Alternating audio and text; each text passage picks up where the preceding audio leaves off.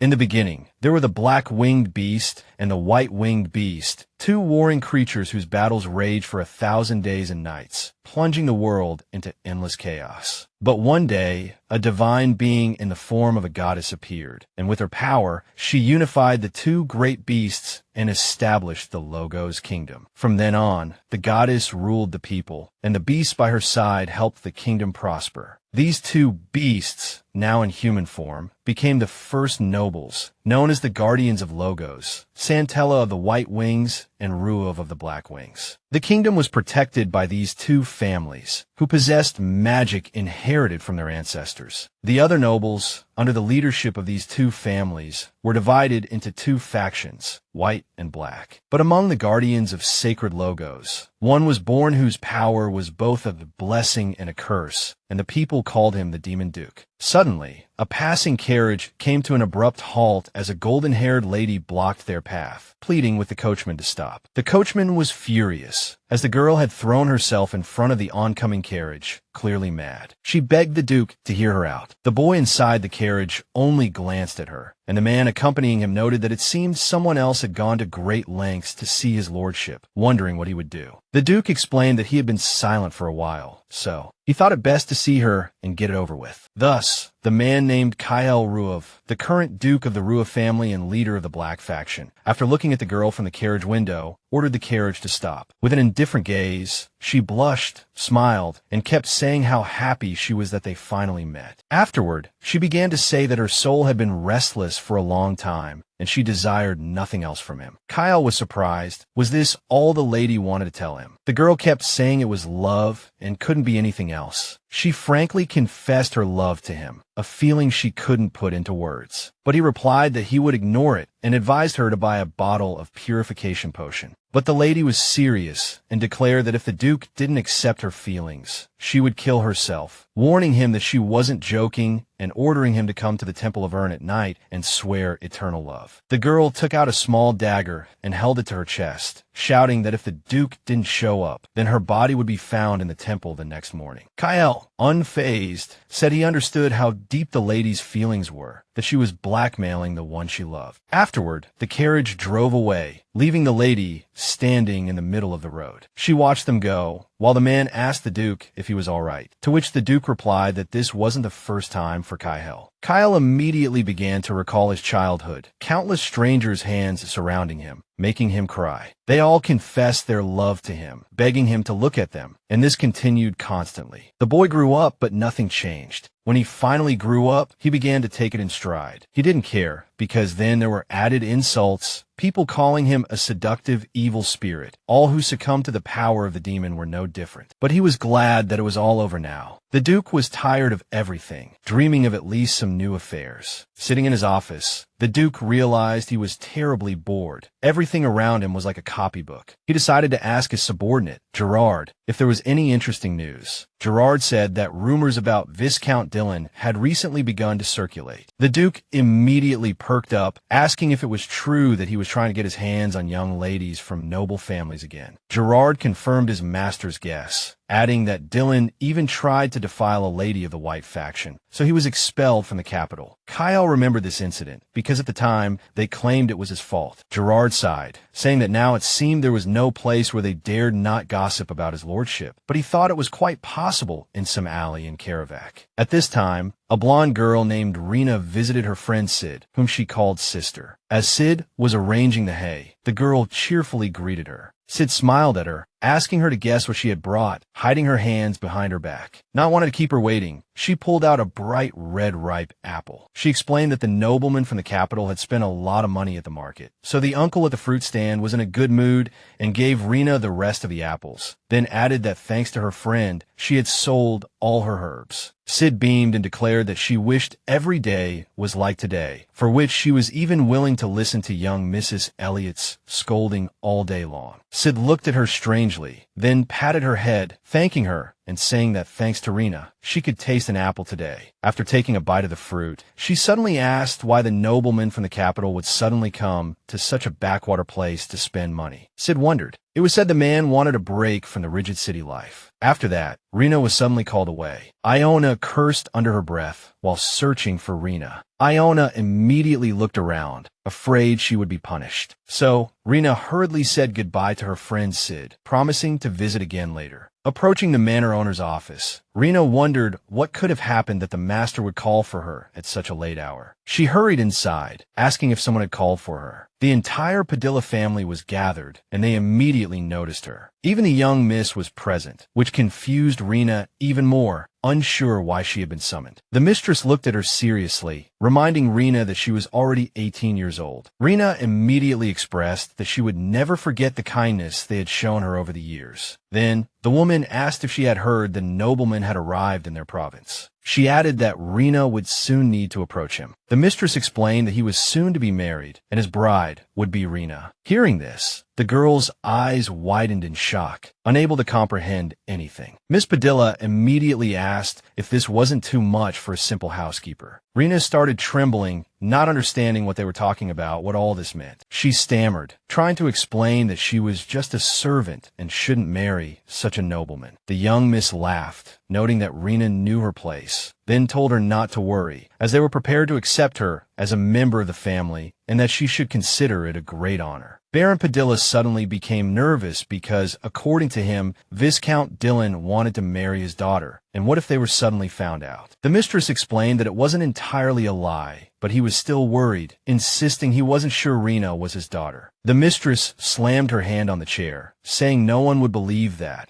as everyone saw him entering Reena's mother's house, and after her death, Reena was immediately brought to their home, so the mistress knew it couldn't be a simple coincidence. The Baron immediately covered his face with his hands, while his wife continued, saying how fortunate it was that Reena's mother was a foreigner, because if she were from this province, it would be a stain on the entire family. The Baron had to agree with the proposal, albeit with a bitter smile. The mistress declared that their agreement with Viscount Dillon could now be finalized, and thanks to this marriage, their family would secure a firm position among the capital's nobility. Reena couldn't believe her ears, utterly shocked. Once Reena was informed of the entire plan, she was immediately asked to leave. Miss Padilla said it was a good thing they had Reena, because she herself couldn't accept a proposal from a 50-year-old man who might not even be able to have children. The young miss rushed to her mother, saying the mere thought of sharing a bed with him terrified her, and her mother told her not to worry. Meanwhile, Reena was crying on the shoulder of her dear friend, Sid, whom she considered a sister. The situation was spiraling out of control, and no one expected it to turn out this way, especially Reena. Viscount Dillon slammed his hand on the table, indignant that he had been asked to leave the capital. He didn't like how Kyle Ruev had treated him, not standing up for him, and instead outright kicking him out. The butler standing opposite quietly asked why he had to provoke the young lady from the White faction. Viscount Dillon immediately told him to shut up, asking if he thought it was his fault. In his opinion, Kyle Ruev,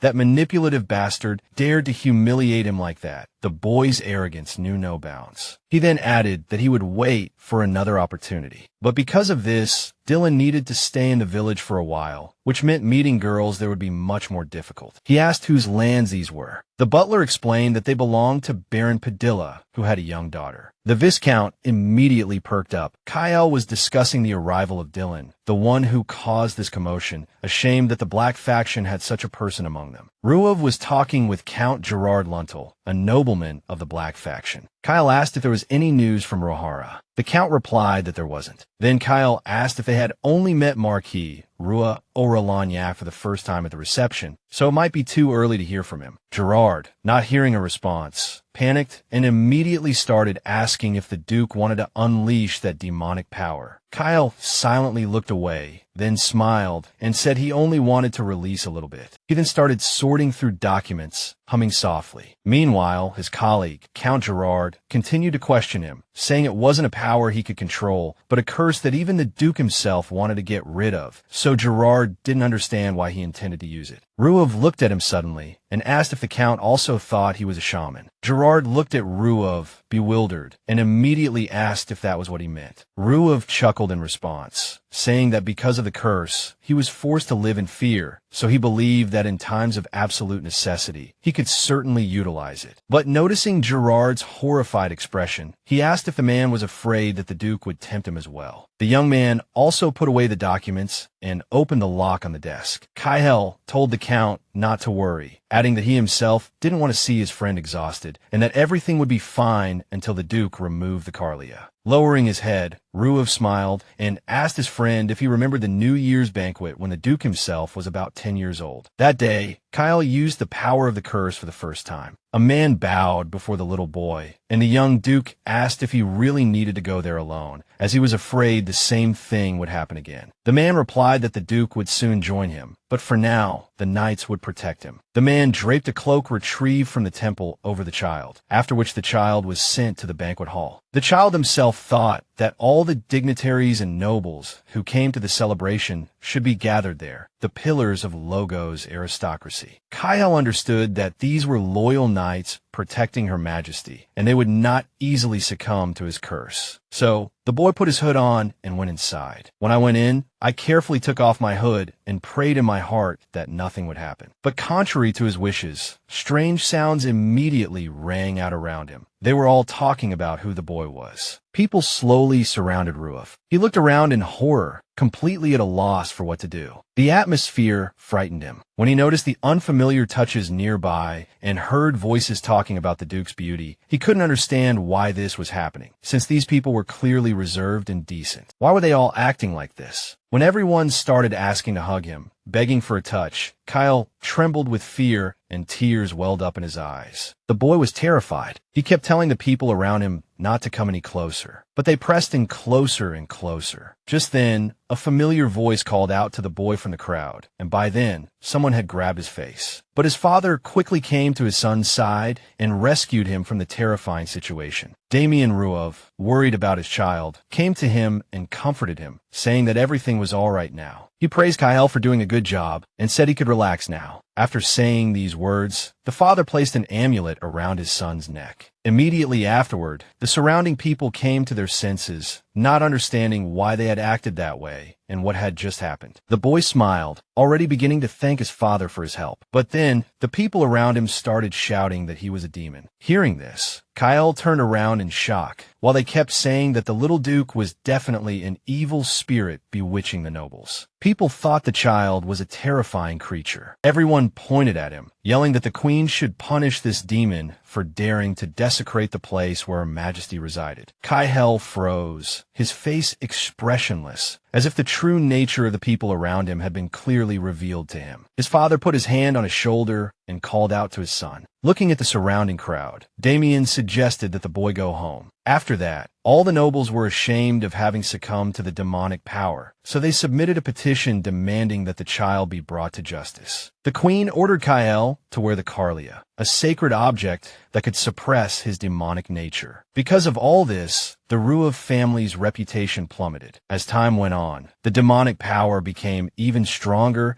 and it became difficult to suppress with just the Carlia, so the Duke used his magical power. At this moment, the Duke was looking out the window at the people walking on the street, then suddenly started saying that he had so many subjects, but couldn't even get a servant. Anyone hearing this would probably laugh. Gerard suddenly called out to him. He replied that he was a little distracted and said that the Count could leave. Then he turned to the Count and, with a sneer, suggested he take a bottle of purification potion. The young man agreed, saying that he really should be going, then wished his grace a good day and left. Kyle made himself a cup of tea, thinking that the tea was always bitter and cold. He always ate cold food alone, and despite his title, no one ever helped him while bathing. He leaned his head back and decided that he probably would never feel human warmth in the future. The female protagonist prepared for the meeting. Someone did her makeup and offered some advice that might be helpful to her. Finally, Elaina put on a beautiful dress. After the maids helped her adjust it, they had her wait for a moment in a chair and then left. The protagonist was terrified. She recalled the words of her dear friend, Sid, who had said that this family was clearly up to something since they were marrying a commoner off to a viscount, which was very strange, and advised her to run away at the first sign of danger. Only now did Elaina understand how right Sid had been. The Baron had received such favorable conditions, yet they weren't marrying off their own daughter, but her. It was also strange that, for the past 3 months, the protagonist hadn't seen her fiancé. Suddenly, the very person the girl was thinking about appeared in the doorway. Mistress Padilla, with a smirk, looked at her and asked if she was happy to see her future husband. Elaina was embarrassed. The woman continued, saying that since the protagonist had been learning etiquette for several weeks, she should be able to cope, as the Viscount was quite magnanimous and would surely forgive the girl's ignorance. Afterward, the servants announced the man's arrival. Mistress Padilla greeted Viscount Dillon. She immediately began to say that perhaps their castle would seem somewhat dilapidated to him. He replied that he no longer expected anything. The protagonist was walking towards them. The mistress began to explain that their little girl was still very young and had many shortcomings, so she asked him not to be too harsh with her. He replied that he would teach her everything and would take care of her. A few seconds later, Elaina was noticed. She clearly didn't like the man. Upon seeing the protagonist, he was surprised and immediately began showering her with compliments, pulling her towards him within seconds. His obnoxious mustache tickled her hand as he kissed her repeatedly, telling her he sincerely hoped they could get along. Elaina looked at the man with disgust, while Mistress Padilla happily declared that the Viscount was now united with their family and reminded him of what they had discussed earlier. He told her not to worry. The protagonist realized she had fallen into some kind of hell. At that moment, Mistress Padilla grabbed her hand and, grinning, asked the protagonist how she felt after meeting her husband. She stammered, asking if this was real. The girl trembled all over. She couldn't believe she was actually going to marry him. The lady confirmed her suspicions. At this point, a maid touched Elaina's shoulder as Mistress Padilla had ordered her to teach the protagonist how to behave in the bedroom. According to her, the girl still had much to learn. According to the lady, the protagonist's main task was to charm the Viscount. If he left her, the girl would have to spend the rest of her life in some small eatery. When a maid took Elaina away, she explained everything clearly and methodically to her, how to act, what to do. The protagonist absorbed everything like a sponge, although she herself was still very nervous and scared. Some strange and creepy points in the book about personal and adult life frightened her even more. The maid simply looked at the suffering girl with smirks, telling her not to look away and to remember everything well, as Mistress Padilla had ordered. The woman, pinching the protagonist's chin, explained that she needed to try harder and then she would be able to live happily. After these words, tears welled up in his eyes, especially when the maid said she needed to work hard to earn the Viscount's love. The girl turned her back to the woman, realizing that this was a dead end. There was no point in waiting any longer. It was time to escape, as the situation would only get worse. Tears dripped onto her hands as a plan to flee this place formed in her mind. Duke Delwyn and a young man were discussing recent news from Viscount Horace. The letter stated his intention to detonate a bomb in Duke Ruav's Celandine mine and requested assistance. The young man, however, didn't understand if this would affect the Duke's authority. With displeasure etched on his face, Duke Delwyn said that the boy was only 23 and not a duke at all, and the problem lay with his father's past. The man was furious. Despite his wife's illness, he couldn't understand why power had to be transferred to his foolish son. The person sitting to the right agreed with the Duke, saying that it was frightening to even imagine how angry Viscount Horace was, considering what he had done to his young, beautiful daughter. The daughter, so cherished by the Viscount, had committed suicide due to her infatuation with Wafu. They believed his demonic powers were the cause. So, it was clear that the girl's father wouldn't let the young Duke off easily. The men discussed how unimaginable it was to lose a young daughter, especially since Wafu had so cruelly rejected the poor girl who was ready to give her life for him. The Duke slammed his fist on the table, declaring that their nobility must unite and protect Logos from this demon, or simply lock him up in his mansion and control him. But, in their opinion, execution was the best solution under the current circumstances. They intended to send Horace a bank check to facilitate the execution of their plan.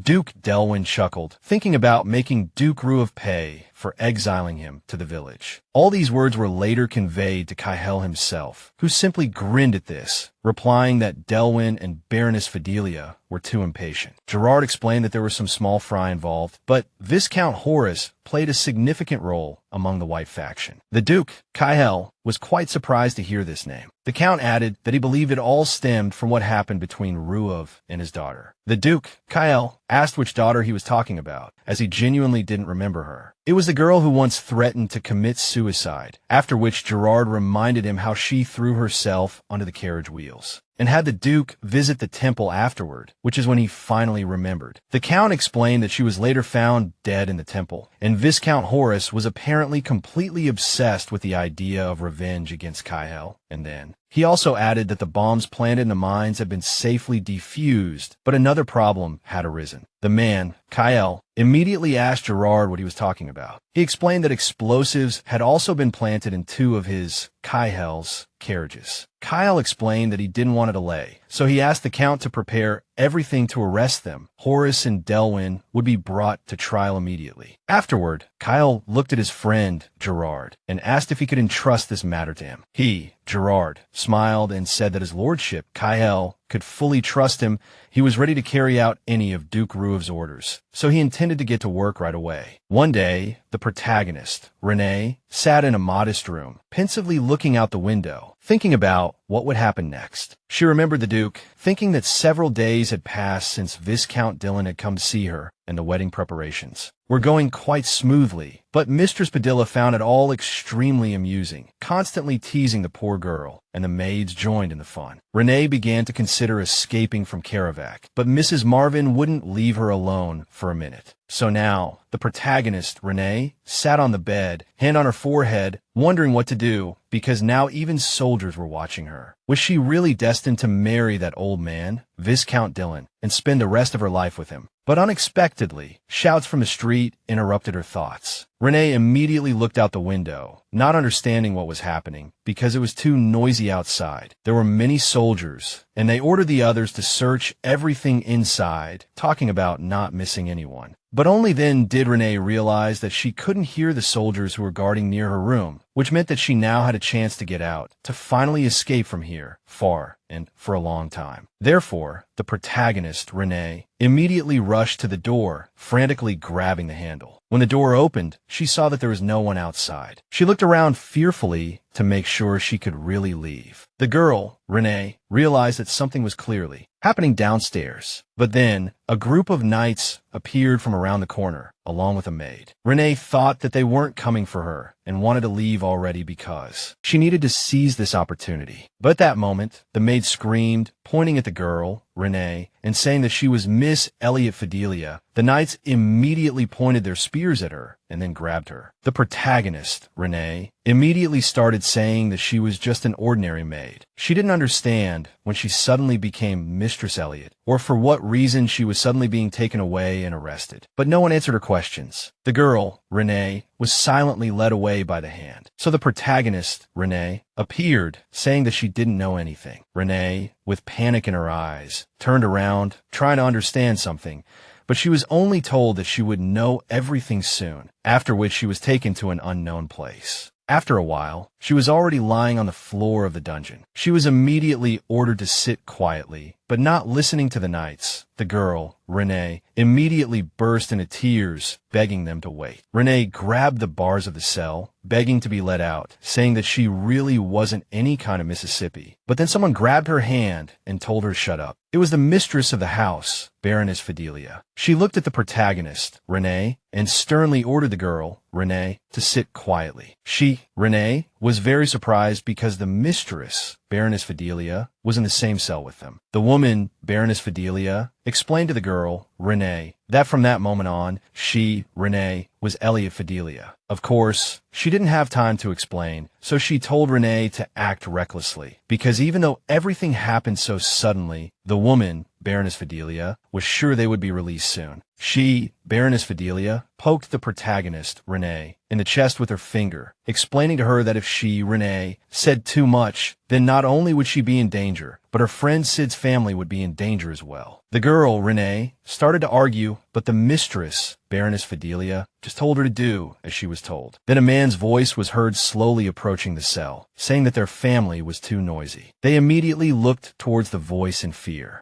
Duke Ruev stood before them, commenting on their boisterous behavior even while under guard, implying their lack of manners. The head of the family immediately rushed to the bars, indignantly proclaiming that he would have dared not imprison nobles in such a manner, not even a duke. But Kyle explained that a Duke of Logos had the authority to punish nobles who committed crimes, starting from the rank of baron, adding that the man had just been stripped of his barony in court. He, the head of the family, immediately knelt, explaining that it was all a misunderstanding, a plan concocted by Viscount Delwyn, and they were merely following orders. He then pleaded with the Duke for a pardon. Kyle held up the stone, stating he was about to grant just that. They instantly perked up, commenting on Duke Ruov's benevolence, unaware of his true intentions. But Kyle watched them coldly. He continued to observe them, stating that he would make it less painful than originally planned. They stared, mesmerized, unable to look away. Then, sweet words began to pour from their lips, desires for the Duke's embrace, warmth, and caress. But Kyle simply watched them coldly, as they repeated their love for him, their hearts belonging solely to him. Kyle smirked, pleased that their final moments would be blissful. Then, he drew his sword, and with a single swing, took the lives of the two family members without blinking. Blood splattered instantly, and a quiet sob echoed from a corner. Kyle looked up to see a crying girl in the corner of the cell, begging for mercy, trembling with absolute terror. He marked her as his next victim. Renee pleaded with the Duke to spare her life. The Duke immediately noticed that the girl, for some reason he couldn't comprehend, hadn't succumbed to his influence. He hadn't used his demonic power fully, as it was only necessary to enthrall the Baron and his wife, and he hadn't expected this. He, Kyle, forced a smile and extended his hand toward her, thinking how disgusting this all was, but he had to finish the job. With this amount of demonic power, she shouldn't feel a thing. He attempted to exert his charm, calling her lovely and beckoning her to come closer, but she only whimpered in fear, continuing to beg for mercy. Then, he froze in surprise, realizing that Renee clearly hadn't succumbed to his influence. He, Kyle, encountered such a situation for the first time, slightly bewildered, as the girl was so close, yet remained conscious despite the power he'd unleashed. Looking at Renee's tear-stained face, Duke Ruov still couldn't understand what was happening. Countless questions raced through his mind. The Duke also noted how readily the girl begged for mercy, clearly lacking the pride expected of a noble's daughter, based on his observations. Ruov approached Renee and asked her name. She stammered, saying her name was Elliot Fidelia. Unsatisfied with the answer, he asked again if the girl truly was a daughter of the Fidelia family. Renee fearfully looked down at the floor, replying that Baron Fidelia was indeed her father, but the Baroness was not her mother. Kyle replied that he'd somehow never heard of Elliot Fidelia being a bastard child, assuming Renee was lying to his face. She immediately began to explain that it wasn't like that at all, adding that in fact, she wasn't the young Miss Elliot, she was Renee. She explained in a barely audible voice that she was just an ordinary maid in Fidelia Castle named Renee, then apologized for her lie. The Duke then commented that her attire was too extravagant for a simple maid, but Renee replied that the mistress had made her wear it. Tears slowly rolled down the girl's cheeks, her gaze fixed on the floor. Kyle looked at her, understanding that this girl clearly had her own story, and the bastard child claim made it 100 times more interesting. Furthermore, she hadn't succumbed to the influence of his power. Ruov ordered the knights to dispose of the bodies, and as he left the cell where Renee continued to sit, he stated that he was taking the girl back to his mansion, a completely strange decision for him. That same day, he questioned Renee in detail about who she was, then had her brought closer to him. Kyle attempted to use his demonic power on the girl again, his crimson eyes glowing as if to hypnotize the young lady, and a strange demonic smoke appeared around the frightened Renee. She visibly tensed, and as the smoke enveloped her, she slowly backed away. But his power still had no effect on her, for even with the full release of his demonic power, she remained unpossessed, although less than half the power would be enough to affect anyone. Even the removed potassium element didn't enhance the effect at all, and it was all too suspicious for Kyle. Renee trembled with fear. Kyle realized the Baroness had clearly used her as a decoy, allowing her real daughter to escape. Crossing his legs, the Duke explained that executing Renee in place of the Baroness's true daughter would be a grave injustice. However, knowing Renee was Padilla's illegitimate daughter, her fate remained uncertain, dependent on her usefulness. He demanded she answer all his questions truthfully. Kyle asked Renee if she truly was an illegitimate daughter, and if her mother was a foreigner. foreigner. He decided to reconstruct the events, asking if they had intended to marry her off to Viscount Dylan in place of Elia Padilla. She confirmed everything was true. The young Duke realized the Viscount had been deceived. If this were true, the Baroness was far bolder than she initially appeared. Even so, he still found the entire situation utterly foolish. Kyle considered two possibilities regarding Renee's identity: an innocent victim with a rare trait, or a spy sent by one of his enemies. He even suggested she might be employed by the St. Terra family. It was difficult to discern truth from falsehood, and he currently lacked the opportunity to investigate. Looking at the bewildered girl, the Duke decided to keep Renee and uncover her true identity. Due to her confusion, she hadn't heard his question clearly, so he asked again. He clarified he was inquiring about her duties as a servant in the Padilla household, as he wanted to know what use she could be. She immediately began to explain that she had worked since childhood, so she was capable of almost any household chore. Renee stated she had served the young lady and was also literate. Seeing her utter despair, Kyle decided to ask if she had attended to the master of the house. She smiled, saying she would endeavor to learn if the Duke was willing to teach her. Then, she suddenly and awkwardly asked if her services would also be required at night. The Duke asked why she would ask such a thing. Renee explained she had never done anything like that before, then lowered her head, sadly adding that she wasn't particularly attractive, so she doubted she could please him. The Duke rose from his seat with amusement, informing her she was hired. He added that he would notify his butler and give her a week to familiarize herself with the mansion. The girl stammered her agreement. Looking directly into her eyes, he told Renee that starting next week, she would be his personal maid. The girl could hardly believe a commoner like herself could attain such a high position. Kyle simply chuckled, reminding her that she had claimed any task was suitable for her, and asked if she was lying again. Renee replied that she wasn't. As he left the room, the Duke instructed his butler, Aldo, to spend a week teaching the girl everything, explaining that she would be his personal maid. The butler was shocked by this information. He couldn't believe his master had suddenly acquired a personal maid. The Duke explained that the girl had extensive experience as a general servant, meaning the butler would have to take the trouble to instruct her. Renee stammered that she would do her best. The Duke turned, looking at the worried girl. It was clear she was sincere and truly intended to try. Kyle smiled and told her he would see her next week. He still didn't know what to expect from this person, or if she would be suitable for the new position. The Duke was plagued by nightmares in his sleep. He was chased by a crowd of people who assured him of their love and told him that if their feelings weren't reciprocated, they would kill him. He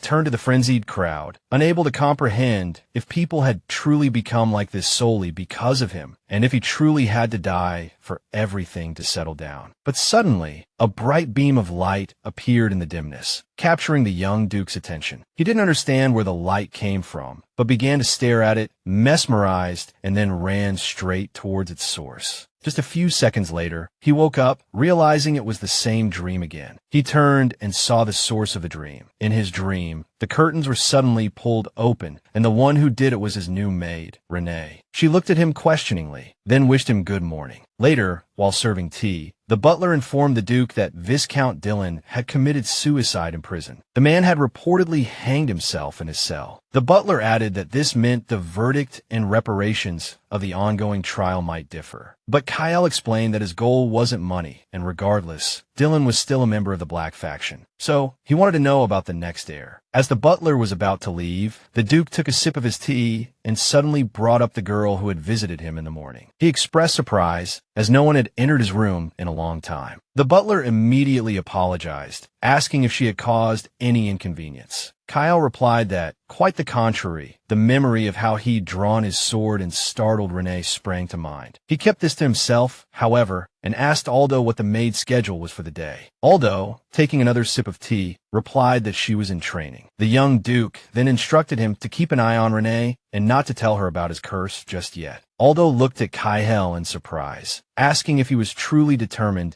to keep everything a secret. The Duke explained that it seemed too good and suspicious for someone who couldn't keep servants around to suddenly have one with special abilities, which was why he'd requested close observation. Afterwards, Aldo approached Renee and told her he would show her another part of the mansion today. She responded with a smile. She willingly followed Aldo, looking around curiously. It was clear to him this was her first time in such a grand place. It seemed like a real castle to her. Now it was obvious why everyone was so proud to work there. The sight genuinely pleased Renee. Aldo suddenly stopped her, saying that she clearly knew nothing about his grace. She replied that she did know a little, having always lived in Karlovac, but had heard very little. Aldo was surprised and asked what her first impression of the Duke had been. She suddenly became visibly nervous. Seeing her reaction, Aldo explained that everything was all right and she could be honest. Renee then confessed that, in truth, the Duke seemed quite frightening. The moment in the prison was deeply etched in her memory, so even when Kaihel smiled, she felt afraid. Aldo decided to clarify if that was truly all, and she answered yes. He then muttered to himself, wondering if the curse truly didn't work on this girl. Renee hadn't heard what he said and suddenly asked him to repeat himself. Aldo turned and replied it was nothing, adding that all she needed to do was take good care of his grace. He then told her to follow him, as he would explain her duties during tea time. Renee, looking at the butler, said that as far as she knew, only high-ranking maids did that sort of thing, so she suggested she should learn something else. Aldo turned to her and said he had forgotten to tell her something. He explained that in this mansion, Renee was the only servant. Hearing this, the girl stared at him in bewilderment. The words "she is the only one" echoed in her mind. Meanwhile, a girl in a dark hooded robe walked down the street, clearly trying to hide her identity. She sighed wearily. It was Elliot, and she was constantly thinking about where her parents had been taken. There was still no news of them. Suddenly, she heard a decree being posted on the notice board. The blonde immediately perked up, wondering what it said. The contents were as follows. From this day forward, a new provincial feudal lord was appointed, Baron Cedric Jenkins. The text also stated that the Padilla family had been stripped of all titles and executed. The people gathered around the notice board immediately began to enthusiastically support the decision, saying they deserved it for taking so much from ordinary people. But Elliot couldn't believe her eyes. The girl began to tremble. She said in a barely audible voice how unfair was to kill her parents just for meeting with Viscount Dillon a few times. They couldn't resist his power, so they had to accommodate him. Elliot thought such a decision was heartless. Duke Ruov was a callous demon. She didn't know what to do, but then she suddenly remembered that she could go to the Santara family, as they were the only ones who could resist Ruov. These people were known as the embodiment of angels, and she thought they wouldn't refuse her. Elliot covered herself with her hood, trying to hold back her tears. She understood that first she needed to go to Arden, as no one here could help her, and also to devise a revenge plan with the Santaras. No matter the cost, the girl intended to get revenge on Kael. A blonde girl entered a room and greeted her father good morning. He was surprised to see her.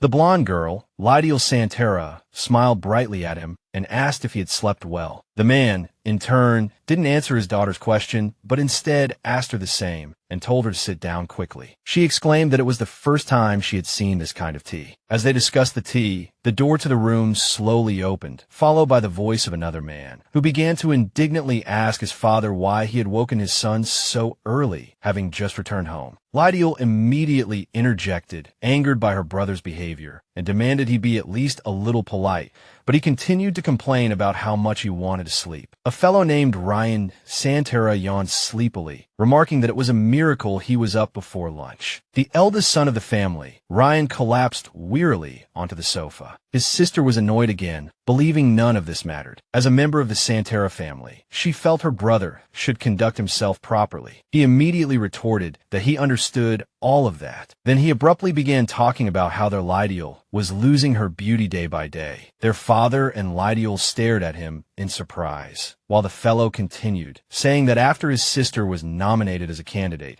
she became practically indistinguishable from their father. This, he declared, was the reason he was leaving home. Lydiel smiled, ignoring her brother's words, and mentioned that they hadn't seen him in the morning for a long time. Their father intervened in their argument, telling them both to stop. They immediately obeyed the head of the family and quickly quieted down. The man placed some documents on the desk and abruptly began talking about how Viscount Horace had finally gone bankrupt. His actions were indeed reckless, and when he went up against Viscount alone, he himself seemed to have lost his mind. But this was to be expected, as opposing the Ruov family was madness. However, the compensation they they demanded was excessive, so Horus had reason to act as he did. Lydiel suddenly interjected, saying that on the contrary, she was worried that all of this would cause more difficulties for Kaihel. Her brother suddenly remembered that Lydiel had once said she sympathized with Horus. She simply blushed silently. Then Ryan realized his sister must have some ulterior motive. She didn't understand what he was talking about and asked him what he meant. He said that she simply felt that for someone who had lost their daughter, it wasn't too much. But the fellow told the blonde not to play dumb, because in his opinion, she was very aware of how much influence she currently held. Perhaps all the nobles of the White faction were cursing Kaihel, and she herself actually wanted the Duke to run into trouble. Hearing her brother's speculation, Lydiel crossed her arms and shook her head, saying that everything was completely wrong. Because, aside from anything else, no one here would recklessly discuss such things at their religious readings. And Ryan simply didn't understand why these were necessary. This angered Lydiel, and she told him to shut up because if he continued, she would get angry. He laughed and simply agreed with her, not arguing further. He himself was thinking about how the Santara and Rua families were rivals, but at the same time, they were also in a difficult position as they were comrades leading the country forward side by side. And those who would bear the responsibility of the families in the future were very friendly in their childhood. Although they later became estranged after Kaihel became Duke prematurely, their relationship was still sincere. Ryan recalled that Kaihel was especially close to Lydiel, because even after he took office, she remained by his side. But if it were her in the past, she wouldn't defend Viscount Horus in front of everyone. And now, looking at his sister and father, he couldn't believe that the Santaras and Ruavs would eventually have to become estranged from each other. Under the circumstances, everything was truly very difficult. One day, Duke Ruav was holding a red stone and looking at it. The gem's name was Bloodstone, a resource mined from the veins in his duchy, mainly used for high-quality lighting. It stored sunlight and released it at night. With the help of this ore, intellectuals could enjoy all-night parties. Kaihel turned the ore over in his hand, loudly deducing that if Bloodstone were combined with the lilac ore of the Hildebrand kingdom, the light would be twice as bright. He reasoned that the kingdom must be aware of this research. If so, they should strive to portray their family as the largest miner of bloodstone. And in order to win the exclusive supply contract, the Duke wanted to use Marquis Rua Hara Roniak in his plan, as he was a prominent figure in high society. And since Marquis Roniak was also the second prince, as well as a diplomat of the kingdom, he would obviously be interested in this deal. With his help, Ruav would be able to achieve what he wanted. It was known that he was currently staying in the Logos kingdom, so it was easy to contact him. Then Renee appeared before him. She had prepared some tea for him, placing it on the table in front of him. The smiling girl explained that it was black Darjeeling.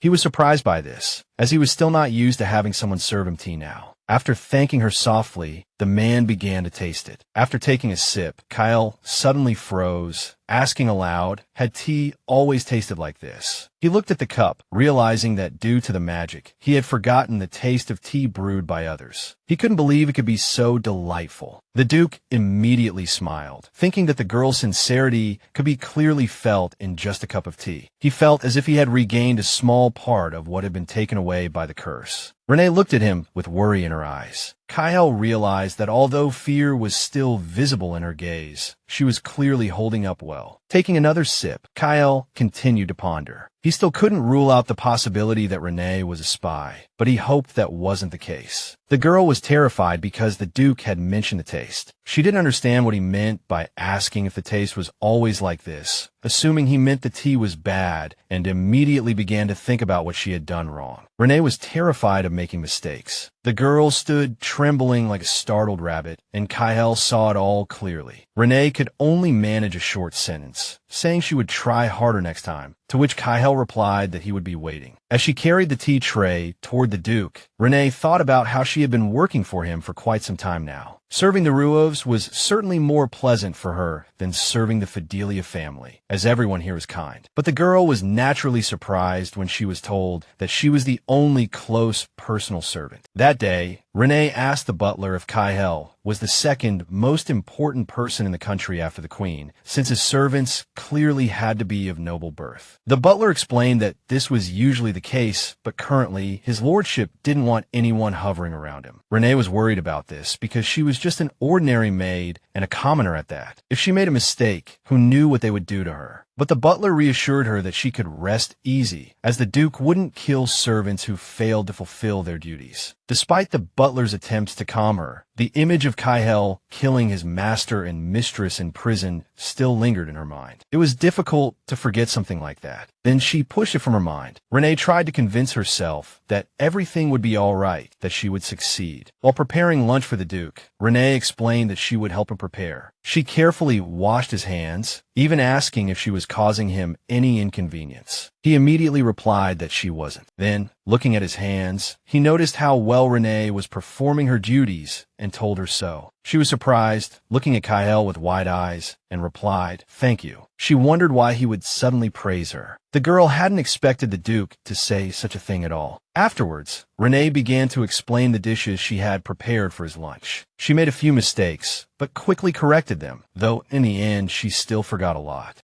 Renee immediately began to apologize, saying she hadn't heard the names of the dishes very well, but Ruav wasn't particularly bothered by her mistakes. Instead, he said the most important thing was that the food wasn't poisoned, and she needn't worry about the rest. After taking a bite, Kyle was surprised because the food was neither too hot nor too cold, just right. He commented that the food was very delicious. The girl smiled in agreement. Renee silently watched Kaihel, pleased that his lordship liked the food. Everyone in the kitchen had said they had done their best. To her, everything looked incredibly delicious. Kaihel froze, noticing how Renee was looking at the food. It was clear at a glance that the young lady was evidently hungry. The Duke suddenly called her name. She jumped in surprise. He looked at her and said that the dishes on the table didn't seem to be enough. Hearing this, the girl was surprised, saying that it looked sufficient, but the Duke didn't think so. So Renee quickly ran off, saying she would go to the kitchen and return immediately. A few minutes later, Renee returned with another tray laden with dishes. But Ruav, taking a sip of his wine, suddenly said that he had clearly overestimated his appetite. The first portion was enough for him. The dishes Renee had just brought, he was afraid she would have to eat herself. Kyle also mentioned that she should have lunch too, and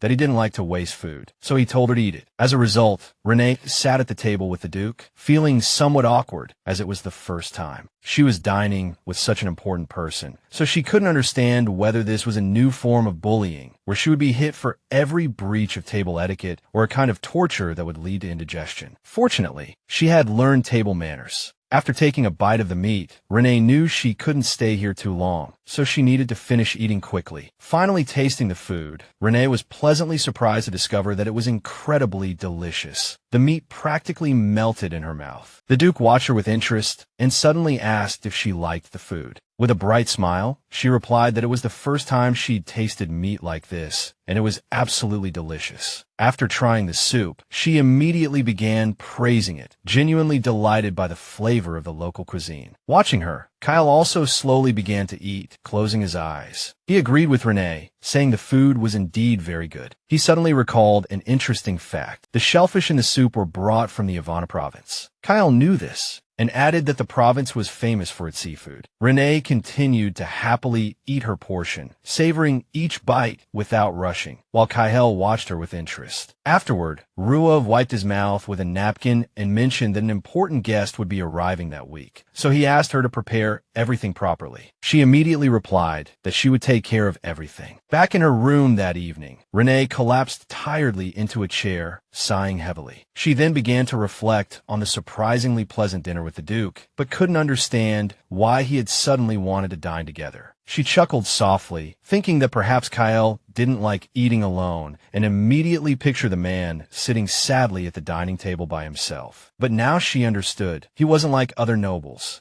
Duke Ruav did nothing but work, and compared to other nobles, he didn't have many servants. Renee immediately recalled Kaihel's wardrobe, thinking that he was also different in that respect, possessing only simple, unremarkable clothes. Still, it was a minor detail. The Duke had announced the arrival of an important guest, and now Renee suddenly wanted to please him. However, she couldn't think of anything specific as she needed to come up with something within her capabilities. Then, looking at a nearby table, an idea came to her. Picking up a needle and thread, Renee realized she now had a way to please Duke Ruof. She planned to rely on her sewing skills. Having spent the entire night embroidering, Renee now stood before the Duke wanting only one thing: sleep. The deathly silence seemed to amplify her exhaustion. She wondered if all masters were like this, though the atmosphere here was completely different from when Elliot was getting ready. Renee wasn't sure how to lighten the mood, but then a thought occurred to her. To compliment Kyle-Hel's hair. He was looking at himself in the mirror with dissatisfaction, apparently not hearing her compliment, and nervously asked again. He himself wasn't satisfied with his hairstyle. Startled by his tone, Renee thought she had said something wrong and replied that she hadn't said anything. He didn't question her further, quickly becoming distracted by something else and losing interest. Renee concluded once again that being a personal maid was incredibly difficult. As Kyle changed his clothes, he noticed how tired she looked and immediately guessed that she had obviously not slept all night. She was practically dozing off on her feet. He remembered hearing that novels were popular among maids lately, and they were reading them everywhere. And this child, who had almost been forced into marriage, perhaps longed for true romance like in the books, he thought casually. But then, adjusting his cuffs, he realized that it was none of his business and had nothing to do with him. When he had finished putting on his shirt, he asked Renee to hand him his vest. She carefully placed it in his hands. It had a beautiful pattern. Ruof immediately noticed this, saying he hadn't seen this vest before and asked if Aldo had actually ordered it. Renee softly replied that he did indeed own the vest, but she had added some embroidery with the butler's permission, which surprised him. Kyle began to slowly examine the pattern on the garment. It did look stunning. Only then did he realize that Renee looked so tired, obviously because of this. She had stayed up all night working on the vest. She sadly asked if he didn't like the pattern, but he complimented her, saying it looked beautiful, and then thanked her. He understood himself that this girl seemed more reliable than he had thought. Hearing these words, Renee immediately perked up, smiling and saying that she would work even harder in the future. His words had given her a bit of motivation. Then she suddenly noticed a bit of dust on his shirt and began to clean it. He watched her with interest, then asked if she had sewn clothes before. Renee said she had some embroidery skills, but didn't know how to sew finished garments. Kyle thanked her with mild interest, then told her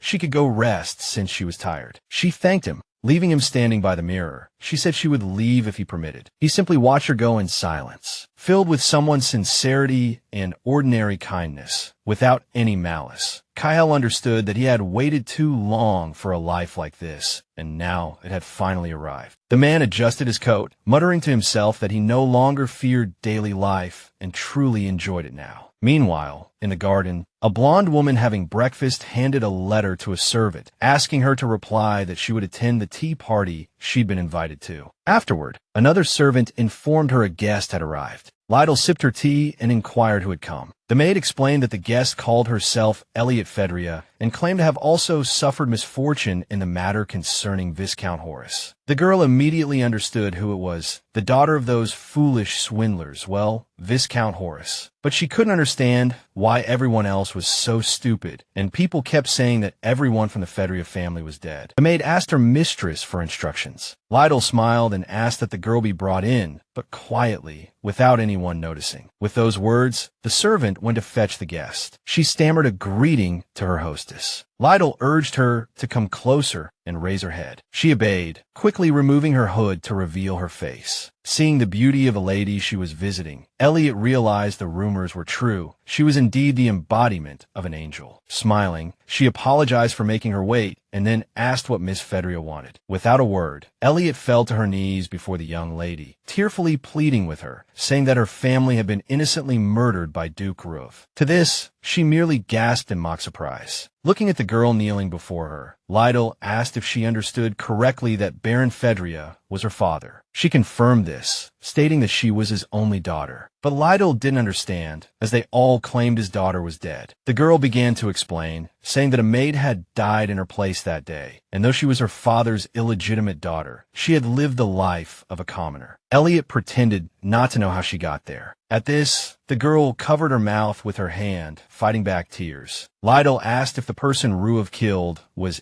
innocent in this situation. She confirmed this, unable to suppress a sneer. Lydell feigned surprise at how unfair it all was, adding that she alone couldn't do anything against the Ruav family, then abruptly added that she understood her feelings and Elliot could stay at their house. Hearing this, the girl was genuinely astonished. Couldn't do anything against the Ruav family, then abruptly added that she understood her feelings and Elliot could stay at their house. Hearing this, the girl was genuinely astonished. But then, an even more unexpected request followed, to become the mistress's servant, as titles were important, and it would be a good testament to her resume when she married in the future. The poor lady, hearing this, was overjoyed, tears welling up in her eyes again, but this time, tears of joy. She immediately began to admire Lydell, saying that the rumors about her were indeed true. She bowed again to thank the young lady, and Lydell stopped her, telling her to rise from the floor. She instructed her maid, Maria, to take Miss Elliot to her room. She nodded in acceptance of the order and then led the joyful girl to her new quarters. And the lady, smiling as she watched all this, realized things would be much more interesting than she initially thought. Clearly, the situation amused her. Duke Ruav's butler greeted Marquis Rua Hararoniak, inquiring about his journey and if he had encountered any trouble on the road. He replied that everything was fine and thanked him for his concern. The butler asked him to wait here for a moment, saying the Duke would arrive shortly. It all seemed strange to him, as usually, Ruav kept people at arm's length, but this time, he had invited him. The Marquis kept thinking about how straightforward Kael was in business matters, considering it a rather good opportunity for him. But on the other hand, he felt the Duke was too impudent. The man began to mutter to himself. The Duke had personally invited him to his residence, and now he was making him sit and wait. He felt indignant, thinking that the curse should have reminded Ruav that it was impolite to keep people waiting. After a while, he finally seemed to approach, thanking Ruahara for waiting. Ruahara, though thinking he had waited an absurdly long time, replied that everything was fine. Noticing how splendidly Duke Ruav was dressed, the Marquis became somewhat flustered, stammering that Kael looked radiant today. Kael thanked the Marquis with restraint. The Duke smiled and explained to him that Roniak needn't address him so formally and invited him to call him by his name. The Marquis immediately turned his face away in embarrassment, covering his mouth with his hand. The man thought to himself, it was incredible how instantly the Duke had charmed him. Despite having drunk the purification potion a few days ago, he was still incredibly charismatic. Roniak also requested that the Duke address him by his name. Ruav said he was glad they had found common ground and invited them to sit down. As the butler poured them tea, Marquis Ruahara remarked that it was unusual in this mansion, as servants typically attended to them during meetings. Ruav reminded him that he couldn't have ordinary people around him. Roniak became tense, apologizing if he had caused offense, but admitting the situation surprised him. Kael replied that he understood, adding that usually butlers of the highest nobility didn't do such things, so Ruav decided to explain that Aldo had been a knight capable of leading armies, one of the few who could stay by the Duke's side. But after being severely wounded in a battle with a monster, he took the butler's position and began protecting Kael. This surprised the Marquis, who looked up at the butler excitedly, saying that the warrior made an excellent servant, and as he thought, the Duke exceeded all his expectations. Aldo replied, thanking the gentleman for his generous words, and adding that he sincerely hoped the Marquis would visit more often. Ruav, smiling, replied to the butler that Roniak had already promised to visit again in a while, as they were now business partners. So now the Duke wanted to speak directly to the Marquis. Looking at the young man, Kael said he hoped the Marquis would provide his connections and influence to run an exclusive celestial mustard business with the kingdom of Hildebrand. He was quite surprised by this request. Ruav continued, saying he was referring to the king and the crown prince, as the Marquis was the only one who could easily and correctly convey everything to them. In return, Kael promised to help establish trade relations and logos, as the Duke had heard Roniak was very interested in this country, so he advised him not to limit himself to just one interest. Furthermore, if he succeeded, the Duke guaranteed the crown prince would see the sincerity of his free brother, a noble cause. The Marquis covered his mouth with his hand in shock. He understood perfectly well that Kael had already investigated everything about him, and a long time ago, confirming all the Duke's words, saying he wanted to develop the fashion industry in logos. After all, Logos was a place where he could diversify the fashion world and then lead it. But now everything revolved around the young lady of the Santara family. Moreover, Her Majesty was also secretly monitoring these changes, so he wanted to develop a competitive business. They continued their discussion without touching the tea or refreshments. The Marquis wondered if the Duke could truly support him, as many things required Her Majesty's approval. Kyle assured him that the Queen would certainly accept the proposal, as she was fascinated by fashion and art, and he would provide all the necessary assistance. Roniak rose from his seat, replying that he would try his best to bring Ruav good news regarding the celestial mustard deal. The Duke smiled and walked to the door, saying he understood, as the Marquis had said they would meet again next time. So Kyle said he was looking forward to that meeting. The Duke's smile once again embarrassed the young man, who blushed, thinking that the man wasn't considerate of his feelings at all. So he restrainedly thanked Kyle for today's invitation. But when they opened the door, Lena walked towards them with a tray, and both the Marquis and the Duke were startled. After Roniak left, Ruav sat in his office, looking at the girl who had poured him tea, realizing that this complicated everything. Because if the Marquis was clever enough, he might have already become suspicious of Lena. If others found out about this, then people from the royal side might seize the protagonist for their research. No matter how much the Duke suspected her of being a spy,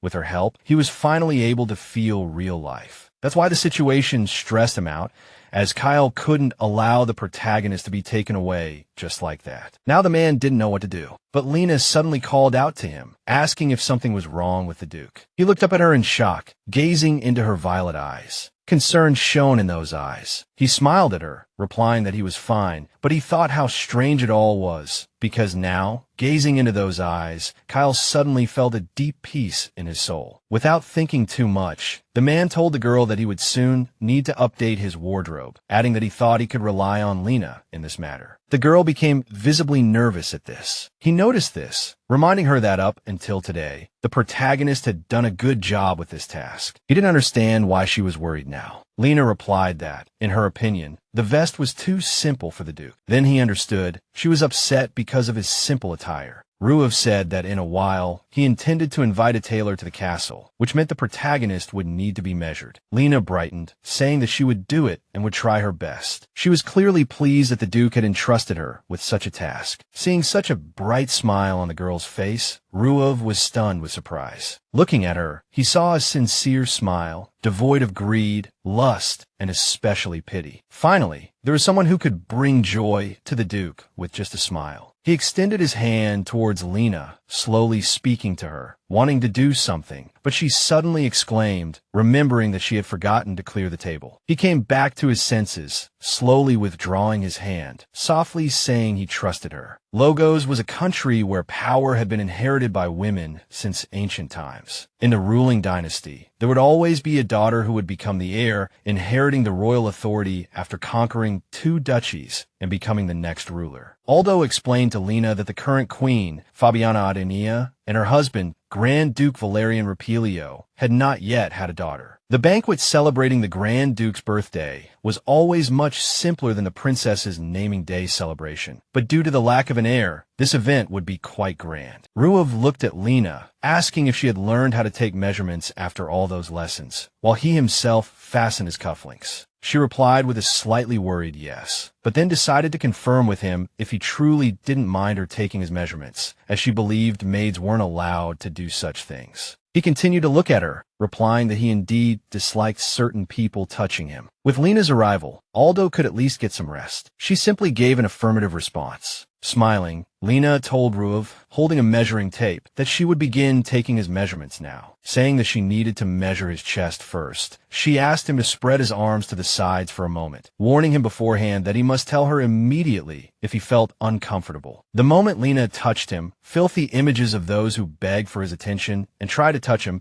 in any way immediately flashed through Ruav's mind. His hands trembled at the memories. The constant whispers that they would have him even if they had to dismember and consume every piece of his body filled him with a silent dread. Noticing his silence, Elaina suddenly called out to him. He abruptly turned to look at her. She worriedly asked if he was all right, if she had done something wrong, but he only replied that everything was fine, and she continued her work. As she began to move towards his waist, Aldo watched them with a strange look, perhaps surprised by the whole situation, amazed that there was finally a maid who could stay by Ruev's side. It was truly amazing. After all, Aldo had always seen Ruev struggling because of his curse, and now he could see him enjoying a normal life. It felt like a miracle to him. His thoughts were interrupted by Elaina, who suddenly appeared before him. Surprised, he asked what was the matter. She replied that she had finished everything. Aldo was surprised by how quickly she completed the task. Ruev chuckled, saying that this hadn't happened in a long time, referring to Aldo being distracted while working. He explained that he was apparently too happy about his decision to update his wardrobe, hence the distraction. Aldo then suddenly suggested that Ruev look at some brooches. Since he had already invited the merchant, he decided to play the emotional card, putting on a dejected expression and turning to Elaina to say how sorry he was that Ruev refused to buy jewelry, and how much he wanted to show her the jewelry popular among the nobility. Ruev wanted to express indignation, but Elaina immediately put on an interested expression, saying that if he thought about it, he really should look at new things, but it was a pity he had no such desire. After that, the young duke decided to change his mind and told Aldo to fetch the merchant. When the jewelry box was brought into the room, the merchant asked how many pieces they wanted to buy from him. Ruev replied that he didn't know, while Elaina looked at the glittering stones with an ecstatic expression, thinking how beautiful they were. The short, stout man with a mustache, smiling, said that if the duke wanted something more understated,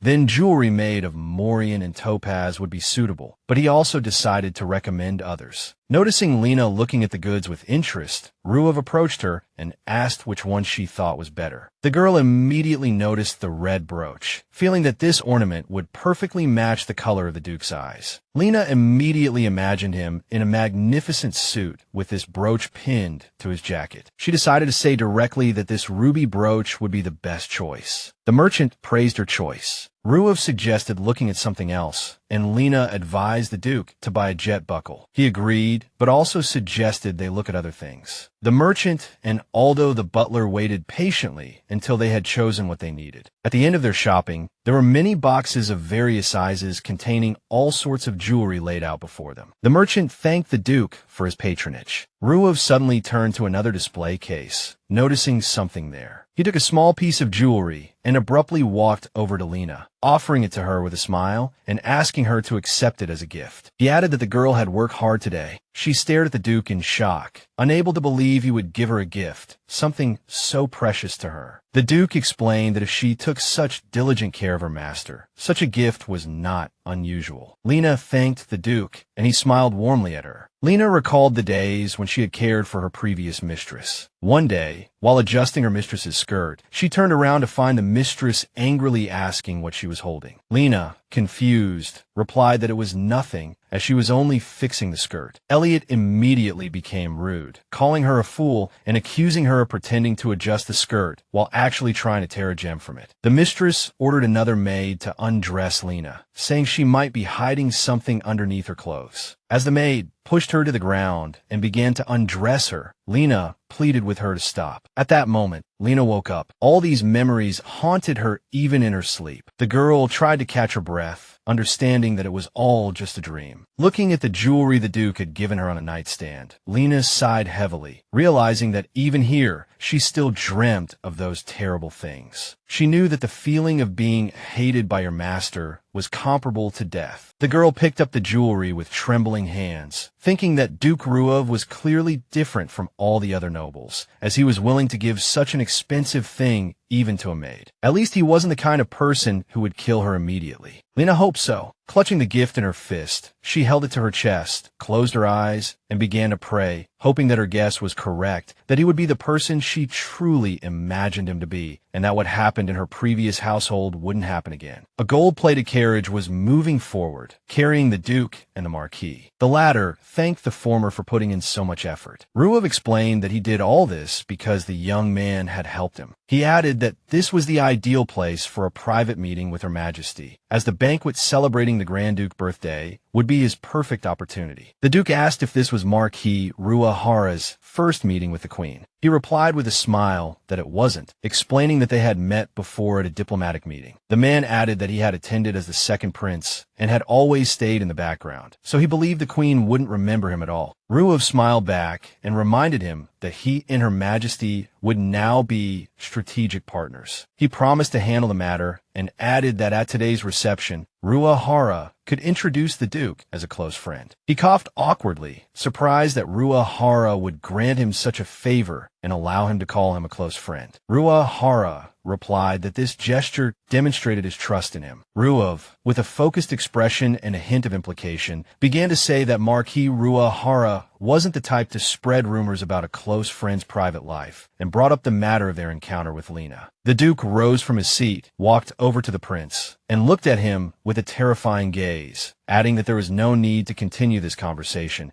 as he hoped the man understood perfectly well on his own. The prince immediately thought that all this seemed like excessive kindness, but since he had set such a condition, Duke Ruav couldn't be wrong. At this time, the Queen and the Grand Duke arrived at the celebration. A lord who came to greet them said he sincerely hoped nothing untoward had happened to the royal family. The Queen replied that everything was fine and asked how the lord was doing. He replied that thanks to Her Majesty's blessing, he was doing well. Fabiana Ardenia smiled at him, adding that she was very happy for him, and then suddenly said she'd heard the lord had been working hard in trade recently. The lord was about to answer, but was suddenly distracted by something. The Queen immediately called out to him angrily, snapping his attention back. He stammered an apology for his rudeness. The Queen impatiently turned to where he had been staring and nervously asked what in the world he had been so intently focused on. Over there stand Mr. Ryan and Miss Riddle, the young members of the Santella family who just arrived. Their outfits are similar in style and color, and they're looking around. Miss Riddle approaches the Lord and the Queen. The Lord immediately begins showering her with compliments, saying she's like an angel descended from heaven. Holding her hand, he continues, confessing he hasn't been able to sleep, longing to see her. He then invites her to speak with the Queen. But the Queen clearly has no desire to associate with the young lady. She sniffs disdainfully and turns away, ignoring her. The Grand Duke, seated on his throne, tells the Queen not to worry too much, as she is, after all, the Queen of this country. She understands this naturally. After she exhales heavily, another loud announcement rings out. The Queen asks irritably, "What is it this time?" The announcement follows. Duke Ruav, Lord of Terra Rava, Arlandoria Cadilla, and Kaldane, has arrived. The Queen's eyes widen in surprise, and she freezes. The Duke slowly walks towards the entrance. The surrounding people murmur about him, calling him the embodiment of a bewitching demon, believing his attire today reflects this. The young women begin to admire him and his demeanor. The men feel apprehensive, as they haven't taken their purification potions today and worry about being suddenly seduced by the Duke. Riddle joins the discussion, smiling as she remarks that Ruav is looking more and more like a tempting demon. He ignores all the chatter, approaching the Queen and the Grand Duke to greet them. After he declares, under Her Majesty's reign, the glory of Logos will be eternal, the Queen immediately asks Duke Ruav how he has been. She even inquires about the young man, standing beside Ruav. Ruav promptly explains that it is his dear friend, Marquis Ruahara, who has come as his companion today. To introduce him to the Queen, the young man cautiously approaches her, kisses the back of her hand, and expresses his sincere wishes for Her Majesty's good health. Without looking up, he introduces himself again. The Queen studies him carefully, then declares that she recognizes him now, asking if he is the Prince of Hildebrand. Without waiting for a reply, the Queen proclaims she couldn't possibly not greet the Duke's friend warmly. As she asks what brings him here, he begins to explain his purpose. But the Duke interjects, explaining that as soon as he heard about the research results on the Bloodstone, he immediately recruited the Marquis. Riddle, standing beside Ryan, tells her brother that their father has already sent their uncle to Hildebrand. Too late, as he clearly foresaw this as well. The girl crosses her arms. It was foolish of our family to make a deal with Ruav, as we were planning to lower the prices in a few years, and then we suddenly sign a contract. Ryan laughs, saying that Ruav is just very clever. He then suggests to his sister that they replace the bloodstones in their mansion with Duke Ruav stones, as rumor has it they are highly efficient. Hearing this, the girl pinches Ryan's arm, telling him not to speak so carelessly. He doesn't understand why his sister reacted so strongly to this joke. But now, looking at Ruov, Ryan understands. He's even using his loathsome demonic power, which means he's made up his mind. The blonde-haired Ryan takes a drink from a servant's tray, deciding to explain to his sister that he said those things to encourage positive thinking. But she believes they should be more serious. The older brother knows that Ruov is clearly far ahead of them, as even Damien, the former head of their family, was no ordinary man. Ryan, holding his glass, a sneer playing on his lips, wonders, does someone as perfect as Ruov even have a weakness? Riddle, looking at her brother, suddenly contemplates his question as well. The girl turns nervously, her mind racing, considering what weaknesses Duke Ruov might have and how they could be exploited in the future. The Marquis says that although he is a foreign diplomat, he is very fond of this country. So, if Her Majesty permits, he would like to try his hand at establishing a business in Logo's fashion industry. The Queen looks at him in surprise, but this clearly piques her interest. Moreover, she is passionate about fashion, so she asks the young man if she heard him correctly. He simply confirms that she did. Ruahara says he has already received Ruov's support and is now confident that everything will be successful, as it will also benefit high society. He reminds the Queen that the intellectual elite of Logos is now in the hands of one person. Pondering the Marquis's words, the Queen expresses her anticipation for a conversation with this intelligent young man. Fabiana, comfortably seated, invites Ruahara to the Purple Room in 2 hours to hear the details. She also invites Duke Ruov, who bows in agreement. Miss Riddle interjected, mentioning it had been a while since she last saw the Queen. She then began discussing her red dress, calling it dazzling and adding that it made everyone around Her Majesty pale in comparison, like the sun. The Queen remained silent. The young lady also acknowledged the Duke. Afterward, the Queen turned her attention to her, mentioning that the Duke of Santella's daughter was also present, adding that she greatly admired the loyalty of both duchesses. The Queen even praised the Duke of Santella, calling him one of the most outstanding individuals. The Queen then turned her full attention to Ruov, saying he always surprised her, as he inherited his title at such a young age, yet remained serious and wise. She even said others should follow his example. However, the Queen didn't forget Miss Santella, saying she would support her in becoming a role model like herself. Riddle offered a strained smile, thanking Her Majesty for her kind words. As the young lady rode home in her carriage, Maria, the girl accompanying her, remarked that the Queen was truly too much. She was upset that when Miss Riddle offered her greetings, the Queen only spoke about Duke Ruov. The girl believed that even the Queen's title didn't give her the right to mock the young lady like that. She was also angry that Her Majesty's dress had overshadowed the Duke, especially as it was his birthday. Riddle looked saddened, saying such words were disrespectful, but Maria didn't care. She was furious at the Queen's behavior, especially since she still hadn't produced a princess. Hearing these words, Riddle became angry, warning the girl that if anyone overheard, she would be in serious trouble. But Maria replied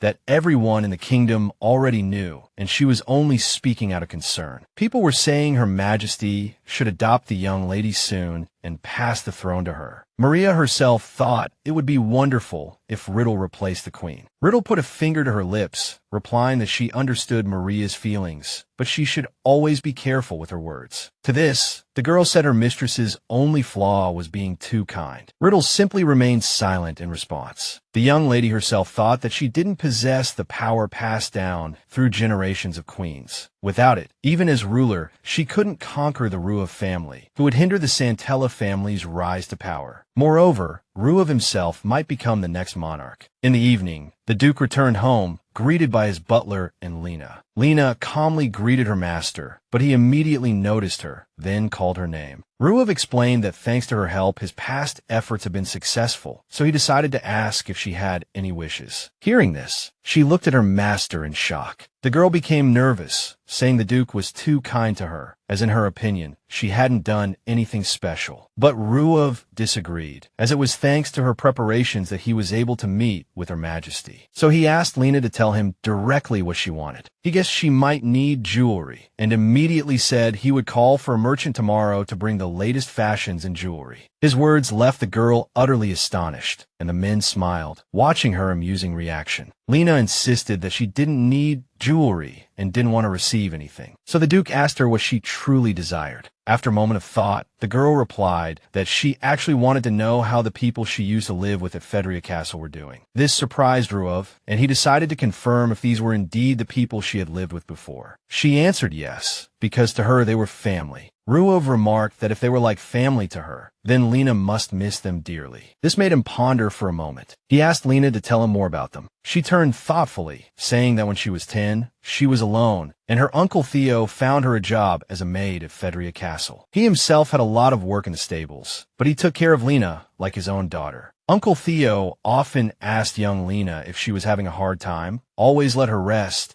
and did everything possible to care for her like a father. And her close friend, Sid, treated her like a sibling and, along with her uncle, protected her, a bastard child. Together, they scared away anyone who tried to harm Lena in any way. Lena told the Duke that she and Sid were seen as siblings. They were family. She herself considered Sid family and always relied on him, knowing he would understand and wouldn't betray her. Hearing these words, Ruov suddenly became pensive, repeating Lena's words about growing up like family with her friends. The girl wondered why the Duke had suddenly become so serious. Then she suddenly felt embarrassed, as it seemed too much to ask for such a favor. Lena took a step back, wondering how she dared to forget her place and make a request of Ruov, as he was under no obligation to fulfill it. But he didn't listen, instead asking about how, despite not being blood-related, Sid had protected her, leading people to see them as siblings. Lena was surprised by the sudden question, but answered in the affirmative. After a moment of contemplation, Ruov suddenly smiled and told Lena not to worry, as he would send someone to inquire about her friend's well-being. But after a little more thought, he said he had a better idea. The Duke decided to bring them here, as he was short 2 or 3 hands. Upon hearing this news, Lena's face lit up with joy, and she immediately began to thank Duke Ruov. The Duke stroked her head, congratulated her, and asked if she was happy. She replied that of course she was. Ruov looked at Lena's happy face, and, for some reason, despite knowing he had done a good deed, suddenly felt inexplicably displeased. The man couldn't understand why this situation suddenly stung him. 2 men, their hands bound, knelt before a maid, who learned that those who would be caught had finally been apprehended. The woman praised the one who had accomplished this. Theo looked up at her in fear and asked why she was doing this to them. The woman looked at them and explained that they had received a letter from Duke Ruov ordering them to be delivered to him immediately. She also knew that a bastard son, born of a promiscuous woman, was clinging to the Duke. The maid didn't know the details, but she guessed the child had severely disturbed Ruov's peace. Hearing this, Sid immediately became indignant, demanding to know why the maid hated Lena so much. But then, a heavy fist struck the boy in the face, and a man ordered him to shut up. The woman asked if he was really questioning what Lena had done. She explained that Lena's mother was a foreigner of unknown origin who dared to seduce a nobleman and bear his child, so the woman believed Lena should be held accountable. Sid glared at her silently, his eyes filled with hatred, but he still didn't remain silent, recalling how the maid herself had chased after Baron Fedrius since childhood, implying this might be the reason for her jealousy, as Lena's mother had attracted the Baron's attention while she had not. The boy laughed, saying it was obvious the woman was truly offended by this, and then suggested she take a look in the mirror first, adding that if he were the Baron, he too would be indifferent to such a woman. Unable to listen to Sid's insults any longer, she angrily yelled at him, asking how he dared to be so impudent, then turned to the guards, angrily asking why they were standing like statues, and ordered them to load the men onto the carriage and send them to Duke Ruov immediately. After that, the 2 men were immediately seized and taken to the carriage. When they finally arrived, Theo, trembling with fear, told Sid that it seemed their end had come, or else why would they be called to such a place? The boy didn't understand why, as they hadn't done anything wrong. They assumed Lena had died for some crime. The young man didn't think so, but just as he was about to say something, the butler called out to them, saying they must be tired after their long journey. He held a bottle of green liquid in his hand, and when he offered it to them to drink, they were immediately terrified, thinking it was poison, meaning they were truly going to be executed. Theo stammered, demanding to know why they were being killed today. The butler was very surprised to hear this, asking why they would kill them. The men abruptly asked if the bottle contained poison, as they suspected. They were told it was a purification potion, specially made made by the temple, and that they needed to drink it before meeting His Excellency. The men were told they were saying terrible things. A few seconds later, Ruav appeared in the doorway, his gaze focused and serious. At that moment, Theo and Sid began to bow to the young Duke, appearing very nervous. He asked them to dispense with the formalities, as his back would hurt if anyone saw. After confirming their names, Ruav sat down in the opposite chair, scrutinizing the two men as if trying to find something in them, or read their hearts to discern their character. Looking at them, the Duke sensed they had had a hard life. The younger one looked quite frightened, but not broken. He decided to explain the reason for summoning them today, saying he wanted to offer them positions as stable hands at the Duke's residence. They immediately asked why he would hire people like them, but then Ruav ordered Aldo to let her into the room, and Lena appeared in the doorway. She was wearing a beautiful dress and looked clean and tidy. Seeing her friends, the girl's mouth dropped open in surprise, clearly unable to believe her eyes. Lena rushed towards them, happily calling their names. They hadn't expected to see her safe and sound here either. The three stood there, embracing each other, tears of joy welling up in the two men's eyes. They were clearly overjoyed to see Lena. The Duke watched them, feeling slightly awkward. With a joyful smile and tears in her eyes, Lena knelt at Duke Ruav's feet, saying she didn't know how to repay him for such kindness, thanking him once again. The Duke came to the girl and asked her to rise, explaining that he hadn't done this for her to prostrate herself before him. He then looked up at the two men and told them to sit down as well, which they did. Ruav told the two men that Lena had been very curious about how they were doing. When he wanted to reward her, she refused Jules and asked him to find her friends. So the Duke decided it would be easier to offer them jobs here, as it wasn't very wise to send people to look for her friends every time he wanted to reward the girl. Hearing this, all three gasped with delight. The Duke left them alone so they could discuss everything. As he left the room, he thought to himself that he hadn't known Lena was capable of such bright, positive emotions, as she mostly felt fear when she was with him. So Ruav thought that inviting her friends was definitely a good idea, but he was quite embarrassed by one factor. She and her friend Sid were too close. Ruav didn't care that they were like siblings, as the two weren't blood-related, but their casual embracing since childhood seemed strange to him. Walking into another room, Ruav continued to ponder. He didn't understand Lena, but it was clear that Sid definitely had feelings for her, so they had to be especially observant. Ruav sat down in a chair in his office, covered his face with his hands, suddenly feeling embarrassed, and sighed heavily. A strange image flashed through his mind, him gently embracing Lena, smiling happily. It was unclear why such an image would flash through his thoughts from time to time. Ruav began to think of her often, and when he said her name aloud, as if savoring each letter, the amulet on his chest suddenly flashed with a dazzling light. The butler was standing in the middle of the hall, wiping a tray. Suddenly, a female voice came from nearby, greeting the butler. The butler wished Lena good morning as well. She held flowers in her hands and offered to help. Lena admired the flowers and asked how about putting freesias in the Duke's office. The butler looked at her, thinking that Lena's emotional state had improved a lot since the two stable hands were brought in. The girl who used to be afraid of everyone and everything was now full of life, which meant that seeing her loved ones made her feel more at ease. But that wasn't the only thing that had changed. Because of that evil power, Ruav had to grow up early, and no one knew how deeply he had been wounded in his childhood, which he himself had never told his father, the former Duke. But since Lena appeared, everything had changed. One day, the butler saw the Duke smiling as he looked at the flowers Lena had placed in his office. The Duke wished the butler good morning and said he wanted to ask him for a favor, to call the merchant who had visited him last time. There was a magazine on the Duke's desk, and he explained that it was the latest clothing catalog with descriptions of the latest styles, adding that it was Lena who had suggested it. Aldo responded with a smile, very surprised that someone who had previously shown no interest in clothing had suddenly started paying attention to such things. Perhaps it was a good thing that the Duke was gradually changing. When the butler turned to Lena, she smiled at him too. The butler explained that Ruav would need tea soon and it needed to be prepared, after which the girl immediately went to fulfill the request. And the butler suddenly decided to trust her and conduct a kind of experiment. A few minutes later, Lena had already arrived at the Duke's office. Holding a tray in her hands, she told him she had brought tea and suggested they take a short break. He exhaled, saying he hadn't noticed how quickly time had passed. He put down his work and walked to the table, his gaze falling on the tray. Lena announced that today's tea also included dessert, personally recommended by the chef, a cake decorated with strawberries and cream. The girl said it looked quite delicious, but Ruav replied that he didn't like sweets. At that moment, Lena remembered Aldo's words about what to do if the Duke suddenly refused sweets. The girl sadly began to say that the dessert really looked very delicious. Ruav took a sip of tea and suggested that Lena have some of the sweet. She immediately replied that she couldn't do that, as servants weren't allowed to touch the master's food unless it was unfinished. After hearing this, Ruav pondered for a moment and broke off a piece of the pastry. He himself fell into childhood memories when he snuggled up to his mother and ate the exact same cake, and his mother asked him if it was delicious, and he smiled and replied that it was. Seeing the Duke's reaction, the girl worriedly asked him if he didn't like the dessert, to which he replied that everything was fine. Then he put down his fork, thanked Lena, and said it was her turn to have dessert. She replied that he had only had a little and offered him more, but he had a new idea to take turns. He told the girl about this idea, and then he had Lena sit at the table. This situation made Lena a little nervous and embarrassed, but she picked up the fork and said she would only have a small bite. When she finally put the dessert in her mouth, she was overjoyed. The taste brought the girl joy. The Duke,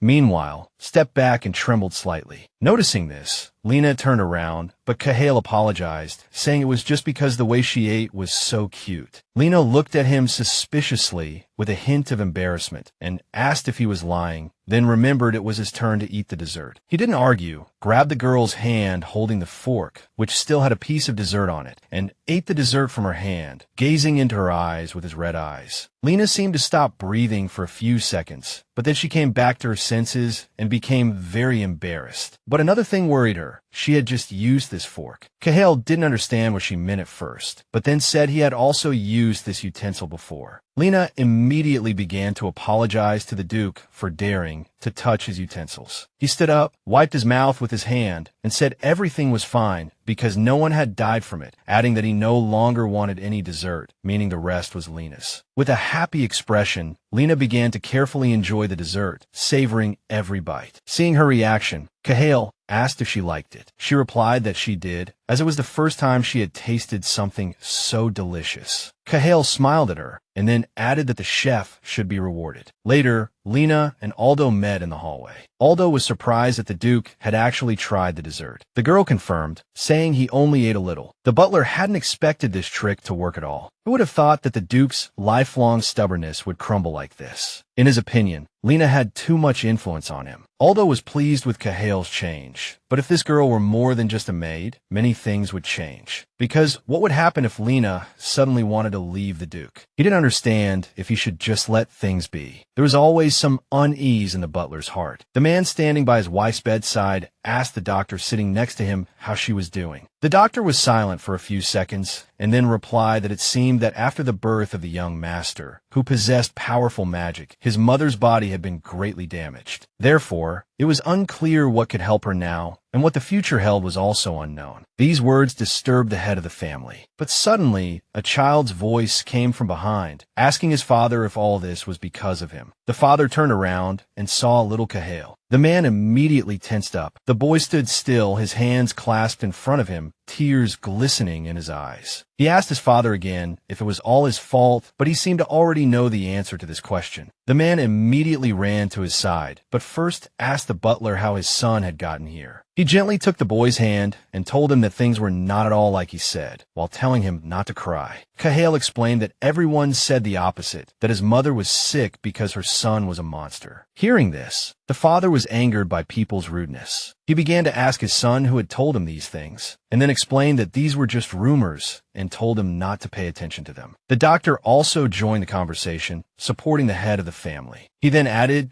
that if his mother started taking care of herself, she would feel better because she should give up sweets and start eating healthy food. This made the boy very sad because his mother loved sweets the most. He buried his face in his father's arms and cried again, asking for his mother's forgiveness. Afterward, whenever the butler specially prepared desserts for him, the young master always refused, not even looking at them. him, because in his opinion, it was because of the desserts that his mother couldn't even have a piece, so he refused them too. At such a young age, the boy kept telling himself that someone like him shouldn't eat these things at all, and the child blamed himself deeply. So now, as Aldo looked at the empty dessert plate, he was surprised because this stubborn man, at Lena's request, had actually eaten dessert. Because no matter how he thought about it, the Duke clearly had some kind of feelings for Lena. And this was not surprising, knowing how this girl communicated with the Duke. She was the only one who was around Cahail and not succumbed to the influence of magic. If this continued, and Lena really left, then everything would return to the way it was before, the Duke would become the same as before,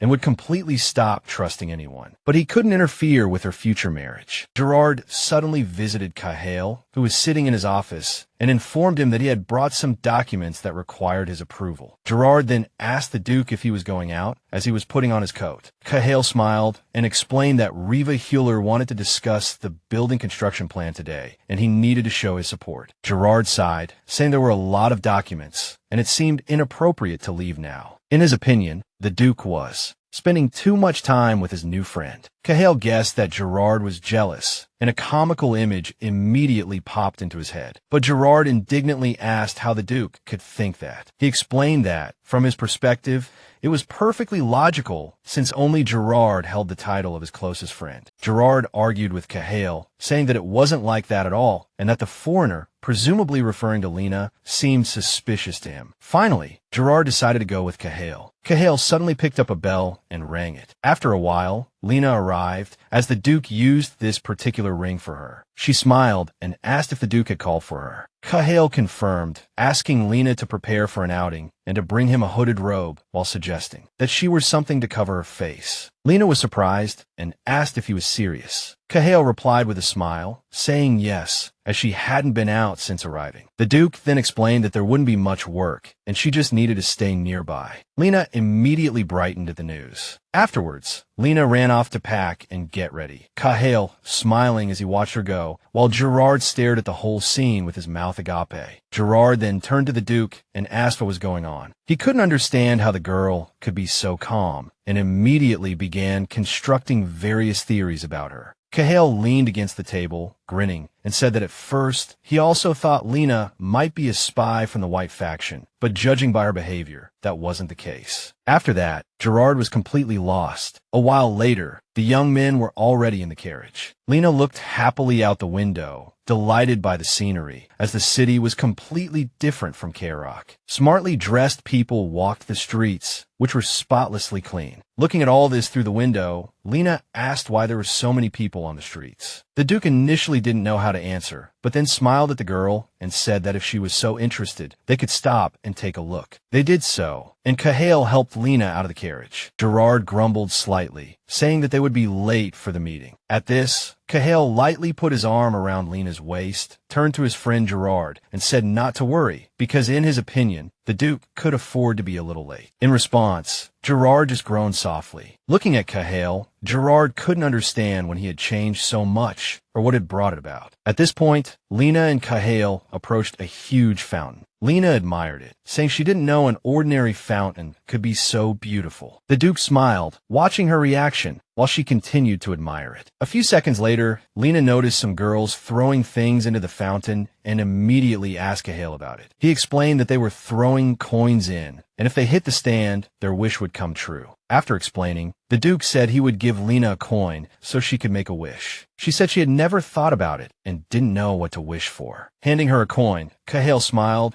and asked if there was anything the girl had dreamed of all her life, but that it didn't matter. Cahail gave her some advice, whatever she wanted, to be honest with herself. Then Lena immediately thought of something. Cahail asked what her wish was. Lena closed her eyes, her cheeks flushed, and said one word: family. She explained that someday she also wanted to have her own family. Hearing this, the Duke froze, thinking that if this was her wish, then Lena was planning to get married, which meant that in the future, Lena intended to resign from her position as a maid and leave him. An image of Lena in a wedding dress, walking down the aisle on the arm of her groom, immediately flashed through Cahail's mind. Lena's mother died too early, but she loved her daughter. Baron Fedria may not have been her biological father. Lena always looked at him and his daughter with envy. Uncle Theo took care of Lena, always helping and supporting her in everything, like a father, but he wasn't her blood relative, and he had his own children. So, looking at happy families, Lena always wished she could have a strong and kind family of her own. Lena dreamed of a simple, peaceful life, a warm home, a loving husband, and a child running around the house, smiling happily. In the harmonious family she was going to create, she didn't want to feel lonely. The Duke turned to her in surprise, asking if her wish truly was a family. Lena affirmed his words. He questioned if she longed to marry, implying she might have already considered when and with whom the wedding would be. She replied that she hadn't thought about it yet, saying that simply having a loving family was enough. Cahill felt a shortness of breath, unsure what he would do if Lena suddenly left to get married. So for now, he said it was too early for her to be thinking about marriage. The girl reminded him that she had initially almost married Delwyn. Cahill then recalled this with displeasure on his face, while the girl mentioned that they usually marry at 15. But he seemed not to hear. He kept thinking that if he had been even a moment later, Lena would have married that idiot. The mere thought of it made him nauseous. While the man was lost in thought, Lena was accidentally bumped by a man who jostled her, but he quickly apologized. The Duke didn't like the way the stranger looked at Lena, so he placed his hand on the girl's shoulder, pulling her closer, and glared at the stranger with displeasure, while Cahill himself couldn't understand why all this was bothering him. Then Lena called his name. He looked back at her. She shyly pointed to his hand, still resting on her shoulder, but he didn't react in any particular way. The girl stammered her thanks to the man.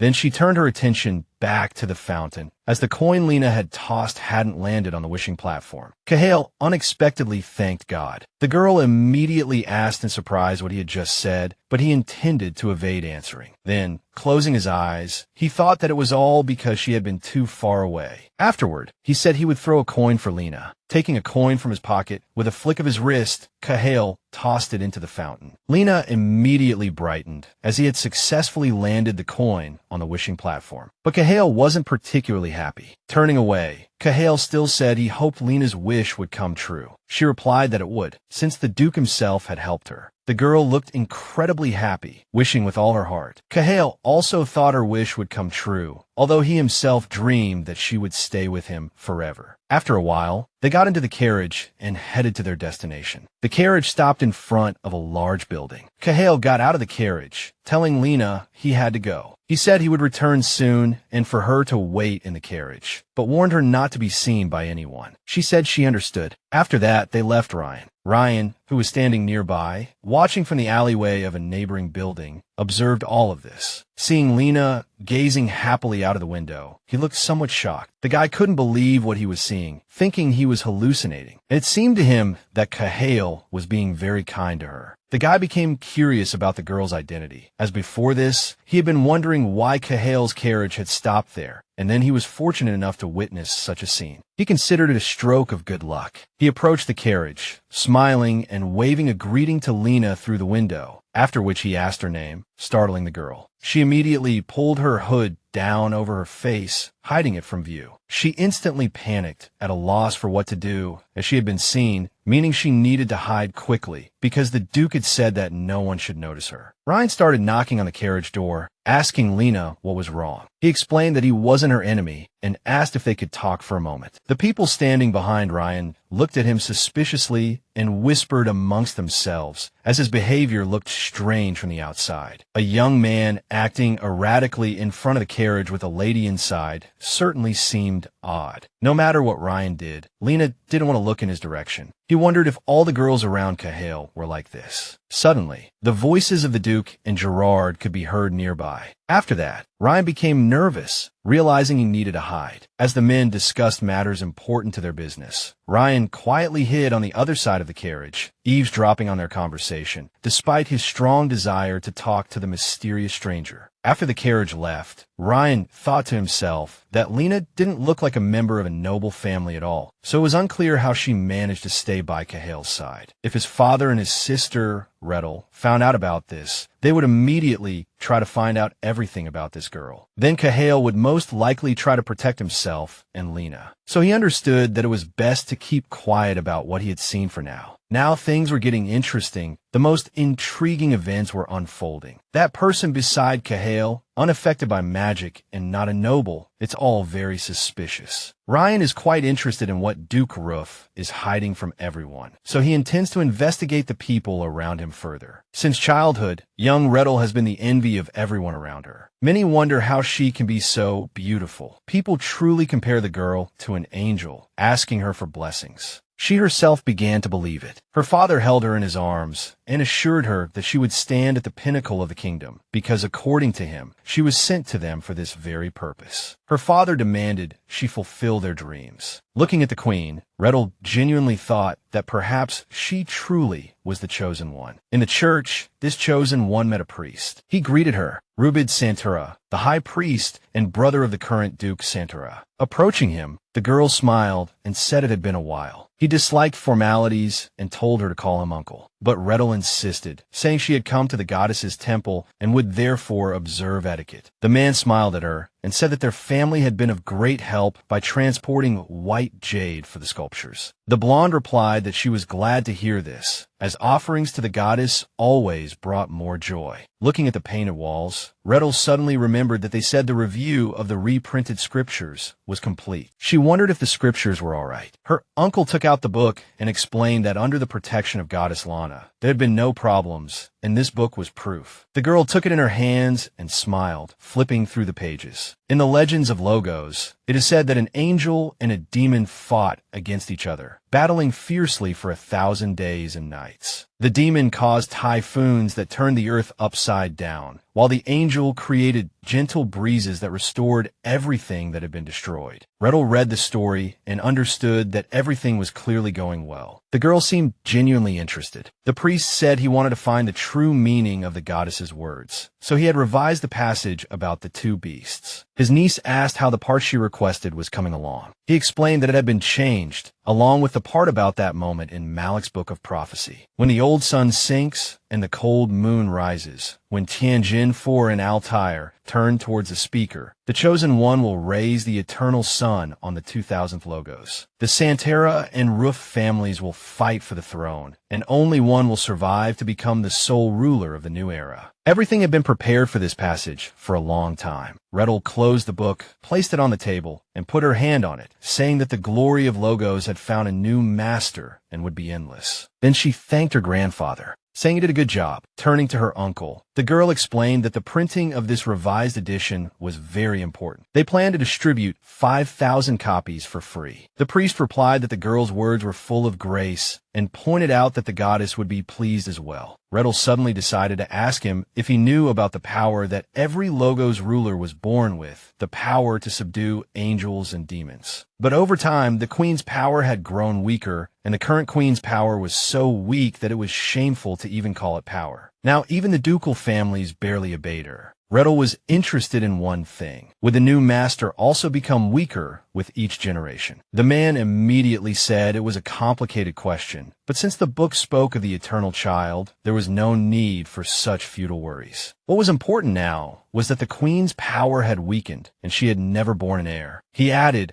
that the current ruling dynasty was still praised by the people, but soon everything would be as the scriptures foretold. The girl smiled and asked if this was the queen's power, because it was the power of the two ducal families. Kneeling before Rettel, the priest kissed her hand, saying she was the Santara family's greatest achievement, and explained that they had long ago cast a spell on their own bodies to weaken their obedience and to disobey the queen. Finally, Rettel was born, a truly ideal person who showed neither respect nor loyalty to the queen. The man believed this girl would fulfill the family's long-held desire. The girl waved her hand at him, declaring that the time had come, for she would usher in the glorious history of the Santara dynasty. This religious book would be the beginning of driving the demon Roof from the Holy Land. The man, still kneeling before Rettel, spoke of how the nobles who inherited the families should receive the blessings of Goddess Lana. Meanwhile, Lena was cleaning the Duke's office, wiping his desk. She was thinking back to the man who had noticed her in the carriage. Now she wondered who that blonde man was. She understood they looked like strangers, but Lena hoped her disguise would at least help her hide a little, and everything would be all right. She didn't understand why the Duke told her not to show her face to others. Lena still wasn't quite sure what to do, but compared to Fidelia Castle, she lived like a princess here, and the Duke not only had tea with her every day, but also gave her gifts. He had recently done just that, giving her a beautiful piece of jewelry. The girl was overjoyed, as it was the first time she had received such a thing. But now she was starting to worry that she was receiving too much. Yes, she often had to carry out various tasks, but perhaps there was something else besides her duties that could please the Duke, and Lena intended to find it. She even voiced this thought, but suddenly, Cahill appeared behind her, asking what exactly the girl was trying to find. Lena was startled by the Duke's sudden appearance. He asked her what she was suddenly thinking about. Lena stammered that it was nothing and said she was going to prepare Roof's bathwater. She quickly ran off. Just a few minutes later, the bath was ready. Cahill slowly undressed, then suddenly grabbed his shoulder and sighed heavily. It was clear that something was bothering him there. Noticing this, Lena asked the Duke if he was in pain as he continued to hold his aching shoulder. He explained that because he had so much to do, he hadn't practiced fencing in a long time, so his muscles were a little stiff and it was immediately noticeable. Then the girl realized that this was exactly what she needed. She could help here. Lena smiled and clapped her hands happily, saying that she could help Cahill relax. She asked the Duke to wait a moment while she rolled up her sleeves, humming softly. The man, standing before her in only a towel, asked if a massage was necessary while bathing. Lena smiled at him and explained that warm water relaxed the body's muscles, so the massage would be more effective, and therefore he should get in and not be stubborn. As Cahill entered the tub, he thought that although she wasn't affected by magic, it was still unknown if anything would happen in this situation. So he tried to stand up, saying this wouldn't do. But Lena made him sit back down, closing his eyes and saying everything would be all right. Then the girl had him lean back against the edge of the tub behind him. He didn't understand why his mind suddenly became so calm that he didn't even want to refuse her. She explained that the first thing she would do was wash his hair. The Duke turned and asked how she would do that. Lena said she would put a towel under his neck so he could lie down, telling him not to worry and to lean back. He did as she said. The girl lathered the towel with soap, then carefully applied the foam to the man's hair while he silently watched her. She looked at him and smiled as she did all this, which surprised Cahill. After washing his hair, Lena said she would now start the massage. He looked a little dazed, lightly touching his shoulder. She pressed a certain point and asked, "Does it hurt here?" Cahill softly said it did. The girl told him to let her know if he suddenly felt uncomfortable. He replied that she shouldn't worry, saying he didn't think it would hurt. Then, Lena suddenly pulled his shoulder towards her, causing him to straighten up abruptly and then look into her eyes with shock. It really did hurt, but he tried to endure it. The girl pointed out that the Duke had clearly been overworking himself lately and should rest. Cahill sighed, saying he could endure more than others, that he was fine. But Lena said he should let himself relax. Then she moved away from him slightly, saying the massage was over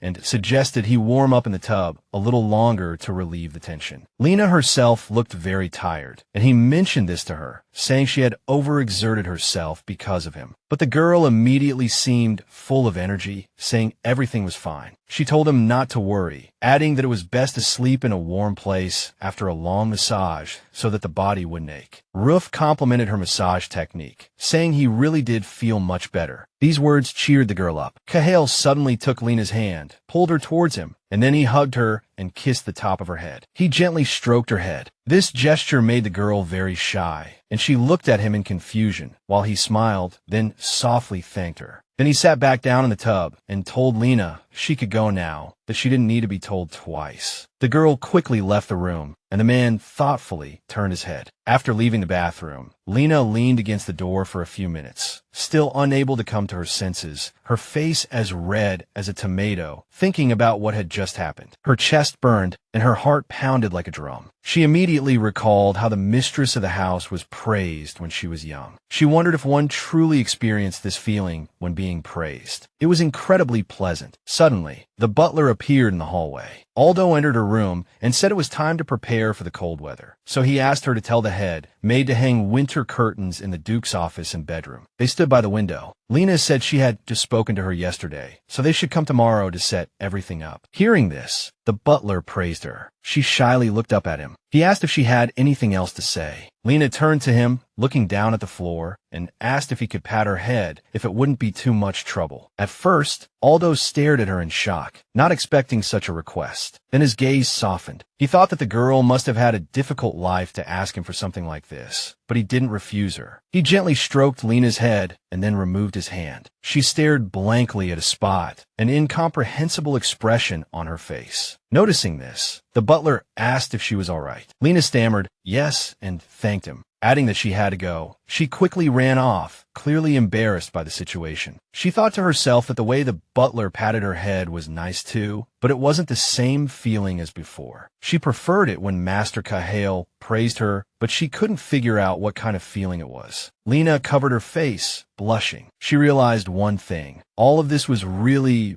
strange. Cahill emerged from the bath, drying his still dripping hair with a white towel. Then he walked to the window, opened it, and looked at the starry sky. He was also thinking about Lena. He desperately wanted to know who she really was and what she would become to him in the future. Cahill held his pendant, thinking that when he saw her smile, all he could think about was how much he wanted to hug her. It only made him feel sad, and now it was unclear whether he himself was influenced by demonic powers. Recalling today, he thought that if he had the chance to feel the same thing again, he would want more, and these thoughts made him feel extremely embarrassed and ashamed. Cahill quickly blushed, gripping the windowsill. He told himself that Lena had just come of age. She was still too naive. Then, without warning, Gerard burst into his bedroom, demanding to see something. Cahill chuckled, remarking that his friend was visiting his bedroom now, and joked that the purification potion seemed to be working really well. Gerard replied that this was no time for jokes. He handed him the book, saying it was the revised edition of the scriptures that would be published next month. Gerard asked the Duke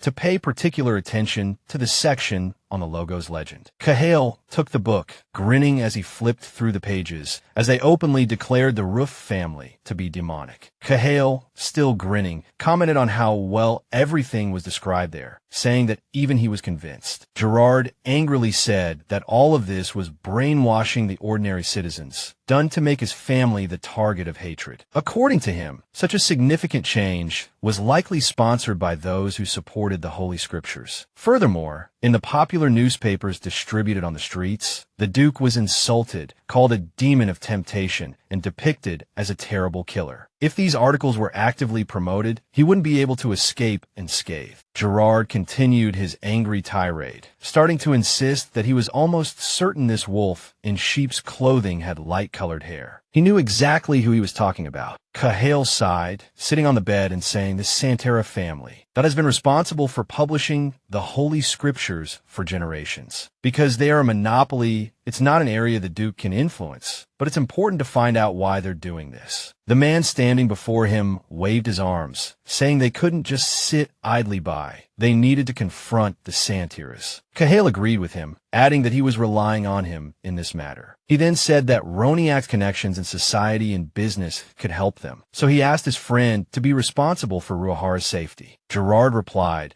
that he understood and said he would start preparing to visit the Marchioness tomorrow, after which he left. Cahill wearily collapsed onto the bed, staring at the ceiling. Afterward, he noticed an open book beside him. It said that as long as you are human, you will always have good and bad sides, and that's how they intended to divide the world. In this book, everything was divided into angels and demons, good and evil. The Duke thought people were foolish. The next day, Lena and Cahill sat at the table drinking tea, engaged in a lively discussion. Cahill then mentioned he had a question for her. Lena immediately perked up. He looked at her thoughtfully, reminding her that he was asking purely out of curiosity, and she didn't have to answer if she didn't want to. She asked him what he wanted to know. Adjusting his teacup, he brought up her dream of starting a family. Duke Roof asked Lena what kind of husband she envisioned for herself. The question took her by surprise. Flustered, she asked Cahill why he suddenly wanted to know. He explained that typically, a personal maid's marriage was arranged by the person they served, meaning he would be responsible, so he wanted to hear her thoughts. Lena thanked him, saying she wasn't in a position to be picky, but if she could choose, she would want to marry a kind and affectionate man. After listening, Kahale looked down at the table thoughtfully. As he considered her words, Lena thought about how kind her master was. No one cared for their servants more than he did. The thought of having to leave the manor if she married made her feel a little melancholic. Then, to her surprise, Kahale asked if Sid was a kind person. Lena's eyes widened at his words. The question was completely unexpected. She immediately asked in return, but then answered herself, saying yes, he was, and she thought the Duke was right. But Kahale noted that, in his opinion, Sid always had a stern expression and seemed somewhat frail. Lena couldn't tolerate such an assessment of her friend and immediately jumped to his defense. She explained that while Sid might seem strict, he was very kind to those close to him. His thin frame was due to not eating well as a child, and he often shared his food with her. Lena's passionate response made Kahale fall silent, listening as she proclaimed her friend to be the best coachman in Krovac. She added that, in her opinion, a person's heart was far more important than their appearance. If someone was rotten inside, she wouldn't give them a second glance. Kahale realized Lena was right. He was nothing but a monster cloaked in finery, as he hadn't even attempted to understand the souls of others, only shunning them and justifying himself with the pain his power brought. He then suddenly declared that he must be repulsive to her. Lena fell silent for a few seconds at his words, while Kahale stared blankly ahead. She realized the conversation had taken a wrong turn. She had expressed herself poorly. Lowering her head, she decided to confess that she had indeed been very afraid of him at first, as their first meeting had occurred under less than amicable circumstances. But now, she considered Kahale to be a rather kind and gentle person. A slight blush colored her cheeks as she spoke, a small smile gracing her lips. He had given her things she could only dream of, even bringing her family to her. Her words surprised Kahale. Lena reminded him that he had even praised her not long ago. He asked, surprised, when he had done such a thing. She silently pointed to her head, reminding him of the moment in the bathroom. Kahale froze, staring at her in surprise, just as she had stared at him then. Neither of them seemed to know how to continue the incredibly awkward conversation. Only now, looking at Lena, did he realize he should have expressed his gratitude. He wondered if she realized what a miracle her presence was to him. Kahale gestured for her to sit down, then took a sip of his tea, explaining that she deserved all the good things she had received. The Fideria family's treatment of her had been unforgivably cruel, and he apologized for not giving her enough attention, hiding behind foolish excuses. He then suddenly remembered that winter was approaching and asked if she had warm clothes. She replied that she had the wool coat he had bought for her, but she hadn't gotten any shoes as she hadn't thought she needed them. Kahale was not satisfied with this and said they needed to take her measurements and place an order as soon as possible. Smiling, he explained that he planned to go sledding in Chardon when winter came. He extended his hand towards her, declaring that Lena would be the only maid accompanying him. She was both surprised and shy at this announcement, but remained silent. Kahale added that since they were on the subject, everything needed to be prepared immediately. He told Aldo to summon a merchant, while Lena clutched her chest,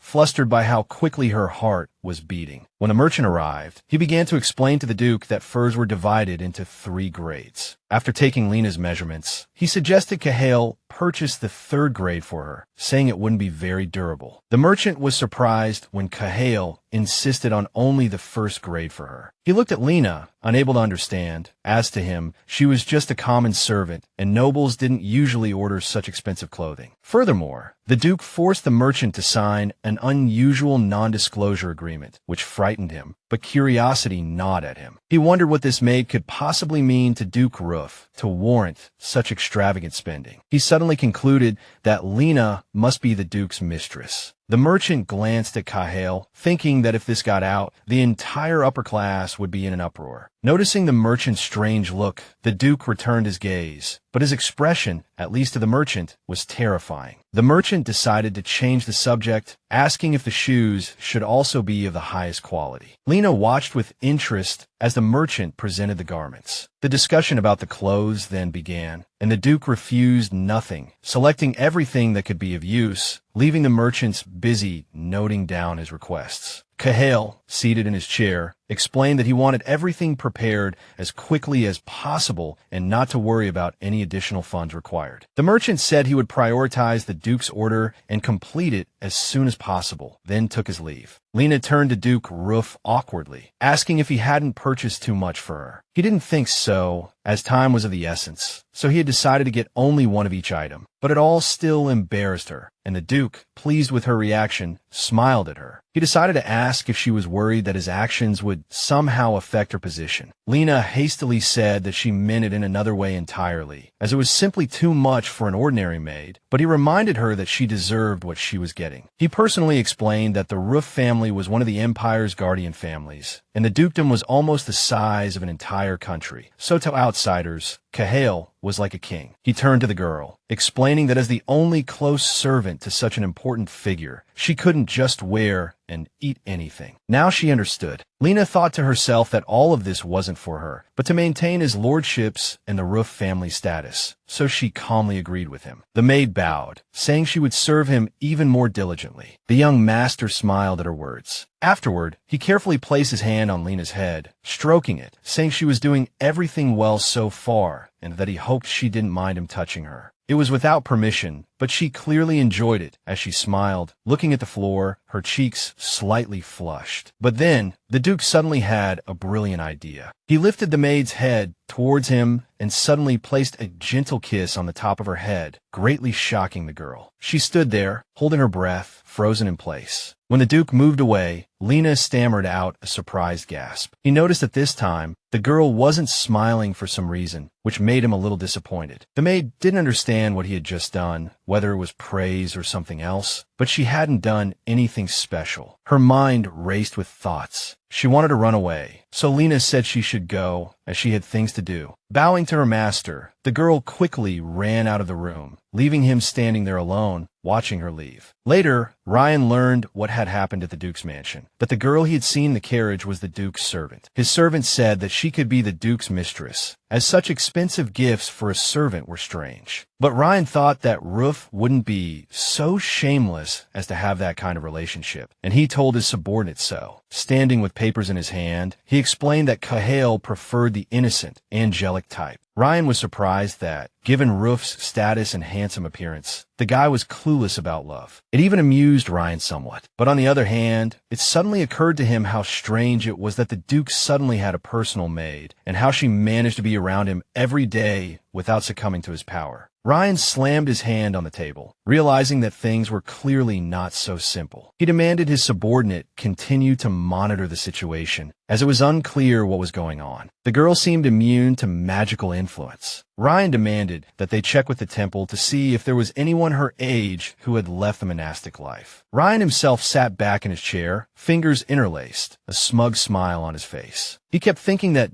Duke Roof had brought something interesting to them all. One day, Ruahara showed Cahale the various outfits they were currently preparing, and Cahale replied that they looked impressive. The Duke even added that he was sure Her Majesty the Queen would be very pleased. Ruahara smiled back, saying that Lady Lewis had said the same thing yesterday. She even promised to invest to ensure the quality wouldn't drop. Duke Roof turned around in surprise at this. So the Queen herself had visited Ruahara yesterday. Ruahara explained that he had been a little surprised as well. It turned out she was Lady Lewis. Having heard about the smiles and headshakes, the blonde man surmised that the Queen must have quite a few secrets. Her Majesty had come all this way to see him, and he considered her a remarkable woman. The Logos nobility were a progressive and diverse people, but thanks to the young Miss Santara, the variety in clothing had withered, and fashion had become monotonous. Ruahara believed that everyone possessed their own unique beauty, so he didn't understand why everyone was emulating a single member of society. He felt sorry for the Queen, who could only watch as this happened. Turning to Cahale, he added that, furthermore, the Duke was right when he said that Santara would try to ruin the business. He couldn't understand how a girl with the face of an angel could orchestrate such schemes. Then Mr. Ruahara suddenly recalled his childhood, when he first met the Santara siblings. Little Rettel had greeted him with a smile and asked if he wanted to play.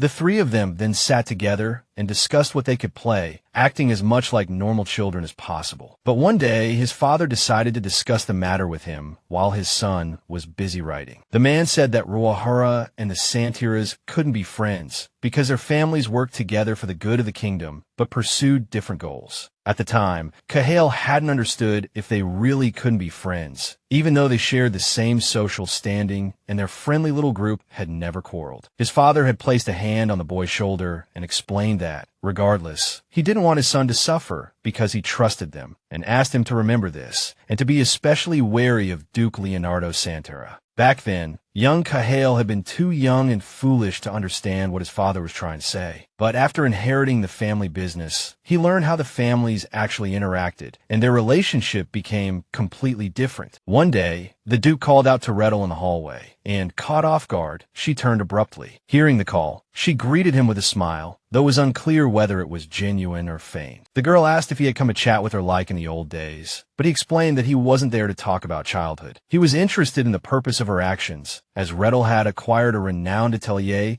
and taken possession of all the latest clothing designs. Moreover, the atelier supplied clothing to the palace, which, in his opinion, was already an insult to the royal family. Such an accusation greatly shocked the young girl, and she exclaimed, "How could Duke Ruahara think that?" The blonde explained that she had simply decided to pay for the clothes she would buy in the future. Turning her back to Kahale, she covered her mouth with her hand in a show of distress, adding that she had simply acted out of kindness, as the atelier had suffered great losses due to those who ordered clothes but never collected them. And to hear such accusations from a friend was too much for her. But Ruahara didn't believe her, telling her to stop joking. The man decided to ask Rettel directly if she thought she could deceive the Ruahara family as she deceived others, after which he asked how long she thought she could deceive the queen with her pretty face, and whether Santara had betrayed her majesty's trust. As the Duke was about to leave, he suddenly turned around and, with an indifferent expression, said he was very disappointed, after which he finally departed, leaving the girl alone to watch him go. Muttering under her breath about her majesty's trust, Rettel began to question whether absolute obedience was the same as trust. Kahale continued to recall that day until Ruahara, with whom he was speaking, called out to him. The Duke then abruptly rejoined the conversation, explaining that he had been momentarily distracted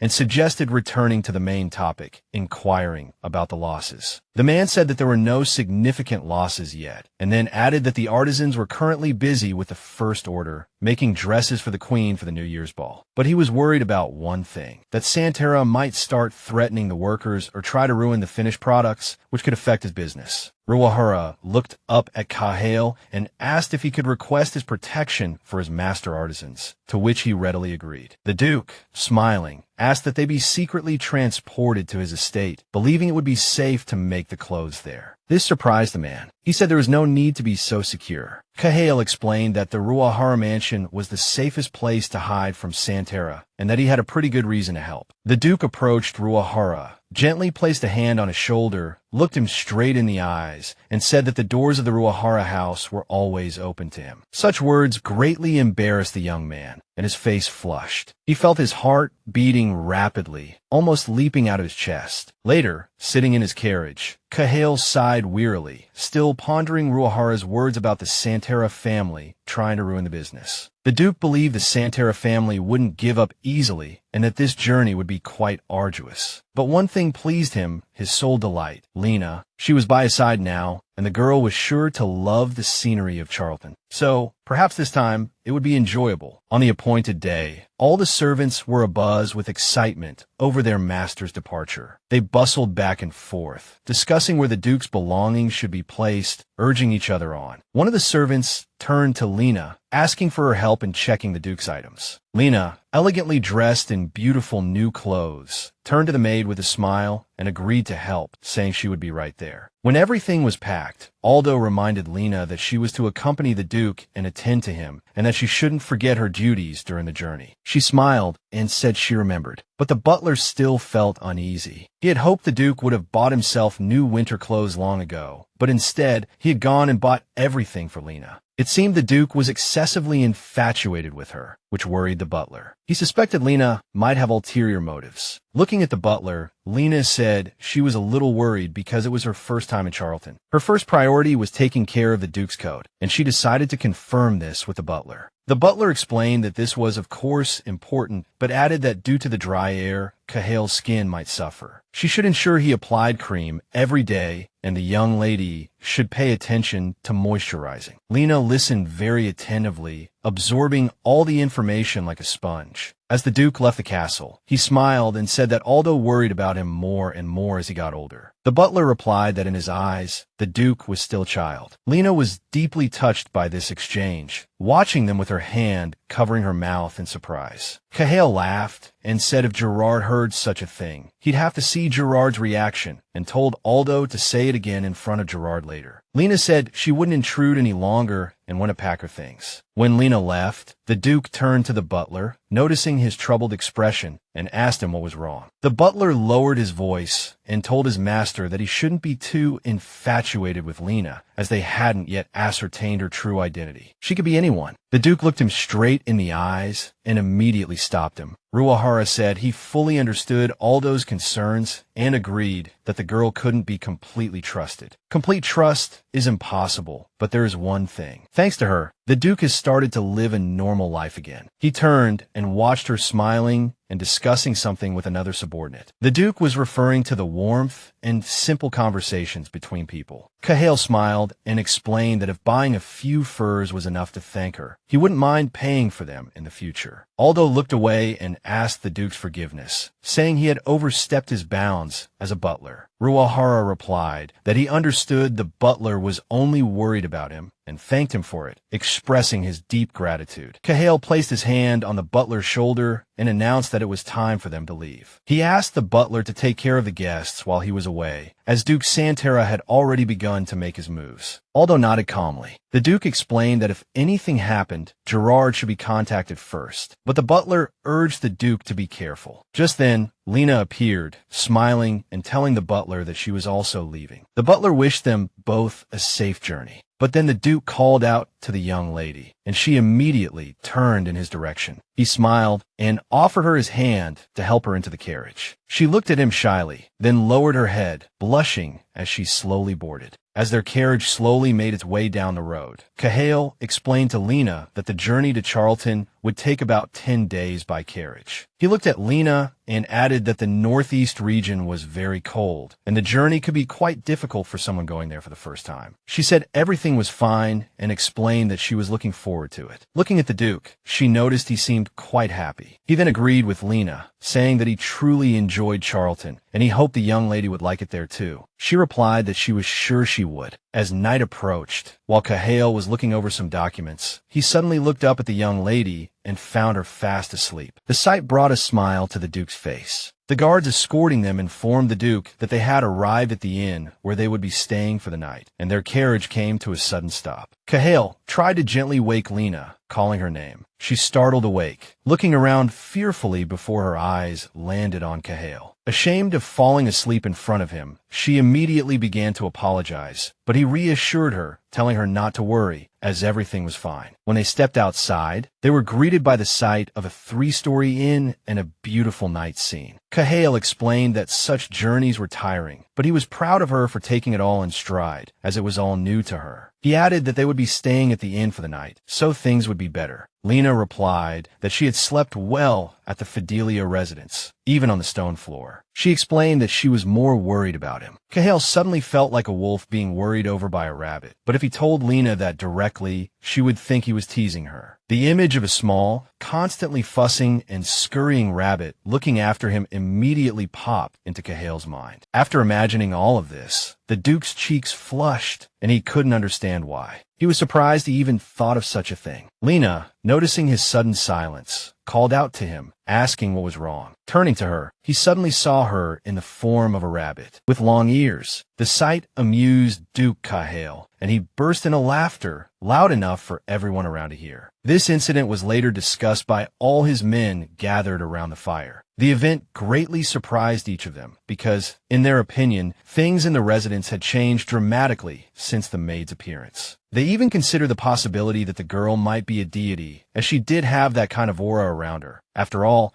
someone who could soften the Duke's attitude could definitely not be an ordinary person. One of them suddenly asked where the maid would sleep, as there was no suitable place for a single girl, but no one knew the answer to this question. As Cahill and Lena entered the inn, he said she needed a separate room, but she said she couldn't afford it, as there weren't enough rooms for the nights, and she had slept well in other places, so she wanted to go to the stables. However, Cahill strongly opposed this foolish idea. Lena was confused because the room could easily accommodate 3 or 4 people. Then Cahill realized that Lena had a point, because if a maid occupied the entire room, people would start to think she was privileged. So he had another idea. Cahill opened the door to his room, explaining that Lena would stay in the same room with him. He closely watched Lena's reaction, as if expecting something. She simply looked at him questioningly, as if she didn't understand what he had just said. Clearly, she couldn't quite believe it, because for an ordinary maid, it was very strange to share a room with her master. While unpacking her things, Lena decided to clarify whether it was truly convenient for Cahill, as the room was small, and she said she could easily move to another room, where the servants slept. But the Duke didn't agree with this idea. He didn't like the idea of Lena sleeping amongst the men, because in his opinion, although the girl looked like an adult, she wasn't sensible at all. But she didn't understand what the difference was, since there were young men there, and here was the Duke. While making the bed, the man asked if the girl slept in another room, then who would attend to him. She had already agreed to this before. Cahill told her not to worry and to relax. After a while, Cahill and Lena were already lying in their respective beds. The man was lying on his side, while the girl was lying on her back, staring at the ceiling, unable to close her eyes. The thought that Cahill was lying next to her kept her awake. Lena turned her head towards his bed, realizing that the Duke seemed to be all right, but this was not the case. The man lay with his eyes open, staring at the wall, his ears bright red. He couldn't fall asleep, clearly smelling Lena's scent. He hadn't expected it to be so difficult, being much more sensitive than others. Clutching the pillowcase in his hand, Cahill thought that he couldn't calm down, as he was too nervous about this, his palms also covered in sweat. He just prayed that Lena couldn't hear his heartbeat and cursed himself for being so tense. But then the girl suddenly called out to him, and Cahill immediately turned toward her voice. She asked if the Duke was uncomfortable because of something, as she had observed him tossing and turning for a long time. Cahill turned over and replied that everything was fine, and in his opinion, it was Lena who was inconvenienced, as she must be tired and hadn't even slept properly. But she replied that she was more embarrassed than uncomfortable. Then the man asked if his presence still bothered her, and she immediately tensed up, saying that it wasn't like that at all. Cahill turned his head towards Lena, smiling, and said that she had so skillfully brought up the topic,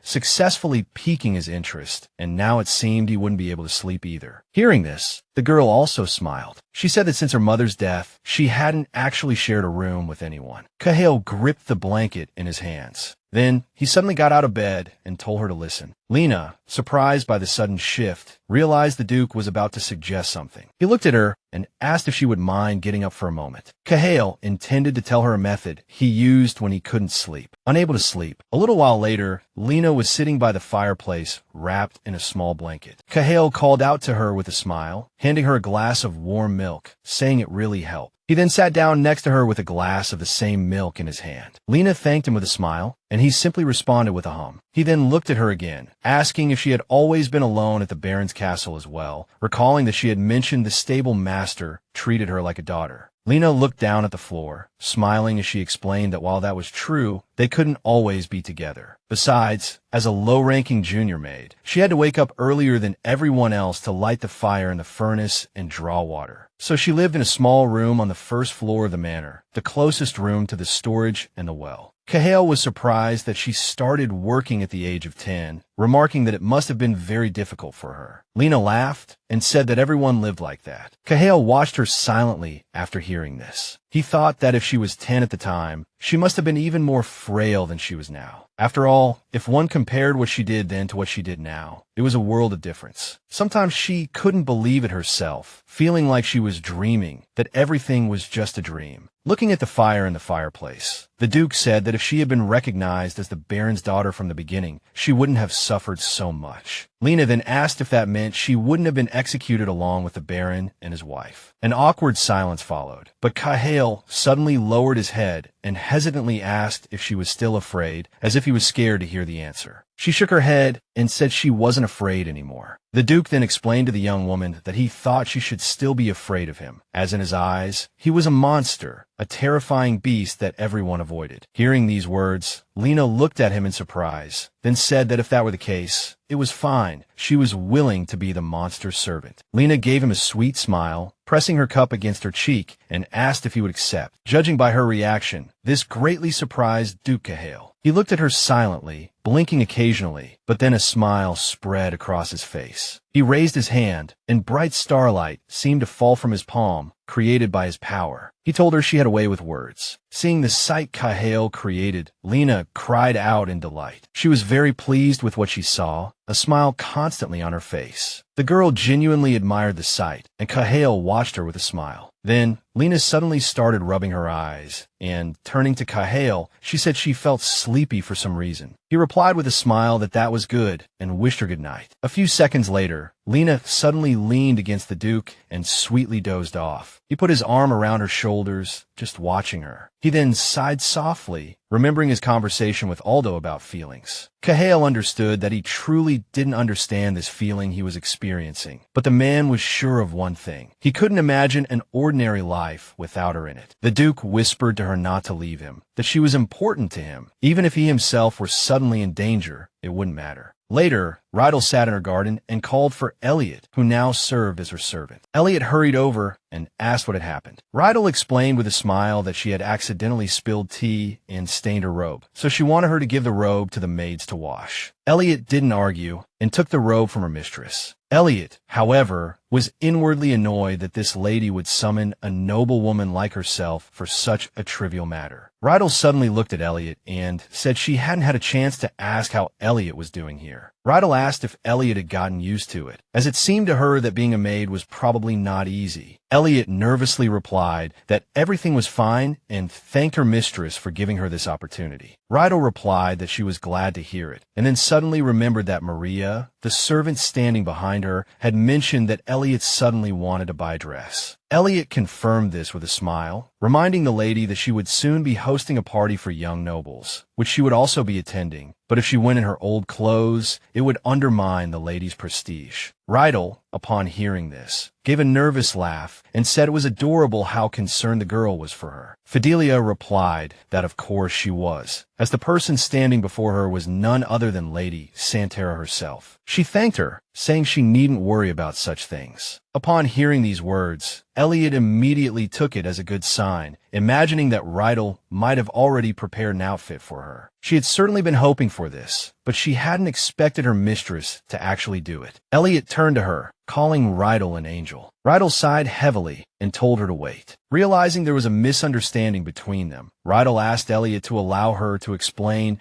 that only young people from noble families could attend the party. Elliot replied that she knew this, which was why she needed a new dress. Her mistress interrupted her, saying that since she wasn't officially a noblewoman, she wouldn't be able to attend the evening party. Upon hearing this, the ground beneath Elliot's feet seemed to crumble. She immediately began to shout angrily that she was the daughter of Baron Fidelius. Rydell said she believed Elliot, and that her father had died unjustly, but the mistress reminded her that he had been officially stripped of his title, and until his status was restored, the girl was, regrettably, no longer a noble. These words caused Elliot to collapse onto the floor. Distraught, she began to say that she was now just a commoner. Rydell replied that there was nothing to be done, that this was reality. Elliot immediately burst into tears. Rydell tried to explain that she still shouldn't be seen by other nobles, as harboring a criminal was a serious offense for her family. So she asked the crying girl if she understood. Elliot continued to cry, answering yes. The mistress took her hand and said the girl could rest easy in her room that day. Afterward, she stood up and said that Elliot could now go to the maids in charge of laundry. As Elliot left, Rydell suggested she and her maid, Maria, have tea, to which Maria happily agreed. As they, Rydell and Maria, giggled and discussed something together, the departing Elliot continued to cry, thinking that in addition to not being allowed to attend such a party,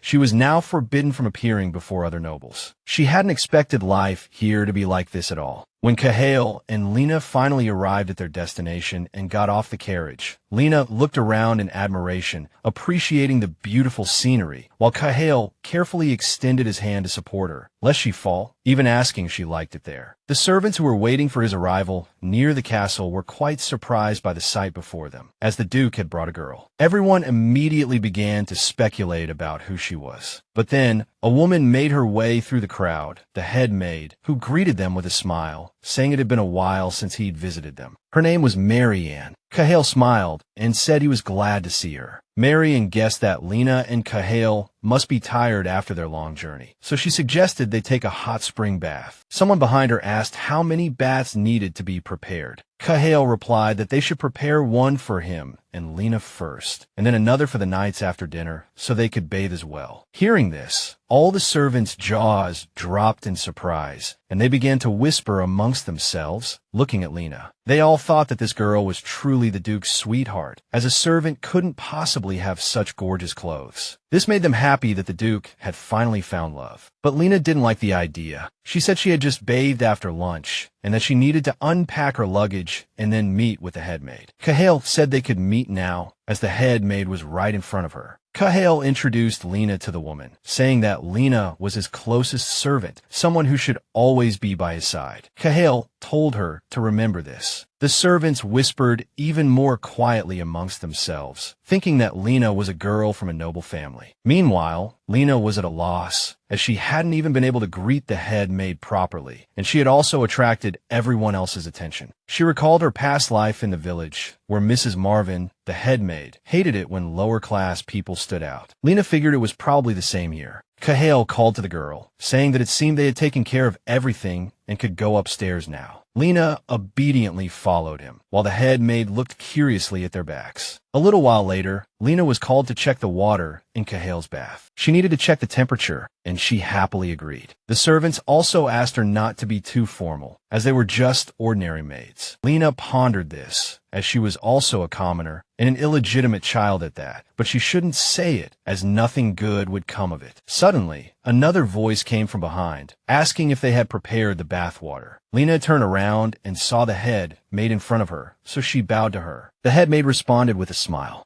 Lena requested permission to introduce herself again and greet her. Marianne replied that it was a pleasure to meet her and that there was no need to be so nervous. Holding Lena's hand, the head maid said she really wanted to talk to her. The first question was about how long the protagonist had been serving the Duke. She replied that it had been about 6 months. Marianne noted that the Duke valued Lena highly, saying it was very interesting as it hadn't been too long. She was interested in what helped the girl cope, some kind of aura or possessing a powerful ability. The protagonist asked what power she was referring to, as she had nothing to do with the temple. Then she guessed that the girl drank purification potions every day, but that was very expensive. But Lena clearly didn't understand what Marianne was talking about, and had never drunk any potions, thinking it was medicine. Then she couldn't understand at all how she coped with the Duke's demonic power. Hearing this, Lena was very surprised, because she knew nothing about it. The head maid's eyes widened in shock, saying it was all very strange, and wondering if the protagonist really knew nothing about the Duke's curse. The servants couldn't understand how Lena could suddenly become his personal maid if she knew nothing about Cahail's curse. The girl looked at her in confusion. At that moment, Lena, surprised, said that Aldo had also mentioned some kind of curse, so she wondered what it was all about. The head maid was just about to start explaining, but then the Duke's voice was heard, saying that the bathwater was taking longer to prepare than usual today. He looked at the girls, clearly displeased, while the head maid was a little nervous, realizing that he obviously didn't want to reveal his secret. So, Cahail explained that from now on, his personal maid would handle everything, and he asked her to check the conditions for the night's overnight stay, and she had no choice but to agree. Afterwards, he turned to the protagonist and told her not to worry about what she had just said,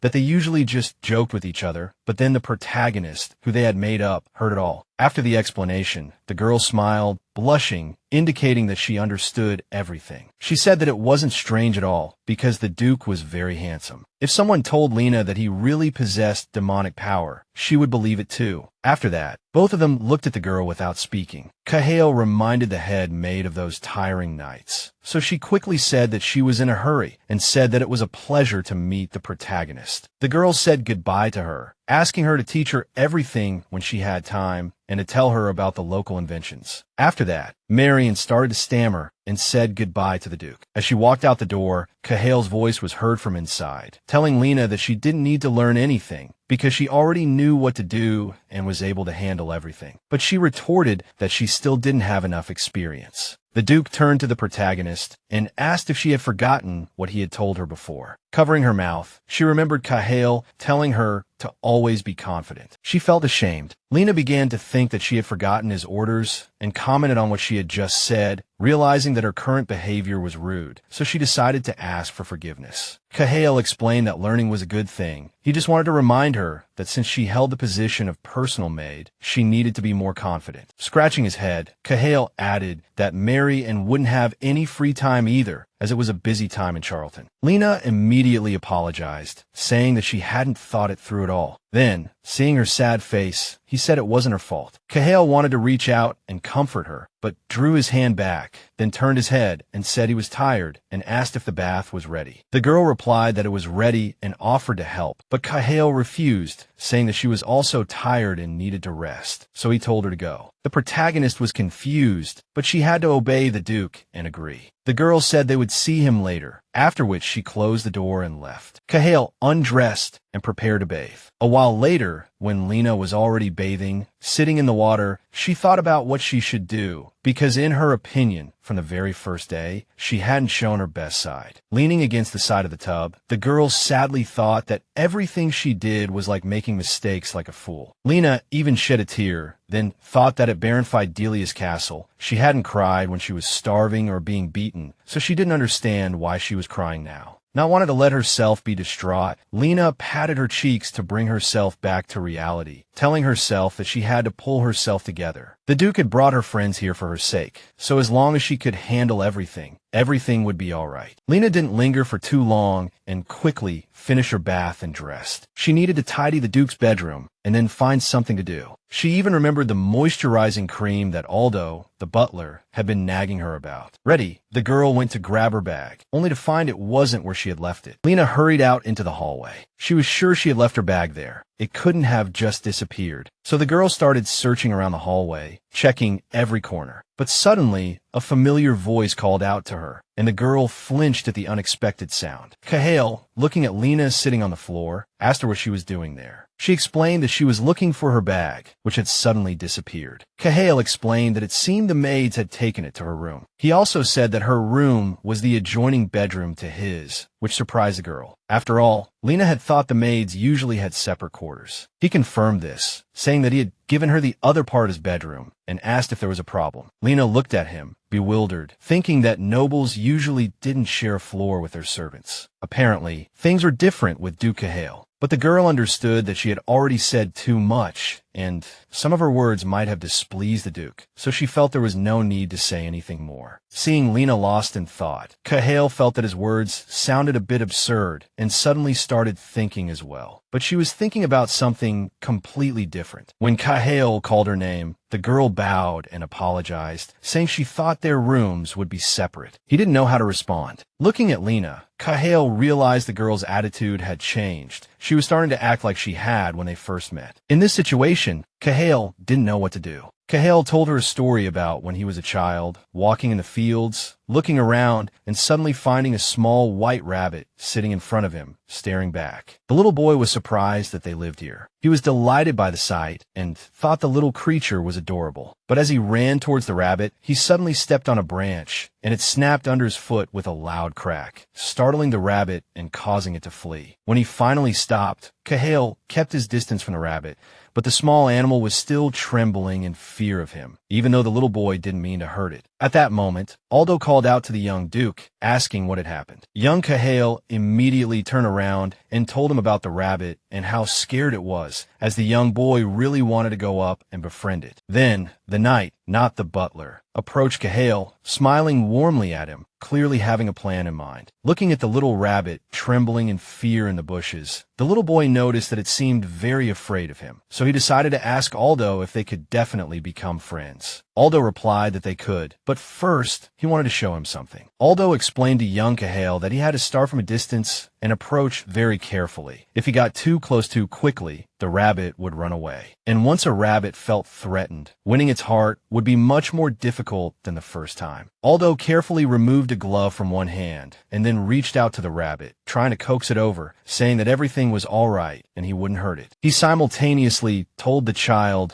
to wait patiently until it opened its heart to him. After a few seconds, the little animal finally crawled out of its hiding place and nuzzled Aldo's hand affectionately. Aldo then called the young master over to him, saying he could come closer. Young Cahill happily approached, and Aldo asked if he wanted to hold the rabbit. Cahill carefully took the little rabbit into his arms, trying not to hurt or frighten it. He held the warm, soft little creature, his heart filled with joy. Looking at the sleeping rabbit in his arms, a wonderful feeling welled up in the little boy's heart. Aldo gave him advice that would stay with him for life. Always move slowly and with caution. Noticing the Duke's pensive expression, Lena turned and called his name, but he remained silent, continuing to stare at a single point, recalling the words of his old friend. Lena moved closer and asked Cahill if he was feeling unwell. He replied that he was just thinking. Afterward, he told Lena to have dinner brought to his room. Lena asked why he wasn't dining in the hall. Cahill explained that if he were present, the exhausted and hungry knights wouldn't be able to enjoy their meal properly because, at times like these, it was best for him to discreetly stay away. This gesture touched Lena, and she smiled sweetly, telling Cahill that he was as kind as ever. The Duke smiled back, saying he was glad to hear that. As they walked down the hallway together, those words kept echoing in his mind. He often recalled Aldo's advice, and understood perfectly well that he would gradually find his way back to Lena. West of Charlton lies the Lavanna estate of the Santara family, separated from Charlton by the Callahan Mountains. As soon as the first snow falls, the peaks become infested with monsters. The head of the Roof family visits Charlton every winter for the sole purpose of subduing these monsters. Where these terrifying monsters come from and why they appear remains unknown, as all information about them is shrouded in mystery. Cahill was certain that the reason lay with the Santara family itself. After all, the monsters began appearing in the mountains at the same time Leonard took over the Santara family and the leadership of the White faction. Damian Roof had expressed his suspicions several times, but they always managed to cleverly evade investigation. At this moment, the head of the Santara family was slowly walking through an unknown cave, as if expecting to meet someone there. Sure enough, he found the person he was looking for and noticed she was working. To this day, a dark sorceress named Micella remained in the cave, sitting on the ground, casting spells. A man approached her, commenting that she was always so diligent. She acknowledged his presence without much reaction. The woman asked how things were going with Arden. Leonard replied that everything was going well. His daughter was very ambitious. Micella remarked that Lady Rydell had finally found her place. She said that in Logos, no one was more qualified to wear the crown than him, and she was certain the girl would become a great ruler. The master agreed with her, then recalled the day his daughter, only 3 years old, suddenly refused to obey the queen. Her Majesty had called for the girl to come to her, but the girl simply stared silently and refused to leave her father's arms. Recalling this now, he said he was very proud that Rydell was his daughter, and he wanted to give her the crown no matter what. The woman replied that he certainly would. After all, wasn't she here to fulfill his wishes? Watching her perform her magical work, Leonard asked her how she thought this year's harvest would be. She replied that it was not bad so far, and she believed it would be enough to replenish the ranks of the fallen monsters. The man explained that this time he wanted more large monsters. The sorceress told him not to worry, as the size and number of monsters would increase with the number of magic circles, and she believed that starting this year, they could try to imbue them with some abilities. He replied that that would be ideal and requested that the smaller, less successful monsters be sent to Charlton, as they should give Cahill an opportunity to use his power. The woman smiled and replied that she understood. The gentleman suddenly spoke of how he had discovered this magic circle. He was only the heir at the time, and he wondered if it would be a blessing for Rydell to become queen. Looking at the woman, the man grinned, adding that meeting her was even more fortunate. She replied that, looking back, it was a dramatic moment after all. The day she was caught in the temple for witchcraft, she thought her end had come. But the sorceress survived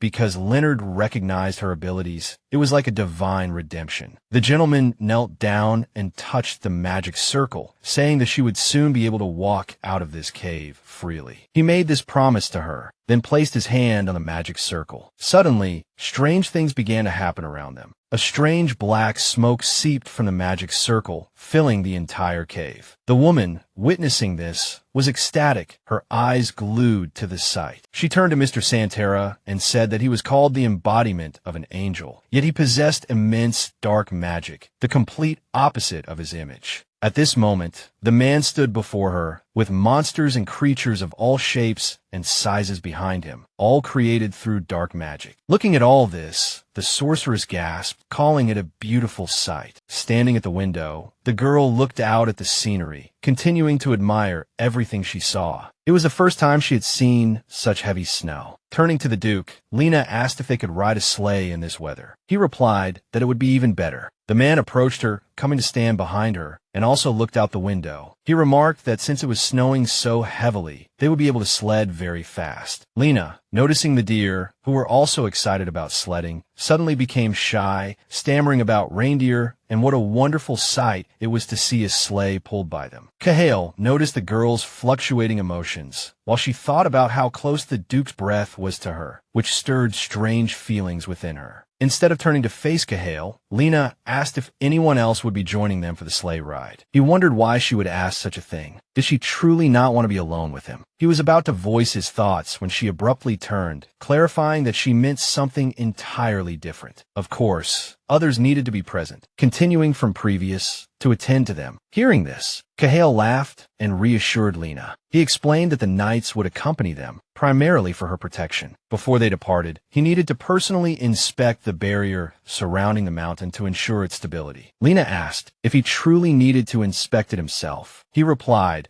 that he was merely checking on the sleigh animals as well, nothing to worry about. He then reminded her to start preparing to leave, which immediately energized her. As the Duke adjusted his sleeves, Lena approached with a small jar, saying he needed to apply some skin cream. He replied that he could manage himself and asked for the jar, but she insisted otherwise. Lena pulled the cream back slightly, explaining that Aldo, the butler, had specifically instructed her to do this. According to Aldo, the Duke merely dabbed a bit of cream onto his face with his fingertips, a habit that made Cahill slightly uncomfortable to hear recounted. So, Lena guided Cahill to a chair and prepared to apply the cream herself. Despite his protest that he wasn't a child, she refused to hand over the jar. Lena slowly opened the lid. Cahill thought about how overly formal and polite Lena had been since his conversation with Marianne. He hadn't expected her to grumble and complain at a time like this. He was unsure whether it was necessary to address the matter directly. Just then, Lena said, "This might be a little cold." With that, she reached towards his face with cream-laden fingers. As she carefully spread the cream, Cahill shyly closed his eyes. He thought it was a rather peculiar sensation, like feathers softly tickling his skin. Suddenly, Lena cupped his face in her hands and patted his cheeks gently. He was momentarily confused. He asked her what she had just done. Smiling, she explained that the butler had taught her to do so. Apparently, cupping the face after applying cream helped with absorption. So, Lena kept her hands on his face. However, Cahill felt embarrassed by the gesture, as it mirrored the prelude to a kiss, making him rather uncomfortable. As soon as Lena declared it was done, he stood up abruptly, stating they needed to leave soon. Lena nodded in agreement and reached out for him to help her with her coat. He took the coat from her hands, telling her not to bother and to simply take care of herself. She was surprised by this gesture, as assisting with dressing was a maid's duty. Noticing her confusion, he asked if she truly thought a duke couldn't even put on his own coat. Having just been reprimanded, Lena knew better than to argue. Sighing softly, she agreed and said she would be ready shortly. A while later, the two were riding together in a sleigh. Lena was clearly enjoying herself, a constant smile on her face and her laughter echoing in the air. The wind felt refreshing against her skin and her heart. Continuing from previous, her heart that felt like it was about to leap from her chest. Closing her eyes, she thought it was incredible how the heaviness she had felt earlier had completely vanished, replaced by an unprecedented lightness and freedom. Cahill suggested they take a break, as Lena's cheeks were flushed. She smiled and agreed. Just then, a thud echoed through the air. Lena turned to see one of the knights had fallen off his sleigh. Another knight laughed heartily, while the fallen one was being licked by the sleigh deer. Watching the scene, Cahill explained to Lena the importance of waiting for the sleigh to come to a complete stop before dismounting. Lena laughed. The knight explained that Saharan, the deer's name, had been too excited and he had momentarily forgotten about safety. The Duke turned to Lena and asked if she was frightened. She looked at him thoughtfully for a few seconds. A smile then bloomed on her face as she shared how much fun she was having. At that moment, Lena looked like a child. She confessed she never knew sleigh rides could be so wonderful. Cahill was pleased to see her enjoyment. After they dismounted, he told Lena he needed to leave for a while and that she could rest. He personally instructed Gita, one of the knights, to look after her. Gita agreed. After the Duke left, Lena suddenly asked why he was going alone. One of the knights explained that it was more convenient for the Duke to be unaccompanied if he was going hunting. Lena then wondered aloud if hunting didn't require assistance. Hearing this, Hylin, the knight, froze, unsure how to respond. This made Gita nervous as well, as they had clearly been instructed not to reveal anything to Lena. He then turned to his friends, telling them not to speak of the matter, attempting to salvage the situation. His friends immediately covered their mouths, falling silent. The red-haired man returned to Lena, saying the Duke was powerful enough to handle things on his own. He offered her a warm drink to calm her nerves. She accepted, but then suddenly remembered she needed tea leaves from her bag. She asked the men to go ahead without her. They readily agreed. Lena began searching her bag for the tea leaves, but couldn't find them, even though they should have been there. As she rummaged, a large, dark shadow appeared beside her. Someone approached. Judging by the scream, she was terrified and then abducted. The scene was a mess, with inhuman footprints leading towards the forest and the snow. Cahill returned, his mind preoccupied with Lena's well-being, completely unaware of the danger she was in. Suddenly, Cahill stopped, turning sharply. Something felt wrong, a deeply ominous premonition. Nearing the barrier, he noticed the tracks in the snow, thinking it strange that the monsters hadn't damaged it. Since harming humans was their nature, they surely would have tried to attack the village. As he pondered this, the knights shouted to him that monsters had kidnapped Lena. Cahill's jaw dropped in shock. He began questioning them, in disbelief. They explained that they found Chef Shek tracks near where she disappeared. Cahill clenched his fists, realizing the monster's target wasn't the barrier, but Lena. A knight suggested he should check the village side as a precaution. They wanted to know what he planned to do. He replied that the heavy snow would have obscured her tracks by now. He ordered the knights back to the castle to protect the village, while he went to search for Lena. Cahill ran to find Lena, praying for her safety. Lena opened her eyes in a strange, cave-like place. She felt weak and had a splitting headache. All she remembered was reaching for her tea leaves, then a horrifying, monstrous face appearing before her. The sight of it jolted her awake. She screamed in terror, scrambling back towards the wall. 3 monsters surrounded her, making horrifying sounds. One of them spoke, a strange pendant hanging around its neck. The monster ordered Lena to scream loudly so the Duke could find them. Trembling, she stammered, asking how it could speak. The monster grabbed her collar, enraged that the bait dared to question it. It slashed her with its claws, ordering her to scream. Lena collapsed in pain. She realized they were using her as bait to harm Cahill. She knew she couldn't let them succeed. As she tried to get up, the monster grabbed her leg, pulling her towards it. Lena begged it to let go. Ignoring her pleas, it slashed her back again. Lena screamed in agony. Her blood splattered on its claws. The monster praised her loud scream. Frozen in pain, tears streaming down her face, she was lost. A purple circle glowed before her, and she sat beside it. Suddenly, the circle brightened. Lena stared at it in confusion. Another monster crawled out. Then a familiar voice echoed through the cave. cave, Cahail drawn by her cries. He was shocked by the sight before him. Lena looked at him in terror. Cahail told her to hold on. He was coming, desperately hoping she wasn't hurt. More monsters emerged from the circle. Lena pleaded with him to run while he still could. Staring at a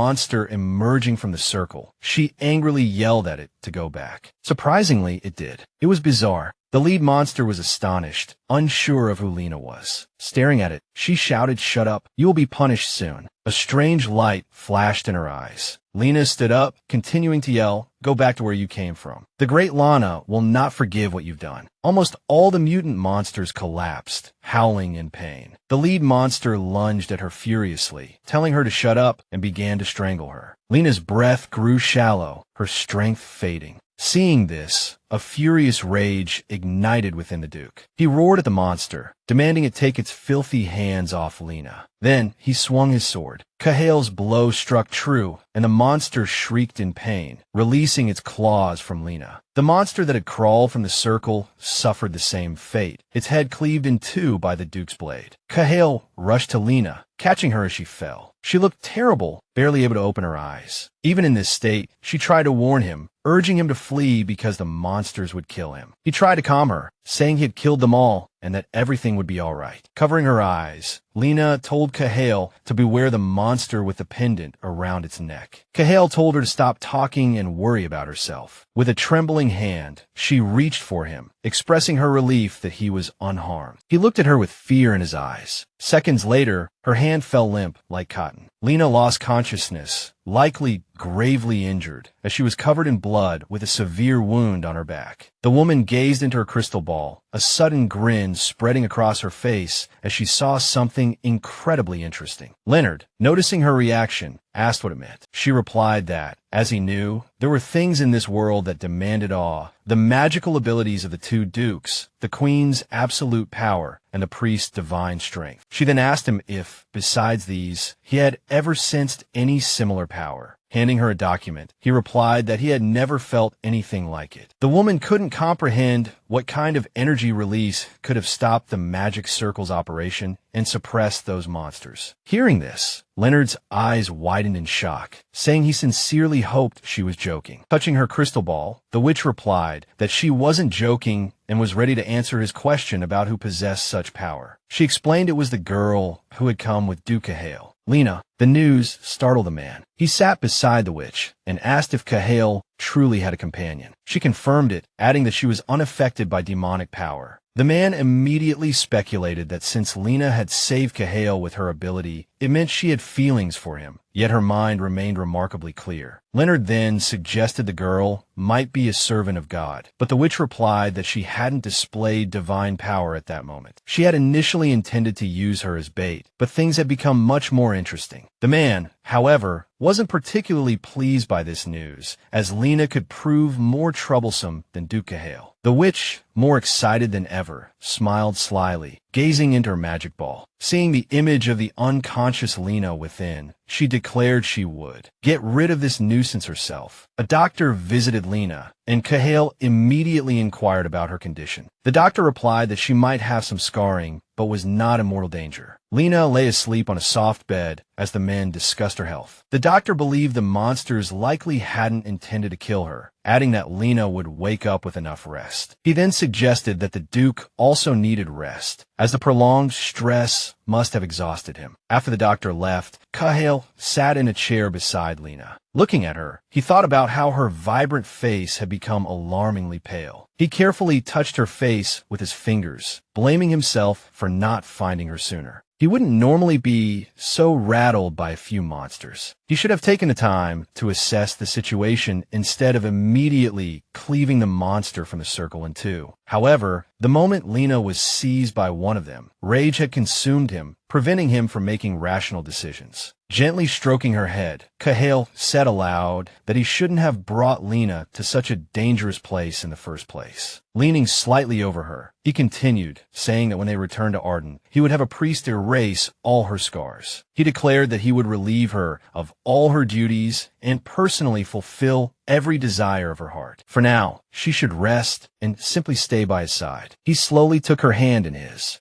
Lena slowly opened her eyes. Cahale's heart leaped, and he abruptly stood, immediately asking if she was awake. She looked at him wearily, and then called his name. He embraced her gently, saying he was there. Lena began to whisper, pleading with Cahale to run because there were monsters nearby. Cahale's eyes widened in alarm, completely taken aback. He could understand why. Even now, she was still concerned for him. Holding her tighter, he told her they were at Shangdong Castle, where no one posed any danger. She then whispered, asking if he was all right. These questions puzzled the young gentleman. He couldn't believe the girl was worried about him, not herself at this moment. He couldn't understand her at all. It had been about half a year since Lena had fallen into his hands under the name of Baron Fideria's family. She hadn't come willingly, but had been forced to stay. Yet, she was worried about Cahale. Cahale understood she wasn't influenced by demonic powers, so she couldn't possibly be in love with him. But he was certain of one thing. For him, personally, this girl had become someone very special. Therefore, he wouldn't allow anyone to take Lena away from him. He wanted to protect her from all the dangers in the world. Cahale placed a gentle kiss on Lena's hand. The man dreamed of giving the girl a happy life, but his thoughts were suddenly interrupted by a knock at the door. He allowed the person outside to enter. A knight appeared in the room, saying that monsters were roaming at the entrance to the village outside the castle, and it had been confirmed that most of them were small chef sheks. The knight continued, those chef sheks, and they said there were some individuals wearing some kind of pendant. The Duke immediately recalled Lena's words. After all, no matter how clever a monster was, it couldn't do something like that, meaning it was likely there was human intervention. He decided to act immediately, saying he would go there at once. Afterward, he stood up, looked at the girl for a few seconds, and told her he would return her soon. She continued to sleep peacefully. Then, Cahale left the room. A few minutes later, a pair of hands reached out of the mirror beside the girl's bed, followed by legs wrapped in a robe. It was Marcella. She approached Lena's bed with a sly smile on her face. The woman leaned close to Lena's face, shushed her, told her not to worry, and said that the girl would soon be safely on her way to another world. The woman looked at Lena with scrutinizing eyes, clicking her tongue, then reached out and touched her forehead with a finger, calling her a poor thing and implying she might be much older than she appeared. Marcella pulled an enchanted dagger from her pocket and looked at Lena with a hint of disdain, saying she didn't need to worry now, as she would soon find peace. But as soon as the woman finished speaking, Lena's eyes snapped open as if a switch had been flipped, staring fixedly at a point. The woman's mouth immediately dropped open in shock, as she hadn't expected her to wake up at all. In her current state, it shouldn't have been possible. Furthermore, Lena's gaze was strange. Marcella wondered if there had always been such an aura around this girl. She had to greet Lena, but she received no response. So, the woman leaned down, scrutinized her face, and said that the girl clearly hadn't fully recovered. She even apologized for doing this to her, but it was for her master, and in her view, there was no other way. So, without hesitation, Marcella gripped the dagger tightly in her hand, swung it sharply, intending to stab Lena, saying she had to kill her. She, Marcella, clutched her throat and fell to her knees, the dagger slipping from her hand. The witch couldn't understand what kind of pressure this was, as she could no longer breathe.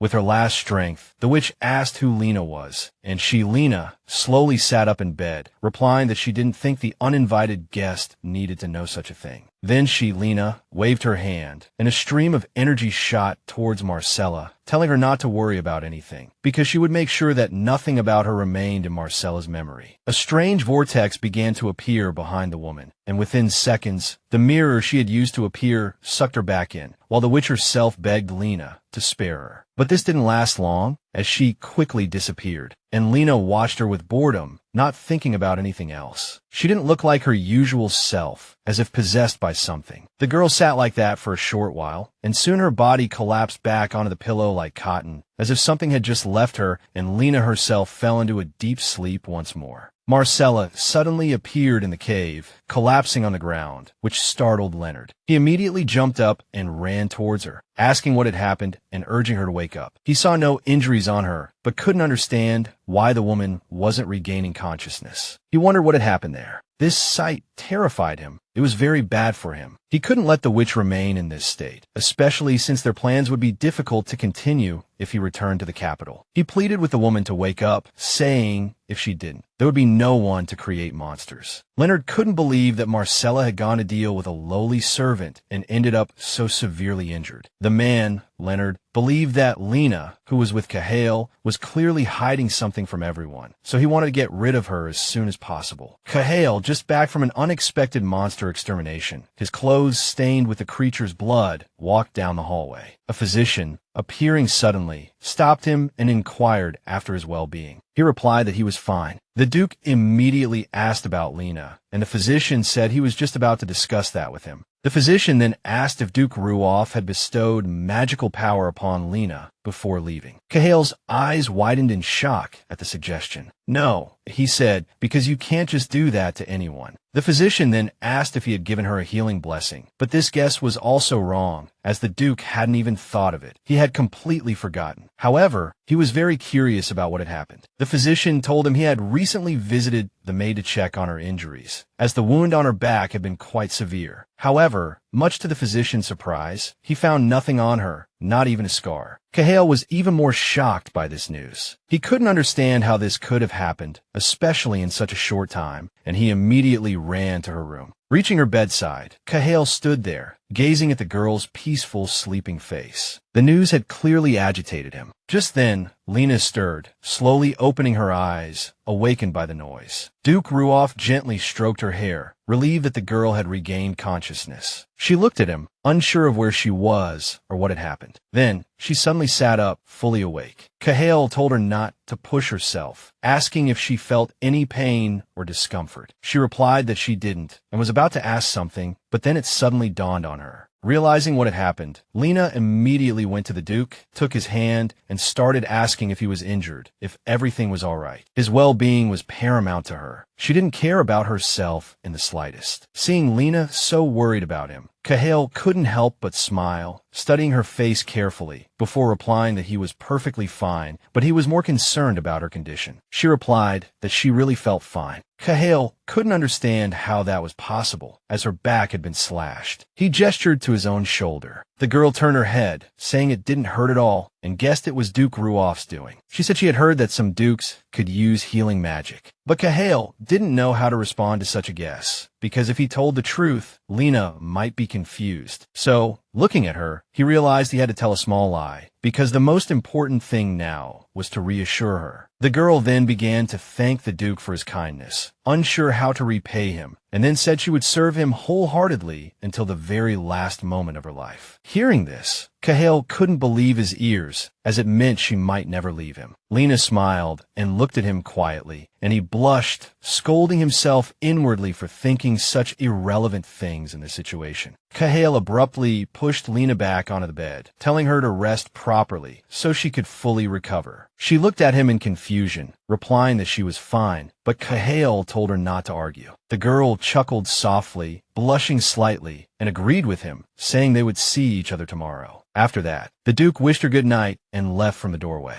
He himself, blushing, covered his mouth with his hand, leaning against the door. At this moment, his mind was racing with thoughts. Cahail was so embarrassed by these thoughts that he could hardly contain himself. Cahail watched as Lena thanked a butler for helping her with her luggage, and the butler happily replied that he was happy to help. The Duke thought to himself that this girl was becoming more and more mysterious. He recalled the moment in the cave, where Lena's only desire was to protect him. So Cahail highly doubted that Lena was a spy. He even found it strange to think what would have happened if he had arrived even a moment later. But clearly, someone was working in the shadows. Cahail silently stared into space, wondering who would dare to touch his subordinate. He had to consolidate his position before the New Year's celebration so that no one would dare to touch him again. Lena was surrounded by the physician and the headmaid. The physician explained that regular rest was needed during the journey, as the girl shouldn't overexert herself. The headmaid was saying how sorry they were that Lena and the Duke were leaving so soon, and she requested that they come together again next year. Despite the wound being healed, the physician gave her some special medicine. It was just in case, and the girl understood, smiling and thanking them. Cahail put his arm around Lena's shoulders and said it was time for them to leave. The girl looked at him and nodded, then bid everyone farewell. All the servants and maids came out to see the Duke and Lena off, waving to them as their carriage slowly pulled away. After some time, Cahail and Lena finally arrived at the castle, where Aldo greeted them. He immediately asked the Duke if anything had happened, to which he replied that everything was fine, while the girl smiled, holding her suitcase. Cahill asked Aldo if anything had happened while he was away. He replied that nothing had, adding that the creation of the Luahala dress was progressing smoothly, as no one else had interfered with the process, then added that it was best to unpack first, and he would inform him of everything later. After this, the butler told all the servants that they needed to start preparing for the festival and told Lena and Aldo not to slack off and help the Duke get ready. The busiest time of the year in Arden was approaching, which meant that after a long time, the mansion would shine. Everyone was busy with their own affairs, without a moment's rest. The people in the mansion were gossiping that the Duke had ordered new clothes for the festival ball, and this was the same Duke who disliked dressing up. Many were very surprised by these changes in him. The Queen was also a topic of discussion, with everyone guessing what kind of dress she would wear, while Luahala was preparing one for her. One day, Lena came to the dining hall and looked at the apples. The cook noticed and said she could take as many as she wanted. She was very surprised by this and thanked him.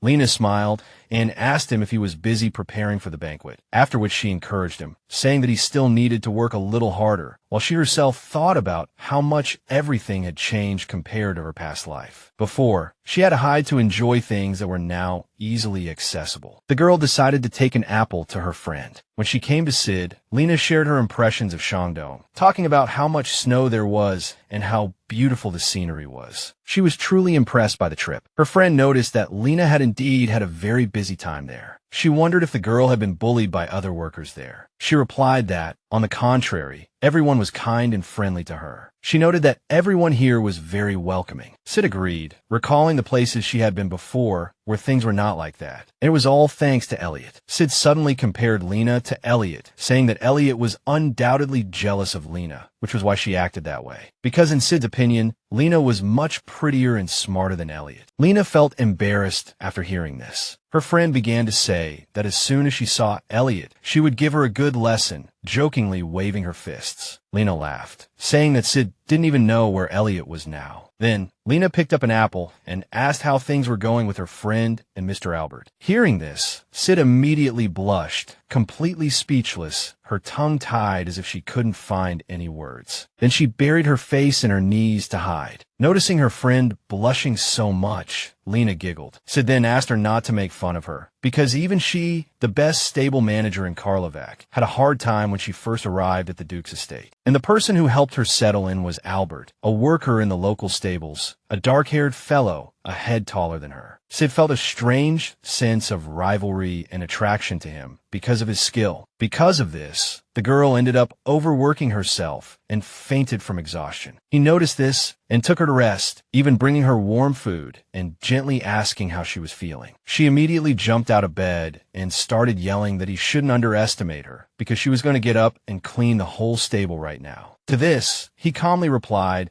that everyone already knew about Sid's abilities, so he asked her not to overwork herself and to rest for at least 2 days. The girl asked him if he really wanted to see her beaten to a pulp. He asked in surprise why she would suddenly say that. She looked at him and explained that if a worker rested because of illness or something, then in her opinion, he would definitely be whipped. She was surprised that this guy had never encountered such a thing. His eyes widened in surprise, and he decided to find out if she really would have been beaten for such things when she was in Karlovac. He was clearly very unhappy with this practice, but Sid didn't understand why he was surprised, because that's how things always were. He sighed, thinking that he now understood why the girl worked so hard. He explained that the butler himself had ordered her to rest, so she should obey and do as she was told. After that, he was about to leave, saying he would come back later and that Sid had to drink all the soup he had brought her. She wanted to protest, but it was too late. In the following days, Lena personally observed that Sid and Albert, began to talk frequently and became close. They had exchanged meaningful glances. He worried she was overworking herself, but she insisted she was fine. Sid recounted this, explaining to her friend that it was natural for their relationship to develop this way, as they sometimes had lunch together, chatted while grooming the horses, and had even made plans to go into town together on the weekend. He had promised to take her to a place with delicious food. Hearing this, Lena was genuinely happy for her, asking if they were really going on a date and offering to lend her a pretty dress. Sid, a little embarrassed, clarified that they were just going to have a meal together. Lena leaned against her friend's shoulder, saying she looked beautiful even in just a shirt, to which Sid simply sighed in response. Then, Lena decided to lend Sid the hairpin Cahill had given her. Carefully removing it from her own hair, she stood up and placed it in her friend's hair. Sid said she didn't think it suited her. Lena told her not to argue, as it looked truly beautiful. The Duke himself was watching the whole scene from the window, the two of them chatting amicably. Lena complimented Sid, and Sid returned the compliment. For some reason, this annoyed Cahill, who listened and watched with displeasure. Leonard sat at the table, announcing to his children that there was a girl by Cahill's side unaffected by demonic power. Hearing this, the children simultaneously turned their heads, and Rydell gasped, immediately asking if the girl served a god. Their father replied that he didn't think so, but guessed she possessed some ability they hadn't seen before. The man had just mentioned that Michaela had been uneasy since meeting Lena, when Ryan suddenly remembered the girl he had seen in the carriage but hadn't mentioned. Leonard explained that reports identified the girl as the Duke's lover. His daughter then questioned whether there were servants in his mansion, as no one had ever been able to get so close to a Luahala before. Regardless, they needed to find out what kind of ability this girl possessed, and then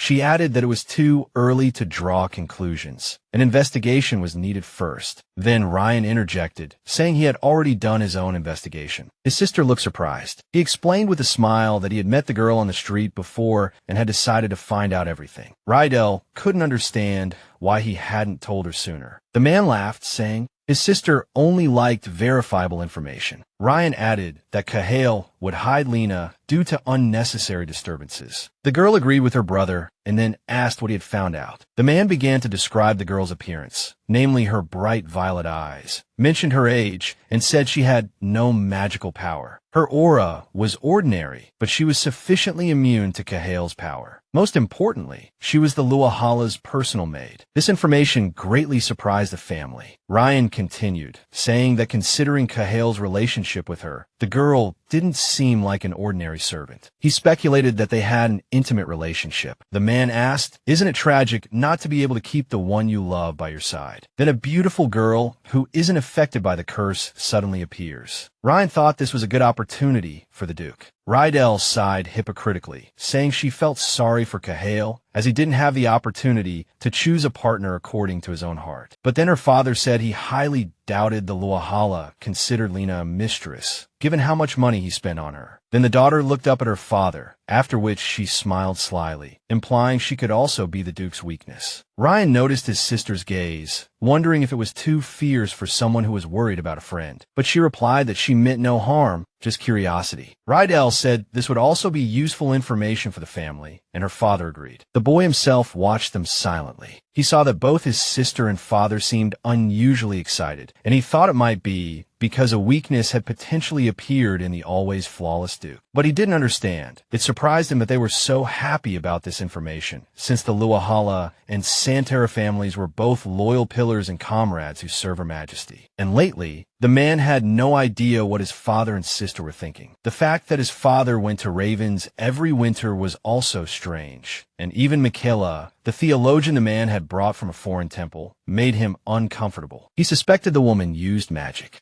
Looking at Rydell, Ryan understood that she would eventually become the dominant one. He didn't want to think about such complicated matters, but the man was afraid to think the worst. He tried to push these thoughts out of his head, thinking that his family would never harm Her Majesty. Ryan thought these must just be his unfounded worries. In Regina's palace, Gerard was conversing with other guests when someone called his name from behind. He immediately turned towards the voice and found himself facing the former Duke Cahill's father. Gerard addressed him as Duke, but the man corrected him, stating that he had already passed the title to his son and was now Count Arendorf, though in truth he was Damien Ruoff. Gerard smiled and said that in his heart he would always be Your Excellency. He then inquired whether Damien would be staying at the Duke's residence in the capital. Damien confirmed this, mentioning he had only recently moved in. Gerard apologized, explaining he should have visited sooner, but Cahill hadn't allowed him to see his father. Damien chuckled, suggesting that his son likely didn't want anyone to witness his childish behavior around his father, an image that Gerard could easily picture. Damien smiled, remembering how his son Cahill, still like a child, awaited his true maturation. Gerard replied, "The Duke is mature enough. If he were to grow up any further, it would be terrifying." The elder, Damien, turned to Gerard, adding that in his eyes, Gerard was still the young man who, after losing his father at 20, had bravely come to him seeking help in obtaining his title. These memories made Gerard slightly uneasy, as he considered his past actions reckless and impulsive. But Damien disagreed, saying he was very glad Gerard was by his son Cahill's side. Gerard then turned to the elder, Damien, and inquired about his wife's health. Damien replied that her condition wasn't as good as he'd hoped. In the first year of her illness, there seemed to be improvement, but recently, he said, she was withering before his eyes. He recalled her frail appearance, her eyes seemingly struggling to stay open, and thought that perhaps his wife was preparing to embrace death. Gerard was momentarily at a loss for words. Gerard asked if Cahill was doing well. Damien clasped his hands behind his back and replied, "Of course not. He hides his emotions. Being a duke is no easy task." After these words, the elder turned to Gerard, expressing his gratitude and asking him to continue taking care of his son in the future. Gerard assured him he would. These words comforted Roaf, Damien, and then he suddenly mentioned that Cahill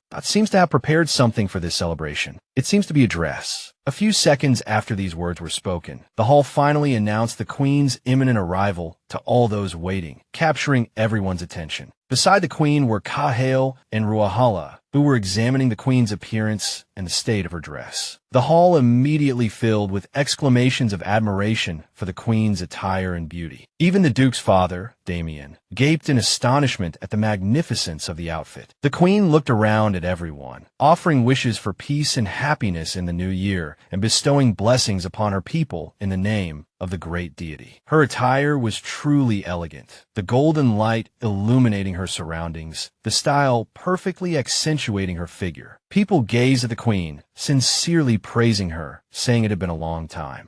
Since Her Majesty has been the focus of such universal attention. Seeing this, Cahill told Ruahala that he had to admit Ruahala had done an excellent job. Ruahala replied that fashion was not a field to be underestimated, then smiled and said that having his achievements recognized gave him strength. But Ruahala added that for someone who had never shown an interest in fashion before, Cahill's attire was stunning. The Duke, Cahill, smiled at this, saying that since he had received praise from a fashion expert, he could finally relax today. Ruahala said, somewhat disgruntled, that this wasn't empty flattery, but the absolute truth. Noticing the ruby brooch on Ruaf, Damien, Ruahala commented that it suited him perfectly. Cahill suddenly became pensive, touching the ornament on his own person, then recalled how Elaina had complimented the brooch and ordered it for his coat. She had said that when she saw the deep red, it reminded her of his eyes. So, the Duke, Cahill, now smiled and told his friend, Ruahala, that he had heard someone say the ruby resembled the color of his eyes. Hearing this, Ruahala choked on his drink in surprise and began to apologize, saying he was just astonished. Cahill replied that it was all right. The blonde-haired man, Ruahala, wiped his mouth with a handkerchief and said he didn't know who told Cahill that, but he guessed the Duke, Cahill, liked that person because ruby-like eyes was such a lovely compliment. But Cahill didn't think so, smiling and closing his eyes as he said the girl, Elaina, was innocent and sincere, so she hadn't meant it that way. His friend, Ruahala, was surprised by this. Wanting to change the subject, Cahill asked Ruahala if his attire was all in order. Ruahala knowingly replied, yes. The Duke, Cahill, himself wondered if others saw things this way as well. He seriously pondered the fact that Elaina was indeed very casual with the opposite sex. The Duke believed this was because she wasn't raised as a noble, but if she acted this way with other men, things would become complicated. He even recalled Elaina sharing her hairpin with Sid, as Cahill still believed Sid to be a man. Cahill pondered all this and sighed heavily. Ruahala watched him, unsure of what was happening, but thought that he should give a young lady a dazzling enough piece of jewelry so that even as a joke, she couldn't give it to anyone else. The blonde-haired man suddenly called out to the Duke, asking if he was all right. Cahill smiled and replied that he was fine, explaining that he was just lost in thought. He then added that it seemed today's affairs had been successfully concluded, and he was ready to leave. As Cahill turned to leave, whispers erupted behind him. Some said the devil had finally left, while the young ladies lamented their missed opportunity to speak with him. This displeased him somewhat, but he didn't show it. After all, he missed his tea time with Lena more than usual today, imagining her holding a teacup with her usual cheerful smile. At that moment, Lena was in her room, watching the fireworks through the window. She admired the spectacle wholeheartedly, mesmerized. Until now, Lena had never seen fireworks in real life, only hearing about them from others, namely in stories from her mother. The girl suddenly thought that the Duke was probably dancing with someone in the palace right now, waltzing and enjoying the evening. She found it hard to imagine such a scene. Looking down, Lena realized she also wanted to dance for a bit. She thought it must be fun, especially in a beautiful dress with a courteous gentleman. Suddenly, an idea struck her, and Lena rushed to her wardrobe. She pulled out a beautiful dress, a gown suitable for dancing. It was a gift from the Duke, but the girl had completely forgotten about it, and there was no reason for her to wear such a dress anywhere. Lena looked around, as if checking to see if anyone was watching, then considered whether she should put it on for a while, especially since she had finished her work for the day. Without hesitation, a few seconds later, the dress was on. A smile immediately bloomed on her face, and Lena kept looking at herself, feeling like a princess. Then, she suddenly noticed a coat rack standing in the corner, and an idea came to mind. She draped her hat and coat over the rack, transforming it into a dance partner. She imagined a gentleman standing before her and curtsied. Then, she carefully took hold of the coat rack's waist, telling it that it shouldn't be her holding its waist, but the other way around. But the girl decided to make an exception, adding that it would hurt if her imaginary partner fell while dancing, and asked for understanding. A few seconds later, Lena whirled around with the coat rack, smiling and humming to herself. It felt a little chaotic, but still somewhat like a dance. The girl spun, feeling wonderful. The girl was so engrossed in her dance that she didn't notice Duke Cahill standing at the door, smiling as he watched her. But when she did notice him, she screamed, her face flushing crimson. Startled, Lena threw her coat rack partner aside, and it shattered. Cahill continued to smile, watching it all, covering her face. The girl felt intense shame, wishing she could disappear into the floor. She thought she must look incredibly foolish. Closing her eyes, she began to apologize to the Duke. But he, Cahill, picked up the broken coat rack and smiled, saying, "It seems Mr. Coat Rack is a bit tired." Then, Cahill turned to Lena, a smile on his face,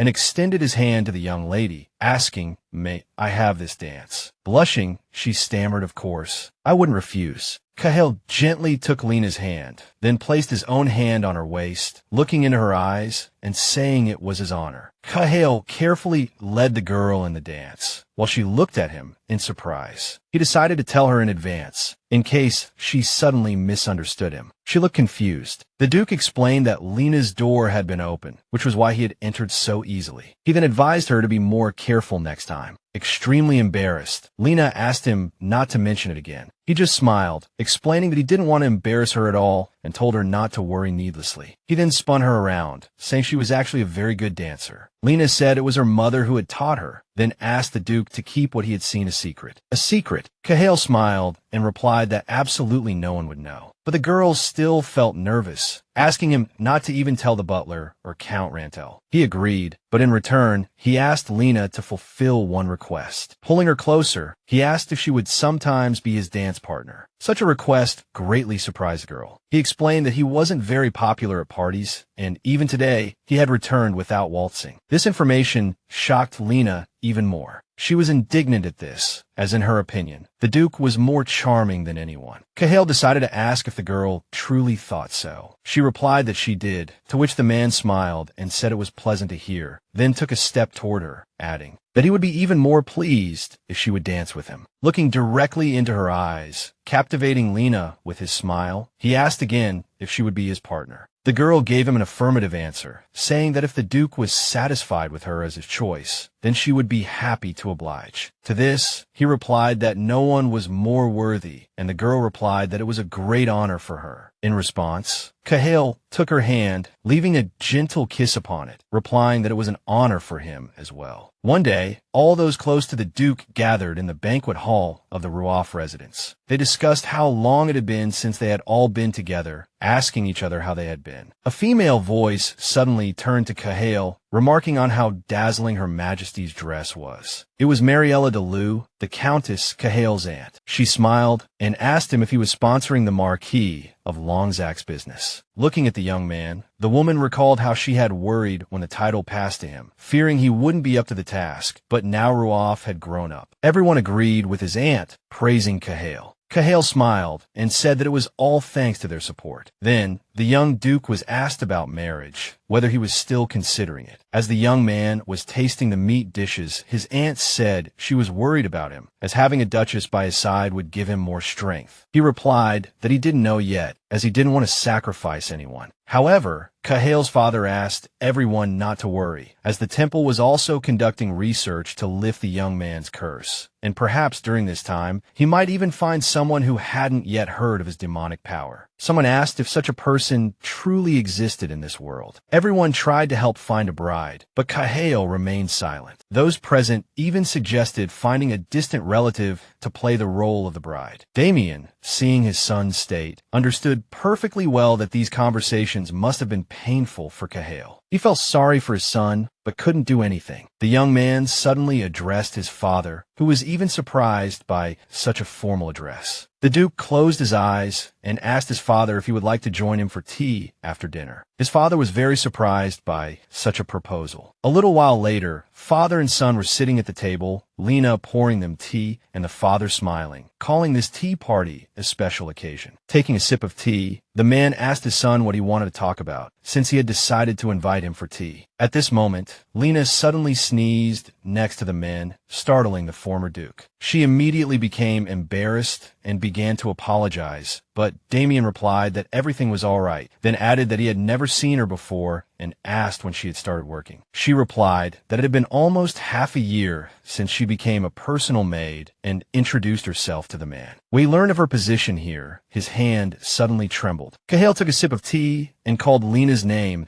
as calmly as possible. Afterward, he turned to her and said that he would handle the rest himself, as he wanted to talk to his father alone now, telling her she was free to go. She smiled, nodded, and left the men. The father noted how surprising the situation was and remembered that Aldo had mentioned this girl in a letter to him. Then the young man asked if she could possibly be a distant relative of the Ruoff family. Damien replied that, judging by her aura, it seemed unlikely. Then he suddenly asked if his son was investigating this connection, perhaps because he wanted to marry the girl. He stammered, replying that Lena was simply unaffected by the demonic power, which was why he had asked, then even suggested that she might be a spy from the Santaras family. Blushing, the young man continued, saying that for some, she might be too compliant, but in any case, for him, this had nothing to do with marriage at all. To this, Damien smiled, saying that now he was also interested, after which he decided to ask his son about her age. Cahill told him that Lena was only 19 but looked younger, then began to describe the color of her eyes in detail. His father didn't quite understand why he was talking about this in such detail. Damien sighed and warned his son to be careful, as the Santaras family was already inquiring about her, and there had been rumors lately that the Duke had changed a lot. Cahill spoke in detail, yet seemed nervous. Damien couldn't understand how he had changed, but the fact was, the boy admitted it was thanks to Lena. He had also, of course, updated his wardrobe. Damien rested his chin in his hands, smiling. He remarked that it was common for the Duke to not readily show emotion, but his son used to be particularly cold. Now, he had suddenly softened. He wished his mother could have seen it, at least once. At least once. The man, Damien, recalled the image of his wife sitting in a chair, gazing out the window in the evenings, and admitted she didn't have much time left. Cahill agreed. Looking at his father, he said that once the congratulatory ceremonies were over, he would return to Terra Ruoff. After some time, Damien and Cahill decided to investigate Lena together. Damien spoke of how lovely Lena was, finding it hard to believe she was Baron Fideria's daughter. Cahill, blushing, could only agree with his father. Elliot and Rydell rode in a carriage together. Elliot, dressed in a beautiful red dress, seemed heartbroken. The blonde woman, Rydell, turned to her, guessing that Elliot was likely upset about not being able to attend the banquet. Elliot, stammered in agreement. Rydell looked at the girl shrewdly, understanding how easy it was to manipulate her. She began to say that she had felt quite uneasy ever since she learned that Elliot would find out about the restoration of her identity. Rydell suggested Elliot enjoy herself at the New Year's banquet, as they had a purpose for this trip. Elliot looked confused, and then the woman, Rydell, leaned in slightly, saying she sincerely wanted to help, but restoring her identity wouldn't be easy, because even the queen couldn't arbitrarily interfere with the punishment imposed by the Duke's family. But then the girl, Rydell, told Fideria, Elliot, that she had asked a distant relative of hers to adopt her, Elliot. The news shocked Elliot. Then Rydell showed her the documents, a confirmation letter sent to her yesterday by Viscount Lucian Bane. He was over 50 years old and had no children. If she, Elliot, became his daughter, she would inherit the title and could also marry into the family. In the blonde woman's, Rydell's, opinion, the conditions were quite good. When she told Elliot that the family was wealthy and a wonderful marriage awaited her, Elliot couldn't believe her luck, because in this situation, even Count Rolt wouldn't be able to touch her. The young lady didn't know how to repay her mistress, Rydell, for this kindness. Rydell took the girl's, Elliot's, hand and told her what she had to do to protect herself. She told Elliot that she intended to expose the error in the execution of Duke Ruoff's judgment, because in her opinion, that man, Cahail, had killed innocent citizens and sentenced the Baron and Baroness to cruel punishment. The girl's, Elliot's, task was to confirm Rydell's words. Afterward, unable to bear such kindness, she, Elliot, called her, Rydell, an angel through her tears. As they got out of the carriage, Rydell smiled and said that for Baron and Baroness Fideria, they would do everything together. The girl, Elliot, agreed with her mistress, then noticed a commotion behind them. She asked if someone had arrived. Turning around, Elliot saw Duke Ruoff standing behind her. She couldn't believe her eyes. She had never seen such a handsome man in her life. She studied him carefully, noting how dark his hair was and how broad his shoulders were. But the young lady didn't know which family he belonged to. Looking at the man, Cahail, Elliot wondered if this was what love at first sight felt like. Noticing the girl's, Elliot's, reaction, Rydell smiled, realizing it was her first time seeing him, Cahail, and decided to explain. The man before her was none other than Cahail Ruoff. As soon as she, Elliot, heard this, she turned her head sharply and stammered in disbelief. The woman, Rydell, repeated herself. This was the man who killed her parents. Rydell warned the girl, Elliot, saying she should be careful, because if she succumbed to his appearance and fell in love with him, it wouldn't end well. She, Elliot, listened nervously. Her mistress, Rydell, even decided to remind her that there had been a girl who committed suicide because of her unrequited feelings for the Duke. A maid standing nearby, watching Elliot's despair, remarked that there was no one more unfortunate than this young lady. Rydell stopped her and told her to leave. And the girl, Elliot, herself was already imagining herself in Cahail's arms in her mind, then scolding herself for it, because he truly was her enemy. Tears welled up in her eyes. She swore to herself that she would never be fooled by that man's appearance, because she would avenge everything against him. A few days later, the Duke, Cahail, and Elaina were once again calmly having breakfast together. The young man, Cahail, noticed that Elaina seemed delighted every time she ate the bread delivered to their table daily. He, Cahail, found this curious. Looking at the table laden with food, the girl, Elaina, shared that at the Baron's house, she could barely find even a stale piece of bread. So now she felt that in Krovac, probably no one had ever tasted such delicious bread. The Duke, Cahail, suddenly decided to ask the girl, Elaina, where her mother had lived before she moved to Krovac. She, Elaina, guessed Arden and said she had heard from her mother about the fireworks during the New Year celebrations. Cahail decided to probe further, asking if her mother had told her anything else. The girl, struggling to remember, told Cahail that her mother sometimes made strange cookies called macabong, which had a lot of sugar. Elaina rarely ate them, especially since food was scarce back then. She recalled that her mother never succeeded in making these cookies properly, but she never got discouraged and always smiled. Elaina, smiling, asked the Duke if she could try real macarons now that they were in the capital. Cahail, smiling back, answered in the affirmative. He thought that the cookies the girl described were probably macarons, and her mother was likely a noble, judging by Lena's ability to waltz correctly. Now, the young man was considering the need to look through information on nobles who went bankrupt about 20 years ago, so he decided to ask the girl her mother's name. But as she started to speak, she suddenly covered her mouth with her hand, remembering that her mother had used a false name in Krovac. So the girl replied that her mother's name was Eileen. The Duke, not hearing clearly, asked again. Lena recalled that when she was little, people often told her stories about knights, saying they were virtuous and well-educated. That's why they had romances with noble ladies. Cahill was surprised that the girl grew up listening to such stories, and now he understood why her ideal type was a kind person. Because of this misunderstanding, she might fall in love with someone unworthy. Looking at the girl, Cahill realized that if that happened, it would deeply hurt her, as she was so innocent and kind. The Duke leaned back in his chair and decided to ask Lena if there was a knight she admired. Hearing this question,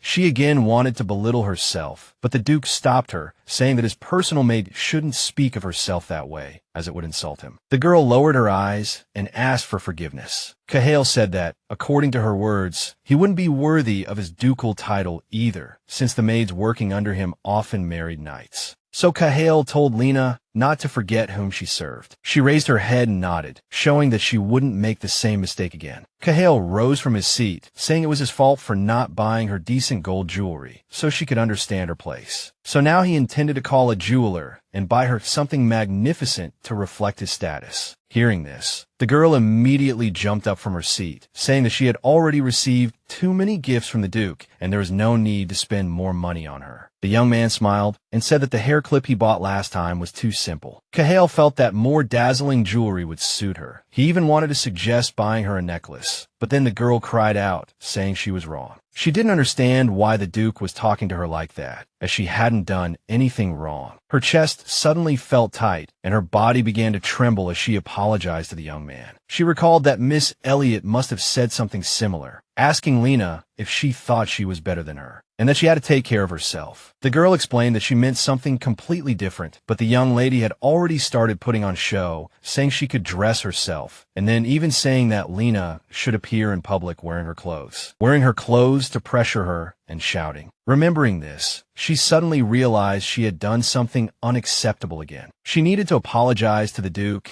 as soon as possible so he wouldn't be disappointed in her. But as Lena was about to do so, she felt dizzy and fainted in front of Cahill, which frightened him. He immediately rushed to her side, calling for her to wake up. The Duke, deeply worried, gently lifted her body and tried to rouse her. She just gasped for air, then looked up at the man and said that it wouldn't happen again, that she was truly sorry. Cahill told her not to worry, gazing into her eyes. The young man decided to swear on the honor of the Ruoff family that he would never hurt her. He reassured her and then kissed her forehead, telling her not to worry in vain. Lena smiled weakly. She didn't have much strength, so she agreed with him and then suddenly closed her eyes, which made the Duke even more alarmed, crying out and asking what was wrong. Later, a doctor visited her. After examining the girl, the doctor told the Duke that she had apparently just fallen into a deep sleep, and then he speculated that Lena had lost consciousness due to a sudden release of severe stress, as such things sometimes happen. The Duke replied that he understood, although he himself was still somewhat tense. The doctor noticed that Cahill seemed very frightened by what had happened, worried about him like a father would be. The young man didn't understand this anxiety. He reminded Cahill that the last time he was so shocked was in his childhood when a worker was affected by the young man's demonic power, and he was terrified. But even now, hearing this, Cahill was still thinking about the girl. He walked to the door, explaining to the doctor that he had plans to see his father and suggested they go together. After the men left, an unfamiliar female voice echoed through the room. Lena's mother's ghost appeared beside her, calling her softly. Lena opened her eyes, trying to see where the voice was coming from, and recognized the woman as her mother. She placed her hand on her daughter's, asking for forgiveness and saying this was the only way to protect her. She smiled gently at her, telling her it was still dangerous outside, so she needed to sleep a little longer. The woman said it would be difficult for Lena without her memories, but it was for her own good. Half asleep, Lena looked at her mother as if trying to figure out if this was a dream or reality, her mind foggy. A few seconds later, her mother's image disappeared, saying it wasn't her daughter's time yet, and Lena fell back asleep. One day, Gerard burst into Cahill's office, laughing cheerfully and exclaiming that he had some very interesting news. He sat down in a chair and said that whatever it was, he hoped it was worth interrupting his rest, or the guy would get a kick. He grumbled that the Duke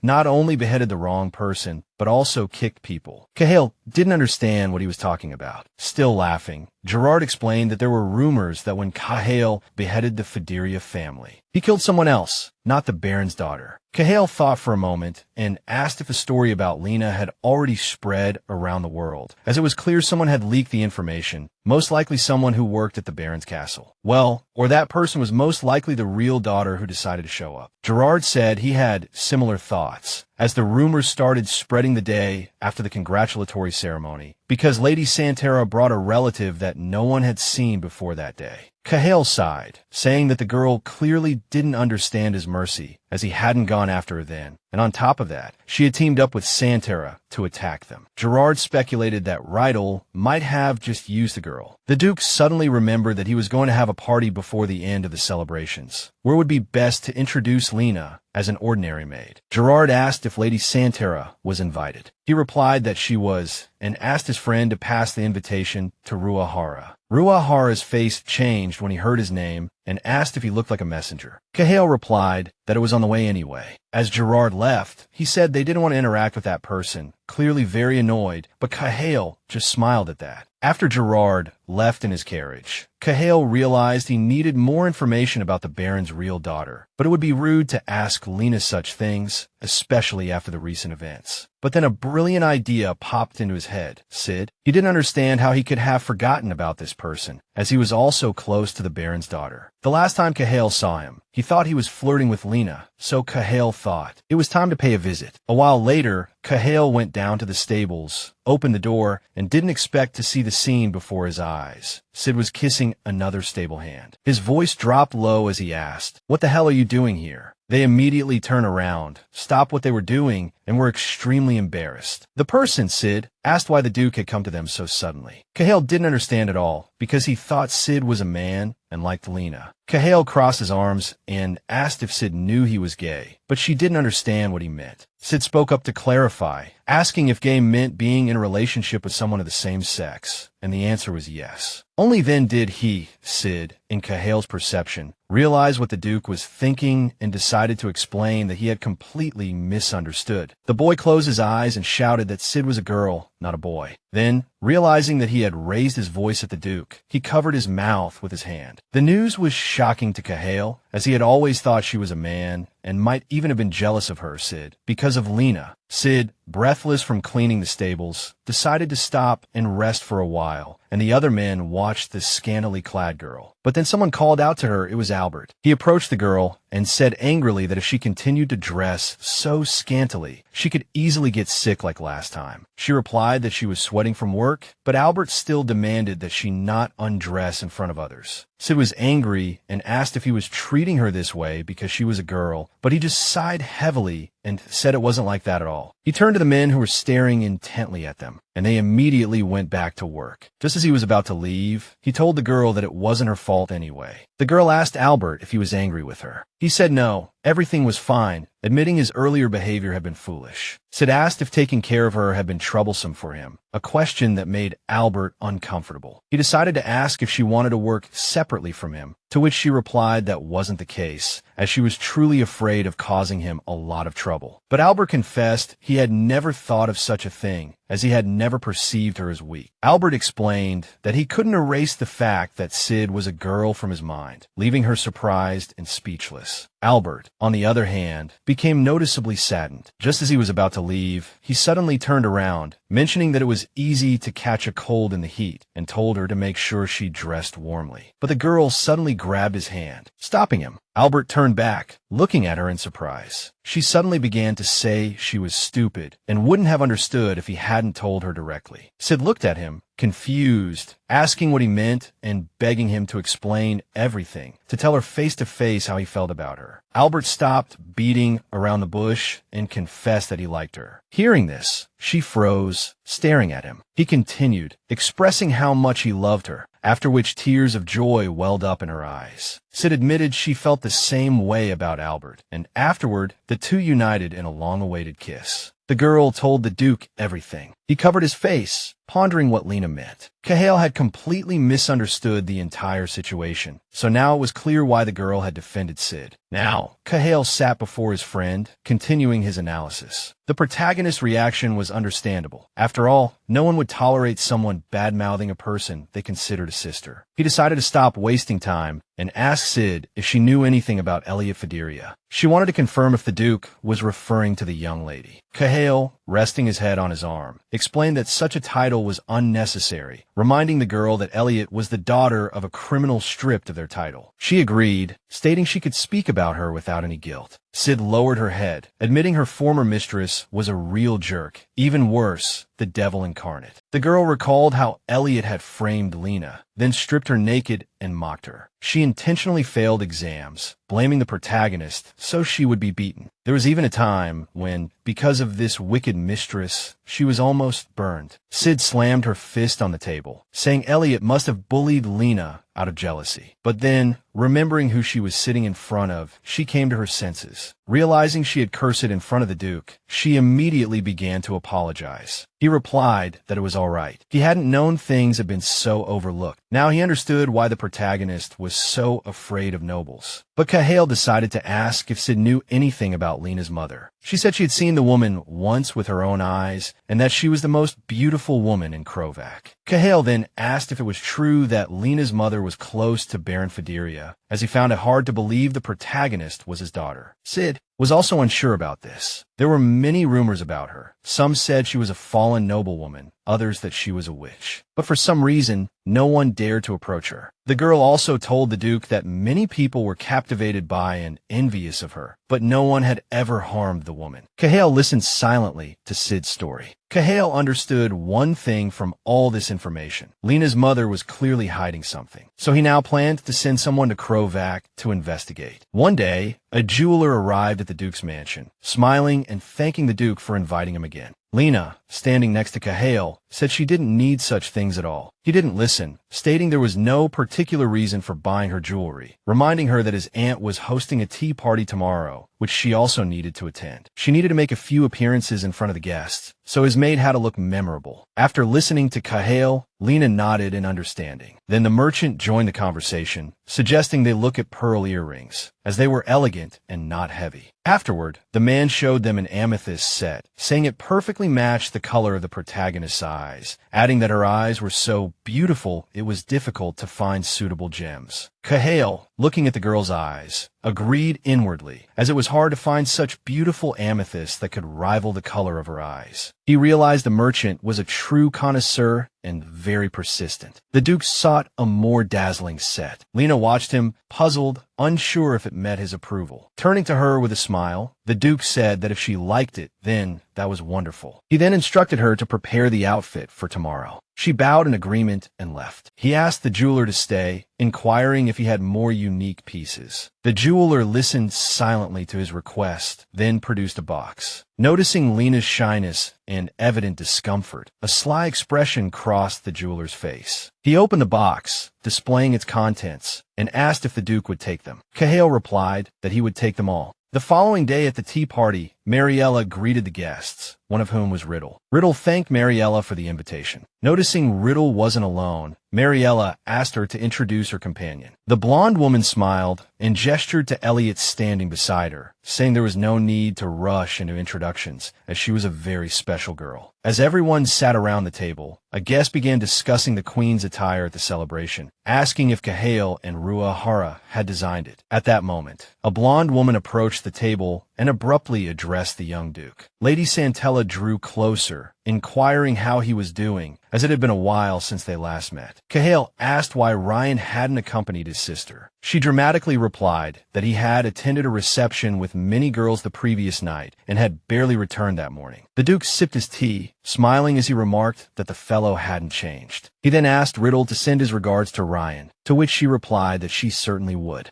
She then abruptly asked Rua Hara's opinion on joint liability. He froze at her words, then set down his cup, saying the question was a bit unexpected. He wondered why she'd suddenly ask such a thing. Cahill smiled and explained that if a family committed a grave crime, they this should be held accountable. He believed joint liability was a disappearing tradition. Riddle decided to use the young lady as an example, asking how likely it was that she was involved in her father's crimes. Cahill didn't understand why she wanted to know. She placed a hand over her heart and said they could turn a blind eye to it, as everyone learns from their mistakes. The others, confused, speculated that it was all due to the recent rumors of the Duke killing an innocent person. Riddle feigned innocence, stating that 6 months ago, Baron Fideria and his entire family, including the young miss, were sentenced to death. But she wondered if the young lady had survived, would Cahill have tried to kill her? He decided to pretend ignorance, taking a sip of tea and saying Riddle spoke as if the young lady were still alive. She replied that she was indeed alive and then requested a formal introduction. A young lady appeared before everyone, introducing herself as Elliot Lussenbein. The other lady immediately embraced her, feigning sympathy as if offering support. People immediately began praising Santella, saying she was an angel for feigning sympathy for the girl. Cahill watched the scene unfold, his face a mask of annoyance, anger flashing in his eyes. Watching Elliot pretend to be an innocent lamb was sickening. Had he not known the truth, he might have believed it. Before this, she had done nothing but taunt poor Lena, and now she was putting on an act. Cahill suddenly spoke,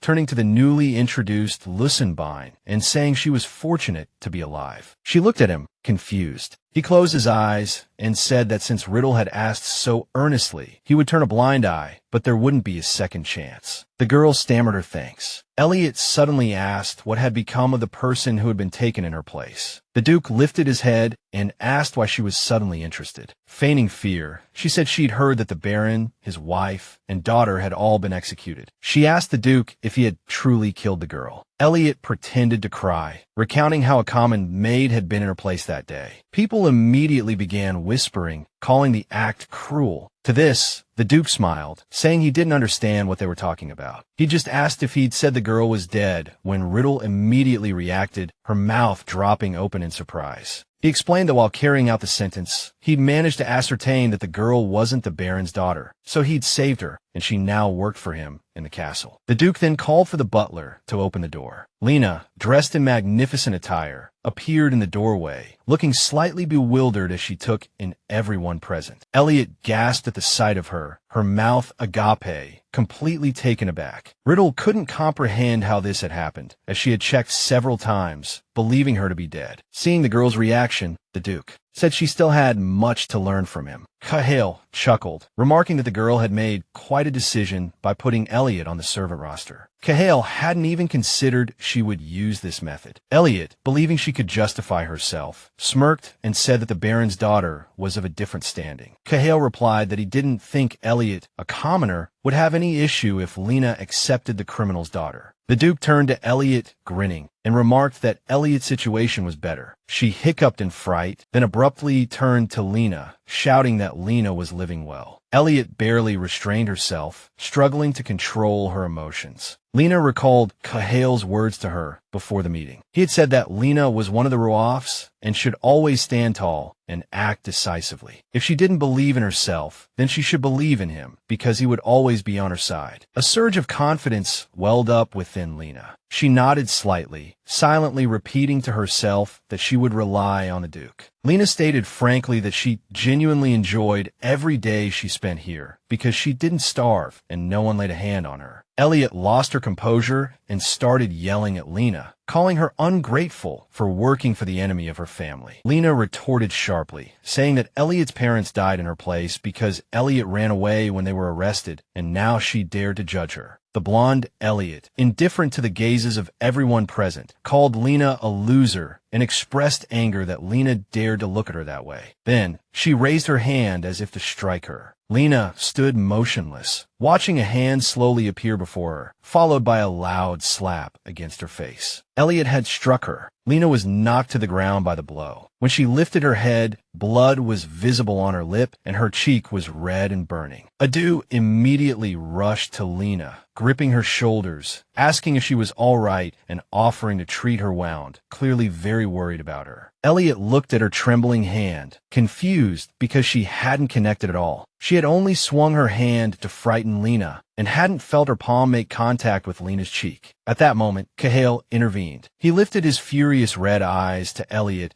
and angrily questioned how she dared slap someone who served him right in front of him. He wondered if the Ruoff family was truly a joke in her eyes. The Duke explained to Elliot that she should be prepared to bear responsibility for her actions. Elliot was terrified, completely unaware of what awaited her. Elliot started screaming for people to believe her, claiming she hadn't laid a finger on Lena. Riddle stood to the side, as if afraid of being caught up in the scandal. She looked at Elliot with displeasure, thinking what an idiot the girl was. How foolish to think she could use her to get things done. Elliot suddenly turned to Riddle, tearfully asking if she believed her, but received no positive response. Riddle seemed to look at her with a kind of hatred, a look that pronounced her guilt. Elliot understood everything in that instant. Elliot knelt before Riddle, begging her to believe her. Elliot swore she hadn't done anything. Meanwhile, the blonde Riddle, arms crossed, realized this was truly the worst day ever, but decided to help anyway, asking Cahill to forgive Elliot this once, or the party would be completely ruined. Cahill closed his eyes and asked, "Oh, I wonder whose fault that would be." Riddle's eye twitched at the sarcastic remark. The Duke then announced that Riddle's personal servant, Elliot, would be staying in the servants' waiting room until the end of the party, and asked Riddle if she objected. Riddle replied that she did not, but Elliot became indignant that they would take her to where the maid stayed, as she was a noble. When the men grabbed her hands, she resisted. Elliot glanced at Riddle, but Riddle only watched her silently. Only now did Elliot realize that Riddle was looking at her with such coldness for the first time in a long while. Sometime later, Lena and Cahill sat face to face in his office. He was examining Lena's wound. When Cahill touched the bloody spot, the mark disappeared instantly. Lena was surprised, completely unaware that magic could be used to deceive. Cahill moved away from Lena and asked if she was sure she wasn't hurt. She replied that Elliot hadn't even touched her. The Duke said he was glad, then apologized for making Lena stand for so long in front of someone who had been bullying her, and for not allowing her to have a peaceful time. He asked if she had been too scared. Lena smiled and explained that she was only afraid at the very beginning, but once the conversation started, all that remained in her heart was anger. Cahill said Lena should have at least punched Elliot, but then turned somewhat melancholic, asking if she thought he couldn't protect her. She replied that wasn't the case. Lena explained that she didn't want to become like Elliot, a bully, who hit people without a second thought. Touching her face, Lena added with a sweet smile that she hadn't actually been hit. Cahill understood that if they weren't thoroughly prepared, Lena could truly suffer, just as it had happened countless times in Krovac. He suddenly asked Lena if she wanted revenge on Elliot. She replied that she had nothing left anyway and no one to rely on, so she hoped Elliot could live in a peaceful place. The Duke suddenly looked at her and said that Lena should also have a noble family name. Hearing this, the girl gasped. He explained that he didn't want to hear Lena call Elliot Miss anymore. Holding Lena's hand, Cahill explained that Viscount Alotskaya, Baron Matthews, and Viscount Malik had all expressed their desire for a daughter. Then she realized that Ruoff wasn't joking at all. Looking into Cahill's eyes, Lena explained that she didn't want to be adopted by another family. He asked why, thinking she was afraid they would hurt her there. He added that even so, she could gain a permanent residence this way, though she would still live here. But the girl explained that she didn't want to call a stranger mother, as she hadn't even called the Baroness that, even when she was pretending to be the Baron's daughter. Lena said her mother never had a day of rest, weaving tapestries all day and embroidering all night, all for her daughter, smoothing her clothes. The girl said that now she was the only one who remembered her mother like that. She was ashamed that she hadn't been able to do anything for her mother, so it felt strange to call someone else mother. Tears welled up in Lena's eyes. She felt that if she dared to do such a thing, her birth mother's existence would disappear forever. Noticing Lena's reaction, Cahill immediately apologized. Then, leaning towards her, he placed his hand on her cheek and gazed in her eyes, saying he always did things he could only apologize for afterward. The girl looked at him and said it was all right. Lena nuzzled her cheek against his arm, blushing and smiling, saying the Duke said such things because he was worried about her. Noticing her reaction, Cahill called her name, also blushing. Then he suddenly slowly reached out his hand towards her face. She just froze, gazing into his eyes. Their lips drew closer and closer, about to kiss. But just then, the office door suddenly opened, and Aunt Kekel appeared in the doorway, calling Cahill's name. Both of them noticed her, jumped up in surprise. The Duke turned to her, his face flushed crimson, while Lena lowered her head and said nothing, but judging by her flushed face, she was extremely embarrassed. As soon as the woman entered the office, she smiled triumphantly, saying it seemed she had interrupted them. She clearly hadn't expected it, but she wasn't opposed either. Looking at Lena, she said, "All right, you can go now." Lena immediately stood up from her seat, but the aunt waved her hand, saying she could stay, as she had come to check on her condition. But then she noticed there was no wound on Lena's face. The Duke explained that he had just given her a healing blessing. The aunt breathed a sigh of relief. Then Cahill apologized for the commotion at the banquet, saying he couldn't ignore that kind of situation. The aunt replied that there was no need to apologize, as the fault lay with the person who came here with a specific plan. Then she turned to Lena. After asking Lena's name, the aunt asked her nephew Cahill why he had decided to make a commoner his personal maid. Cahill said somewhat nervously that the position happened to be vacant. Furthermore, Cahill added that Baron Fideria had wanted to marry Lena off to Viscount Drain, and Lena had already mastered the etiquette of noble women, so Cahill had made this decision. Hearing about the proposed marriage, the aunt was shocked, as she knew who Viscount Drain was and referred to him as that old geezer. The aunt gasped in horror, telling Lena that it was fortunate she had escaped such a horror. But she explained that if a personal maid was of commoner origin, it usually didn't end well. The aunt suggested appointing Lena as the Duchess's secretary, so she could gain the title of a baroness. This surprised Cahill, as in his opinion, it was an outdated system. He was curious how his aunt knew about this. The aunt laughed, saying he shouldn't underestimate her, as she had studied law before. But then Cahill thought that this option was much better and easier than adoption. The aunt laughed, saying they couldn't lose to Santella in anything, even matters concerning personal maids. Then she asked her nephew Cahill to give her guardianship of Lena, as she wanted to see the faces of those families as soon as Lena entered high society. The aunt was ecstatic about this plan. Laughing loudly, the aunt declared that she would pluck all the pristine white feathers from those bastards, revealing the darkness within them. Lena listened to this plan, standing silently, unable to believe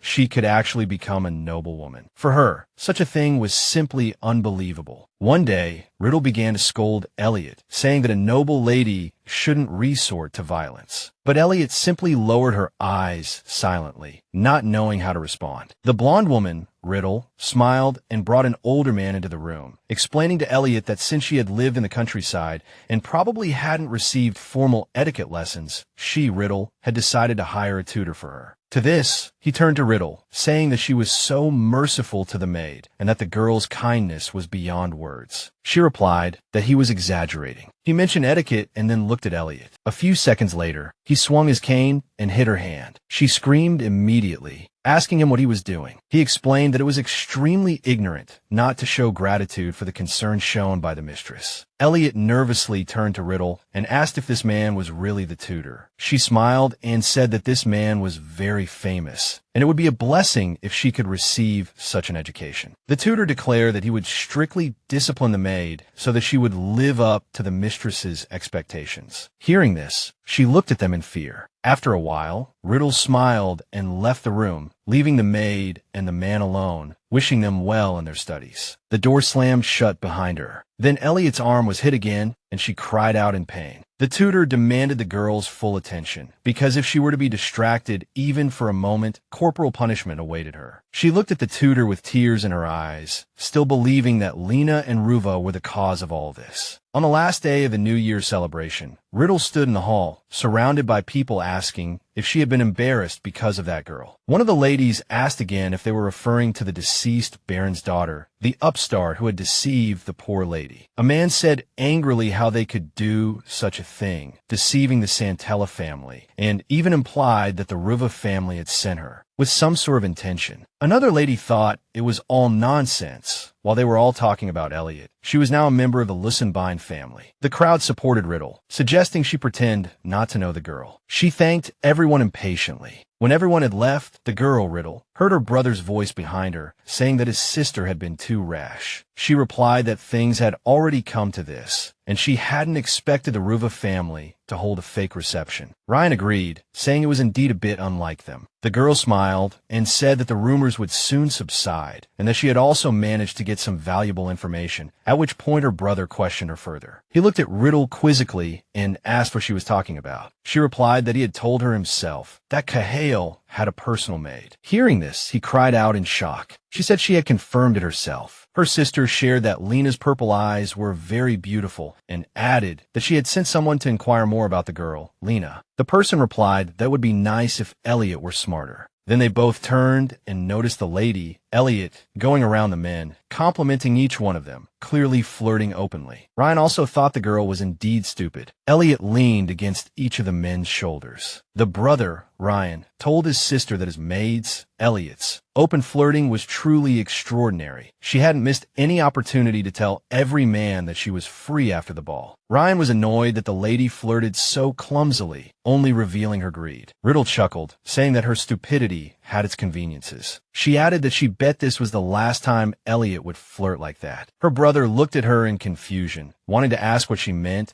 but she had a smile on her face and decided to distract him with something else, namely, looking at the departing Ruva family, who were walking confidently, occasionally looking back at the people around them. A lady from the Ruva family suddenly noticed Riddle looking at her with displeasure, and Riddle smiled and nodded to her. Noticing this, the lady, Aunt, began to express her displeasure, talking about how the girl, Riddle, greeted her casually, thinking she was shameless, pretending to be innocent. Kahale replied that she, Riddle, was clever and worldly, implying that even now, she might be plotting something in her mind. The aunt began to say that it should have been Riddle who was frustrated after the tea party, but the Duke, Kahale, seemed more alarmed than her. When he heard this, he turned to his aunt in surprise, and the lady, Aunt, asked him if he had any worries he couldn't share with her. The man, Kahale, clenched his fists, remembering Lena. Now he clearly understood that Riddle had obviously guessed about Lena. After all, during the tea party, the girl, Riddle, had also shown an extremely thoughtful expression. If Lena's secret were to be made public, then Ruva would probably not be able to keep her by his side, but he couldn't allow such a thing to happen, because she belonged only to him. Kahale nodded and told his aunt that he was fine, and it wasn't worth her worrying about. She sighed heavily and said that she was relieved, but in any case, she asked him to let her know if he needed any help. Then, the sudden announcement of the Queen's arrival interrupted everyone's conversation. Everyone was curious about what kind of attire the Queen would be wearing this time. This time, the Queen walked into the crowd, smiling warmly at everyone. She was wearing a gorgeous skin-tone dress. She said that she saw everyone seem to be having a good time tonight. The first to bow to her was Marquis Ronarak, who complimented the Queen, saying that she was as radiant as ever. The Queen smiled and offered him her hand, remarking that his creations reminded everyone around her of her own nobility. She believed him to be a man of great talent. Ruishara replied that it was all thanks to the inspiration Her Majesty herself provided. The Queen turned to him, saying he was too flattering, but she was pleased nonetheless. As he conversed with the Queen, someone called out to him from behind. He turned around immediately and saw a familiar face. Standing before him was Kahale. Kahale remarked that he'd heard his friend had been quite busy lately, and that the salon on Ribera Street was no longer sufficient. Ruishara confirmed this, saying he was struggling to find a location for a second branch, but that business itself wasn't the problem. Ruishara thought to himself that these words weren't entirely truthful, implying he had other worries. He sighed heavily, saying the Duke was as perceptive as ever. He explained that he felt the flourishing business was disturbing his brother's peace of mind. Kahale asked if he was referring to Crown Prince Regdrial Elpheus of Hildebrand. He confirmed this, saying he felt the Crown Prince was driving him to an early grave. Regdrial Elpheus, the current heir to the Hildebrand throne, was capricious and greedy. Ruishara frowned, saying that many people said rulers needed patience, but his brother, Regdrial Elpheus, was clearly not one of them. If it weren't for the guards Kahale had assigned him, he didn't know what would have happened, as in the prince's eyes, they seemed like they were about to rebel against him. Ruishara closed his eyes and inhaled the aroma of his drink. He couldn't understand how such absurd thoughts could enter his brother's mind. The Duke, Kahale, smiled and pondered for a moment, then said that it was simply impossible. The blonde, Ruishara, hearing this, began to cough, choking and spilling some of his drink. He stammered, asking how Kahale could say such a thing in public. Kahale replied that his friend, Ruishara, could no longer keep it a secret, as a suspicious person, Regdrile Alpheus, would certainly try to eliminate the root of the problem. Moreover, the fellow, Ruishara, couldn't just sit idly by. Hearing this, Ruishara became extremely nervous and started talking about mustering troops. The Duke, Kahale, replied that he was merely suggesting he be prepared. He, Kahale, suggested the fellow, Ruishara, seek allies within Hildebrand and unite the people. Furthermore, hiring mercenaries from other countries was also a good option, in Kahale's opinion. Ruishara's face flushed visibly, and his body began to tremble. He didn't understand why his heart was beating so fast. The fellow, Ruishara, tried to convince himself that he shouldn't succumb so easily to Kahale's words, as Kahale had chosen him, Ruishara, for the benefit of his, Kahale's, family. Kahale wasn't the type to get involved in dangerous affairs for the sake of saving a close friend. Ruishara nervously fiddled with his fingers, wondering what benefit the Duke, Kahale, could gain by helping him. Kahale, looking at his glass, replied that he would gain a powerful ally. Ruishara suddenly asked if Duke Logos, Kahale, truly needed supporters. The man, Kahale, glancing at Riddle, explained that he was also preparing for any possible threats, as the world was unpredictable and not everything always went as planned. Afterwards, the Duke, Kahale, began quoting a passage from Logos' legend, which greatly surprised Ruishara, who stood there gaping at Kahale. Kahale turned to him and reminded him that the third age mentioned in the manuscript would soon begin, and for new things to emerge, existing old things must be destroyed, and in this process, powerful conflicts were bound to occur. Speaking of this, the Duke's, Kahale's, gaze was cold and calm. He stared at a fixed point and said that a terrible war might occur, and whether it would affect Hildebrand first or Logos first was unknown, so it was best to be prepared. After listening to Kahale's words, Ruishara said he felt nervous hearing such pronouncements. Kahale smiled and asked him, Ruishara, what he was talking about. The man, Kahale, explained that the blonde,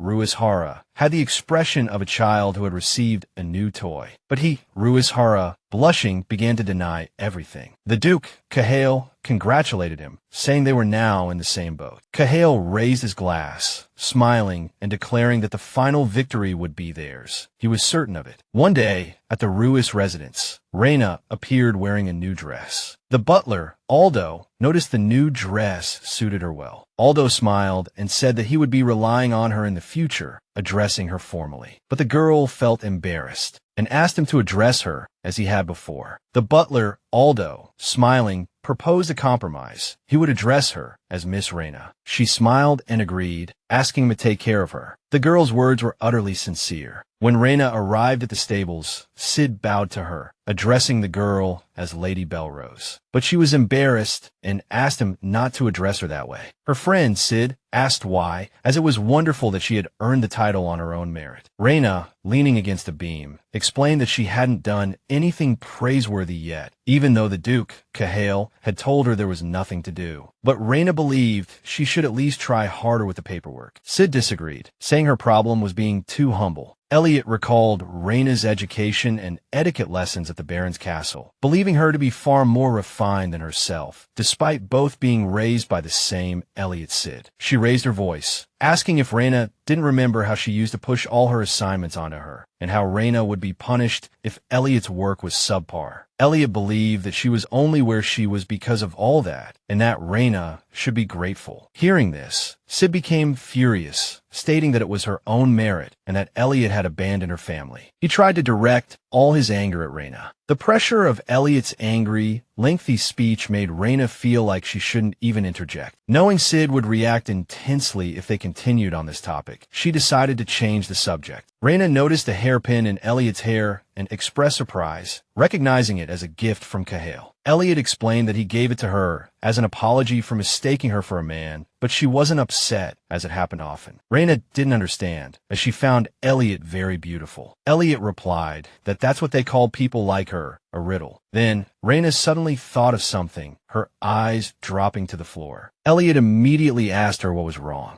Reena explained that she felt uneasy, even a little afraid, whenever she saw Riddle. Even a simple smile gave her goosebumps. She then tried to justify this feeling by blaming it on Elliot being brought in at that moment, claiming it was Elliot who made her feel that way. Sid replied that it was possible, telling Reena not to worry too much. Then, Elliot changed the subject, asking if Reena was going to the city with the Duke this time, and suggesting she make lots of happy memories. Reena smiled and replied yes, saying they would talk more when Elliot returned. After leaving the stables, Reena wondered why her belongings were in Cahail's carriage. She assumed she would be sharing a carriage with the Duke again, but found it hard to believe since his father was also present. Turning to look at him, she noticed Damien looking at her. He waved, wishing him a good time, which made Reena feel a little awkward. Once Cahail and Reena were in the carriage, Cahail explained that Terralaf, where his mother resided, was the first land the Ruiz family set foot on. Reena felt a little apprehensive, having never met the Duchess, and worried she wouldn't like her. Cahail asked why anyone wouldn't like Reena. Looking out the window, he explained that his mother didn't have time to be hostile to anyone, then turned back to Reena. He recalled her mentioning losing her mother at 10, implying it must have been difficult. She smiled, replying that her mother was fortunate to have passed away without suffering. Cahail couldn't imagine what Reyna's life had been like. She only thought about it once every decade. With his arms crossed, Cahail reflected on his own indifference towards the lives of commoners, despite it being unbecoming of a duke. He suddenly asked Reena if she had ever resented the upper class of the country. The question caught Reena off guard, leaving her speechless. Lowering her head, Reena admitted that she had never thought of him or the queen in that way. At that time, Baron Fideria was the only noble holding a high position, and his word was law to her. Smiling, she added that even so, she never hated the Baron. She only lamented her own fate. Silence fell between them for a few minutes. While Reena hadn't said anything offensive, her words stung Cahail deeply. Born into the Ruiz family, he held the pride of a protector, yet had done nothing to improve her life. He understood that many commoners had suffered under the Baron's tyranny, and now Cahail couldn't understand how he dared call himself Logos' defender. He suddenly decided to apologize to Reena, who replied that she didn't hate him. Lowering his head, Ruiz said he hadn't even considered that Reena might resent him. He explained that it was all his fault. Reena turned away, thinking she had never met a noble so concerned about his subordinates. Having come to Logos, Reena realized the country couldn't function without Cahail. The local nobles were corrupt, and Her Majesty, lacking power, couldn't control them. In her opinion, the first person who needed to change was the queen. Meanwhile, in Lavanna, Leonard arrived at Michaela's cave. Noticing her, he saw that she had recovered. Grinning, she turned to him, acknowledging his arrival. She wanted to ask him something, mentioning the moment she lost consciousness after emerging from the mirror, a moment she had no recollection of. Upon hearing this, the man grew tense and asked what she meant, since hadn't she visited Cahail's personal attendant. She was surprised by this information, as was Leonard, since Michaela had apparently forgotten about the girl as well. She decided to find the book on one of the bookshelves, saying it had somehow been erased from her memory. The situation was quite intriguing, as the woman was trying to find all the books related to black magic. Then, grinning, she turned to the man. He said he sincerely hoped that only the witch's memory had been damaged, because if she had also lost her mind, everything would become complicated. But she was intrigued by what was happening, because even with the man's help, the memory hadn't returned, meaning the girl's power was much stronger. Michaela had some assumptions. There was only one being who could possess abilities superior to Leonard's, and that was the queen. Hearing this, the man was indignant, believing that such an assumption was pure nonsense, as the queen's power was long gone. If it weren't for Lavanna, according to the man, that incompetent old woman would have been eliminated long ago. Michaela was furious at this, as his hostility towards the queen made him short-sighted. She decided to postpone this conversation and move on to the issue of controlling the monsters, as this was an important factor in the revolution, and control through magic stones was apparently effective. Looking at the monster locked in the iron cage, the witch said she noticed that if only the leader was controlled, the rest of the same type of monster could be controlled along with it. But the problem lay in the supply and demand of magic stones. The woman explained that they were very expensive and limited in quantity. There was also the problem that monsters couldn't be resurrected after death. Leonard agreed, saying that even with money, These stones were difficult to obtain, so it was all quite costly. Michaela said that others would figure it out too. It was only a matter of time, and when they did,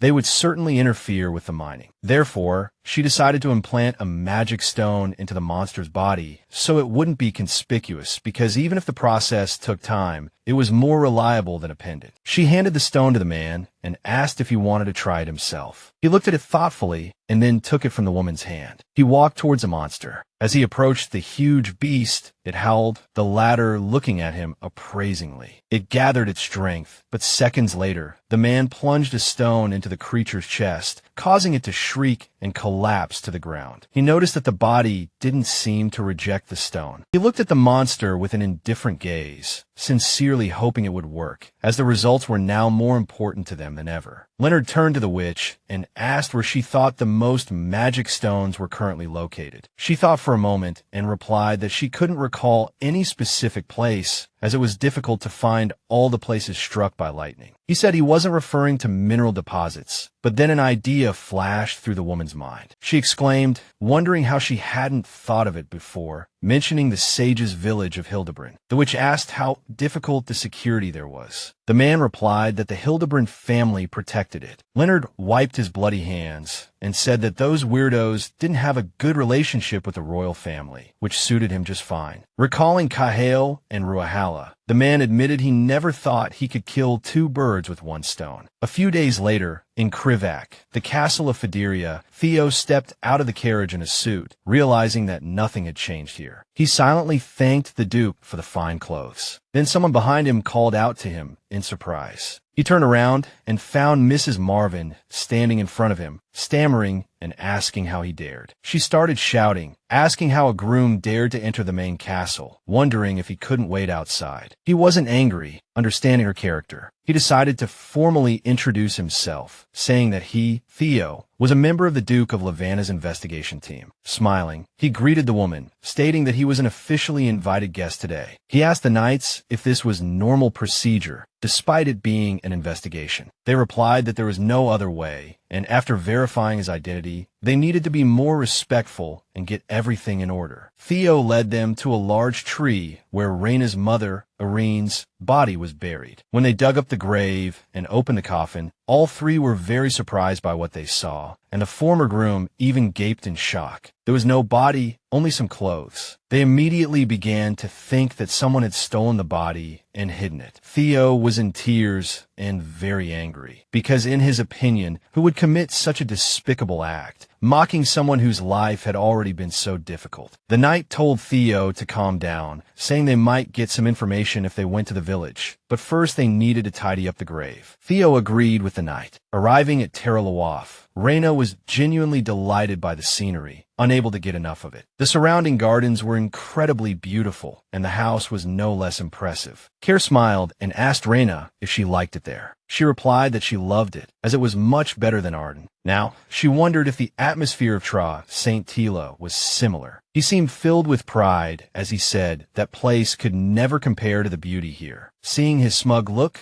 Reena giggled, amused that the Duke could be so competitive. Now she understood. He had a childish side too. He explained that Terralawaf was like the heart of the Ruiz family, a place deeply cherished by all its members. Reena noticed that he seemed much more relaxed here than at his manor. As they stepped inside, he turned to her and said he hoped she would be comfortable there. He then mentioned the area was famous for its hot springs and suggested they try them out, just as a servant stood before them. Gessner bowed to the Duke. Reena watched him, her expression reserved. Gessner Randall was a servant at Terralawaf Castle. Care turned to Gessner and introduced Reena, explaining that she was his personal attendant and should be by his side. He requested that Gessner take Reena to the next room. Gessner nodded and invited Reena to follow her. Reena only had time to say yes before following, thinking to herself how polite the maid was. They walked slowly down the hallway until Gessner led her around a corner. Then, Gessner abruptly turned to Reena, smiling sweetly, and asked if she truly was the Duke's personal attendant. Reena looked at the girl, puzzled. Randall apologized for the abrupt question, realizing Reena clearly hadn't expected it, and then introduced herself. Reena introduced herself in return. Gessner added cheerfully that she had never heard of Reena's family name and complimented her name. But what interested her most was whether Reena was truly a personal attendant. Reena confirmed it, but Gessner didn't let her finish, continuing to smile and inquire about Kair's demonic power. She was curious how Reena coped with its effects. Reena was confused, as she knew nothing of this power, but she wondered why everyone seemed surprised to hear she was a personal attendant. The maids at Chardon had also said something about a curse, and the butler had discussed it too. Reena wondered if the talk about demonic power was a joke. Then she turned to Gessner and mentioned she had brought some delicious tea from the capital. She invited Gessner for a tea party to chat about various things, and Gessner immediately agreed with a bright smile, claiming to be quite the chatterbox. After tea, Reena, now seemingly aware of everything, pondered the perplexing curse of the demonic power. Reena now understood why the Duke hadn't had an attendant before her and had thus become accustomed to doing everything himself. It pained her to think that those around him were causing him suffering. Imagining a young boy surrounded by bad people, Reena knew that she would have gone mad if treated that way. Reena rested her head on the table, thinking she should at least be kinder to the Duke. She tried to convince herself not to give in and to work harder, as she was his only personal attendant. Later, she rushed into Kair's office, flung open the door, and began tidying every spot she could reach, leaving everything sparkling clean. After arranging the Duke's belongings, Reena thought that it seemed she had tidied everything except his clothes. Then he appeared in the room, looking at her in surprise. Kair asked Reena if she had decided to clean, saying she should rest after the long journey. She replied that she only had a little bit left to do. Then he asked her to help him change his clothes. While assisting him, Reena asked why he smelled of herbs. He turned and replied that he had visited his mother, and it seemed her scent had permeated the fabric. Reena was certain the lady was very ill. She lowered her head, saddened that she couldn't alleviate the Duke's worries through her work. Noticing her sad face, he asked why her expression had changed. She replied that she felt she couldn't do anything. Kair placed his hand on her shoulder, explaining that the illness was incurable, so Reena shouldn't walk around with such an expression, but she still felt sad. He replied that everything was fine and asked if she had prepared a change of clothes for him. While changing behind the screen, the Duke thought to himself that Reena's presence alone gave him strength. He had been wondering if there was anything he could do to make her feel better, and he noticed she had provided these clothes for him. He often thought she might prefer it this way, which led him to the idea of leaving the feather buttons undone. They stood almost back to back, separated only by a screen. Kair thought his appearance might please her more like this. The Duke, with his hands clasped in his lap, told the girl that upon their return to Arden, they would both attend the Queen's spring ball and reception in March. She was surprised to learn she would have the opportunity to meet Her Majesty. Kair said she needn't worry, as it was only natural, considering she had been granted the title of baronet. Reena nodded when Kair said that she was now the only baronet of Logos Belrose, and therefore she should be proud of herself. She replied that she would keep that in mind. The Duke noted that Reena already possessed good manners, and that she would soon begin lessons in etiquette and humanities. She would need to study diligently for her audience with the Queen.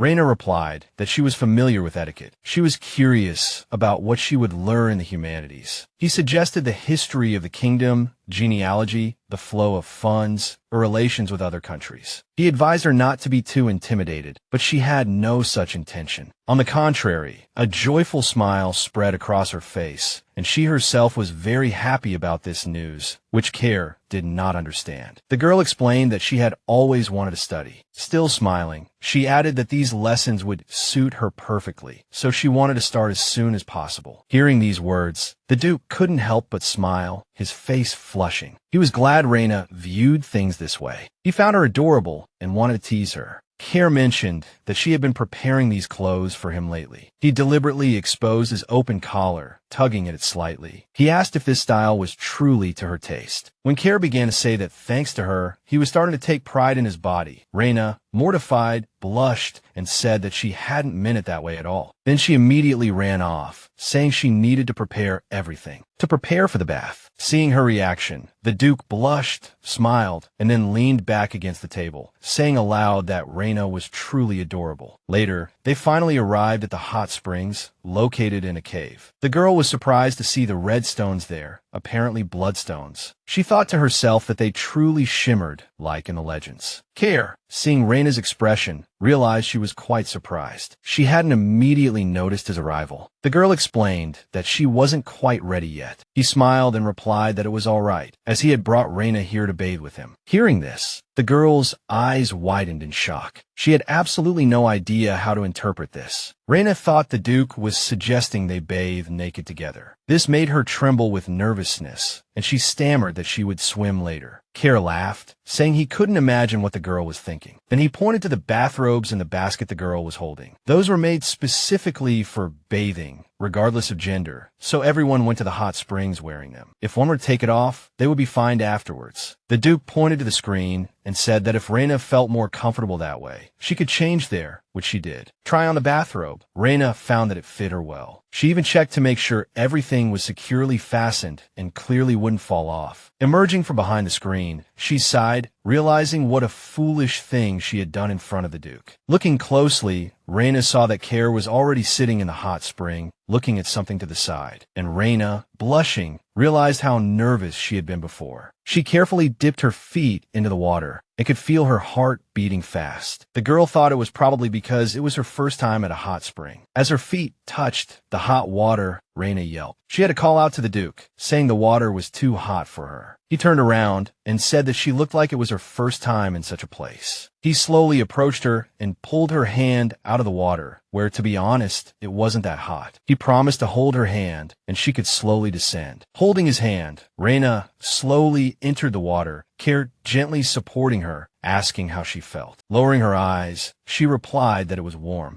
The girl said she had no idea hot springs were so comfortable. The Duke suddenly turned to her as if to ask something, but changed his mind at the last moment. She turned to him, asking what was the matter. Care requested a massage from the girl, so she agreed. Reena sat on the stone above him, gently kneading the Duke's shoulders, promising to completely dispel his fatigue. He said he was counting on her. Suddenly, the girl leaned close to his ear, touching his shoulder, and asked if that spot felt uncomfortable. This made him stammer in embarrassment. He answered yes, and the girl's hands moved slowly. She asked Care if it felt comfortable, but with each passing second, he grew more flustered. Then, he suddenly turned to her, took her hand, and offered to give her a massage. She asked him what he meant. Reena looked at him, puzzled, and asked why he needed to. He explained that she had been working ever since she arrived, so he insisted that she not refuse. She tried to refuse again, but then he pulled her hand and threw her into the water. She screamed at the sudden shift, and a second later, she was in the Duke's arms. Reena lifted her head and met Care's gaze. Soaking wet, they stood motionless, staring at each other, neither looking away. The Duke was frozen, blinking, holding his breath, still looking at her, and she did the same. Water trickled down their bathrobes. But when she realized how close they were, she immediately backed away, blaming it on the slippery floor. As she tried to leave, he grabbed her hand, telling her not to go. Care reminded her that he had promised to give her a massage. He carefully placed his hands on her shoulders, turning her back to him. She could only agree and let him massage her. The Duke was embarrassed and flustered for a few seconds, then told her to tell him if it hurt. As he slowly kneaded her shoulders, she thought about how warm his hands were and how fast her heart was beating, but she desperately wanted to blame it on the hot spring. Unable to think straight, the flustered Reena closed her eyes and told Care that it was probably enough, as she wasn't that tired, and his arms might be getting strained. She rambled on, but the Duke suddenly called her name. After making her look at him, Care placed a gentle kiss on her lips. But apparently he had only intended to do so in his mind, as it only existed in his thoughts, not in reality. When Reena called out to him, he blushed, coughed, and removed his hands from her shoulders. He didn't understand what he had suddenly been thinking. Reena decided to compliment Care's technique, saying his massage skills were surprisingly good. He smiled and said that hearing such words, he could be quite proud of himself. She laughed and said if the whole world knew about his skills, many people would want to come to him. Care chuckled and said that those people wouldn't get anything because he only gave massages to his close mates. Hearing this, she cried out in surprise. The Duke's joke sounded too serious. He laughed at her reaction. Meanwhile, In the Queen of Arden Kingdom's bedchamber, she sat on the bed with a man who called her name and asked if she was sure. She nodded in response. Then she apologized to him for having to live with such a wayward queen. Valerian told her not to say that anymore. He understood that if her power was depleted, it meant one thing: its imminent disappearance. Hearing this, the queen became even sadder and lowered her eyes. His hand trembled, unwilling to believe it, and he suggested she abdicate the throne to live a few more years. He thought she would agree with his persuasion, but she only apologized to him for everything. Their queen abandoned the throne when she was weakening and the enemies were getting stronger, as the ruler occupies the throne until her power is exhausted. Without an heir, that power quickly ended. The woman admitted that her initial abilities were insignificant, but she hadn't expected it to come to this. The queen placed her hand on the man's face and said she was worried about him. She didn't know what would become of him without her and an heir daughter. The queen believed that all of this was the sin of her retribution. He told her not to say that. The man, in a rare display of affection, pulled her into his arms, and a single tear slowly slid down her cheek. The Duke declared that she was not at fault and questioned whether everything that had happened was the late king's will. The woman replied that she was just a coward. The queen understood that this punishment fell not only on her, but also on their son, as the priest wanted him to marry Riddell so that she would become the young queen. Her magic was powerful like authority. The woman admitted she didn't want this, as Lady Santella terrified her every time she saw her. She felt a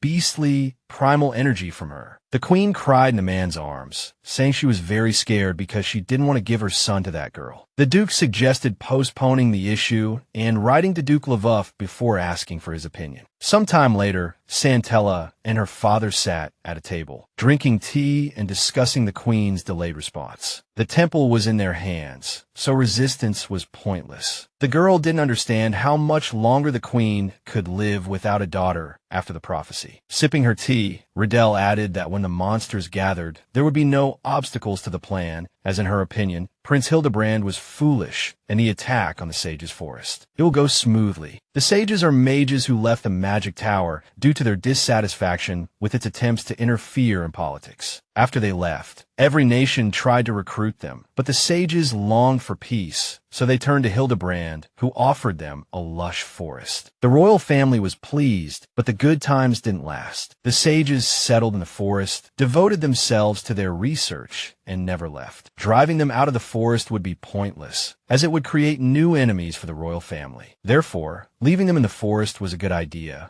as it allowed them to be monitored, even though the place wasn't pleasant. Riddell replied with a laugh, saying they were a different matter. She wondered how powerful those mages were and whether they would dare to oppose Santella's bloodline. Santella replied that she didn't think there would be any problems, but hinted that the crown prince might express dissatisfaction. She believed the crown prince was too arrogant and needed to deal with the younger brother who threatened his position. Her father asked if things were going smoothly with the younger brother, and she replied, "Unless you're walking backward facing the person in front of you. After all, even with your eyes closed, you can clearly see the image of the person in front of you, namely Care." Care sat in his mother's room and asked how she was feeling. She replied that she was fine and said with a smile how happy she was that her son had come to see her. The boy held his mother's hand tightly, clearly blaming himself for not visiting her for so long. The woman told her son not to blame himself for her condition because, in her words, it wasn't worth it. She started coughing as she continued speaking and turned her head away. The Duke immediately stood up worriedly, asking if she was all right and offering his shoulder for her to lean on. She replied that at his age, he needed to embrace a beloved, not his mother. She asked if he truly didn't have a girl he liked. He widened his eyes at the question, stunned. The woman called his name, and he replied that he didn't, but she saw the flicker in his eyes and wondered who he was thinking of. Care sighed and said he had found someone unaffected by his demonic power. His mother immediately asked with interest who she was. After his mother settled back on her pillow, he explained that who she was didn't matter to him. The Duke explained that Reena was the illegitimate daughter of a nobleman, and he had taken her in as his personal attendant. Care added that it was his aunt who had given her a title. He wondered if his mother wanted to meet Reena. She was surprised to learn they had returned together and readily agreed. Care agreed, but asked his mother not to mention his demonic power, fearing Reena would leave him if she knew. She placed her hand on her son's face and explained that she didn't intend to force him to find a soulmate. She hoped that after her death, there would be someone to take care of him. When Care brought Reena to his mother, she began praising the girl, saying she was beautiful. Reena was embarrassed, saying it wasn't deserved at all. The woman held her hand and asked if she was surprised to be summoned. The queen decided to apologize for this. She explained that her son had grown up alone, and while it seemed he had everything, in reality, his soul and heart were wounded. He was a child no one wanted to approach. The woman told Reena that she seemed to like Care, so she asked Reena to take care of him. Reena replied with a smile that he was kind to her despite her flaws. The queen replied that she knew her son was far from affectionate. She coughed and asked her to stay by his side no matter what, and not to leave him alone. She bowed her head and asked the lady not to worry, as she would do everything to serve the duke. The woman looked at her and thanked the girl, tears in her eyes. Afterward, she closed her eyes and fell asleep. Noticing this, Reena thought to herself that it must have been very difficult for her. She struggled to speak, and her hands were very cold. Reena gripped the woman's hand tighter, hoping to convey at least a little warmth to her. But as she did so, the girl suddenly felt dizzy. She felt nauseous and slowly fell face down on the bed, asleep. Reena felt like something similar had happened before. As the girl slept, a white bird suddenly appeared above her head and began to look around. It noticed the sick woman and flew towards her. After the bird touched her, the room suddenly brightened, and the woman's face suddenly became rosy and healthy. They continued to sleep, Reena lying beside her, smiling sweetly in her sleep. Care stood behind the door. The butler approached him and said that the conversation had dragged on too long and might be bad for the queen's health. He agreed, as half an hour had already passed, so he decided to go in and check. But when he entered, he saw a heartwarming scene. His mother and Reena's head resting on the edge of the bed. They both fell asleep, nestled close to each other. The duke chuckled inwardly at the sight, finding the girl endearing, though she was no longer a child. Smoothing Reena's hair, Care thought that if he married her, his mother would be overjoyed. The thought was rather outlandish, and he could hardly believe it as he watched his mother so naturally holding the hand of his closest maid. He simply smiled at the scene. But then he pondered whether the marriage was truly so crazy. Even if people gossiped, he wouldn't care about the rumors. Marrying Reena would mean they could be together always, and he could protect her at all times. He wasn't sure if Reena would agree, however, and the thought made him feel somewhat embarrassed. He wondered if she might come to love him even a little if he laid all the treasures of the world at her feet. He couldn't think of anything that would make her happy. Then it struck him that if Reena were to bear his child, she might become ill like his mother, and then, out of selfishness, he would be putting her in mortal danger. Care covered his eyes with his hand. He knew he could never let that happen, as he was deeply worried about Reena. Eileen had moved to Karlovac at the age of 24. She had waist-length silver hair and violet eyes, and her primary source of income was making tapestries and writing letters for others. The knight shared the information he had gathered about the woman. She raised her child alone and never complained. Another suggested looking at the letters she wrote herself. The handwriting was indeed stunning, very aristocratic. Suddenly, the man said they were talking about Reena not being the Baron's illegitimate daughter. The knight was surprised and asked who said that. At that moment, Theo brought his grandmother into the room. She declared that she was the one who said it, the very midwife who delivered Eileen's baby. She said that Eileen was already pregnant when she arrived in Karlovac and gave birth 5 months later. But because the Baron visited her often, rumors began to spread. Theo noted that Reena didn't resemble the Baron at all. The grandmother added that people always looked down on Eileen, gossiping in vain, because she, the grandmother, knew absolutely everything. Indeed, the locals disliked Reena. The knight asked what she had done wrong. The old woman said that after Reena became the Baron's maid, people hated her even more. As a child, she was lovely, but after her mother's death, she became more sullen. Theo, angered by the old woman's words, asked why she was slandering a good girl. She replied that it was the truth and not just her opinion, because in the village, apart from Theo's family, no one liked Reena. The knight stopped the argument by asking for Reena's exact date of birth, because according to the documents, she was born on March 2nd, but she herself claimed it was February 15th. The old woman replied that in such a backwater, no one kept proper records, so it was entirely possible that Reena was born in February. The knight looked at the documents, noting the excessive blank spaces and the clearly literate handwriting. Furthermore, there were traces of Eileen's name having been altered. He couldn't understand how someone could misspell their own name. He speculated that the mother's name might be an alias. He then explained to his companion that they had gathered all the information they could hear and could now return to the capital. At that moment, a small boy was watching them. He wore a hat and had red hair, clearly trying to eavesdrop on their conversation. It turned out the boy was sent by Santella's family. The next day, he delivered a paper detailing everything that had transpired to Riddell, who studied it with a smile. She found the situation amusing, the story itself utterly captivating, as Reena might not be the Baron's child. Riddell thought Reena might have inherited immunity from her father, but now she needed to find out who he was, a priest or someone else. She even speculated that Reena might be the Duke's illegitimate daughter. Then Elliot appeared before Riddell, asking if her mistress had summoned her. With a disgruntled expression, Elliot asked if Riddell had any tasks for her. Riddell, seeing right through her, thought how foolish Elliot was to be so impertinent before the princess. Those etiquette lessons had clearly been wasted. But instead of saying so, she complimented Elliot, saying she had learned to project a noble air, instantly recognizable as a marquis's daughter. Hearing the praise, Elliot immediately beamed. But then Riddell said she had called Elliot to inquire about Reena, and the smile vanished from Elliot's face. Her expression changed, and she asked with displeasure if Riddell intended to bring Reena here. She smiled and replied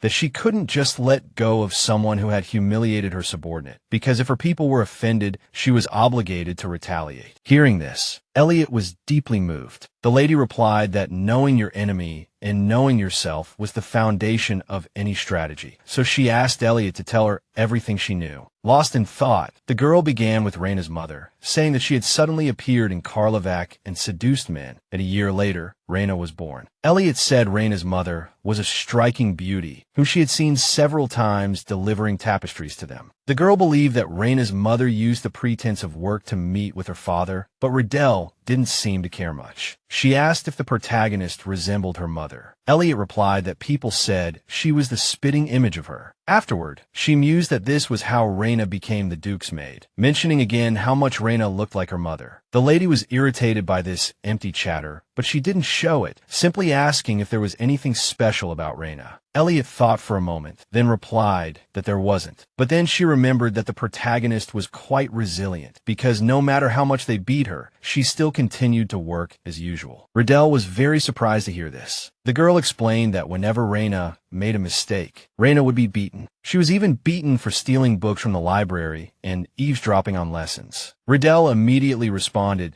that she wasn't going to judge Elliot because a commoner didn't have many choices besides survival, and then asked if the protagonist had a boyfriend who would protect her. The girl replied that she only knew of a family working in the stables, and a girl named Sid who looked very much like the boy, and she didn't know if there was anything between them. Riddell smiled, thinking that Reena was actually smarter and more beautiful than Elliot, but she needed to find out what else Reena was capable of. So, the lady picked up a bell and rang it. Maria, the head maid of the Santella family, immediately appeared before her, bowing to her mistress and saying that she had summoned her. Riddell asked if the Fidelia estate in Karlovac currently belonged to Baron Jenkins. Without waiting for a reply, she demanded that Theo and Sid be brought before her by any means necessary. Early in the morning, as the birds began to sing, Evelyn stretched comfortably in bed, placing her feet on the floor. She noticed that she could suddenly breathe much easier, and her body felt much better. Then, the lady suddenly decided to try and stand up, and lo and behold, a miracle happened. She succeeded. She couldn't believe that she could stand up after so long. After a long while, and then some more time, Damien stopped by to check on his wife's condition, and when he saw the scene before him, he couldn't believe his eyes. Evelyn was standing on her own, without holding onto anything. She looked refreshed and very healthy. She greeted her husband with a smile. The lady was overjoyed. Afterward, a priest was already in her room, calling the situation a miracle, nothing else, because he had no other explanation. Damien asked what this meant, and the priest explained that the lady's body was like a cup shattered into pieces. The cup couldn't hold life force, nor could it hold medicine or the blessings of healing, because a broken cup would eventually leak. However, now that her body was almost completely restored, it was striving to heal itself. The priest smiled and called it a gift from God, a true miracle. This both surprised and delighted the man. Damien embraced Evelyn, weeping with joy, saying how happy he was that this had finally happened, and she simply smiled in response. Care watched silently from behind the door, thinking that if the priest said so, then his mother would recover soon, which meant that their garden strolls would resume. So he decided it was necessary to make arrangements, even recalling his mother's fondness for horseback riding. He even thought that now Evelyn would probably eat very sweet desserts, just like she did in his childhood. The young duke shed tears at the thought of no longer having to worry about his mother's death. Only now did he realize what a true blessing this was. Care pulled himself together, thinking he should go pray and tell Reena to prepare for the trip. He went to her room and knocked several times, but the protagonist didn't respond, which was strange, because usually she would come out immediately or answer. Terrible images immediately flashed through his mind. So the Duke immediately opened the door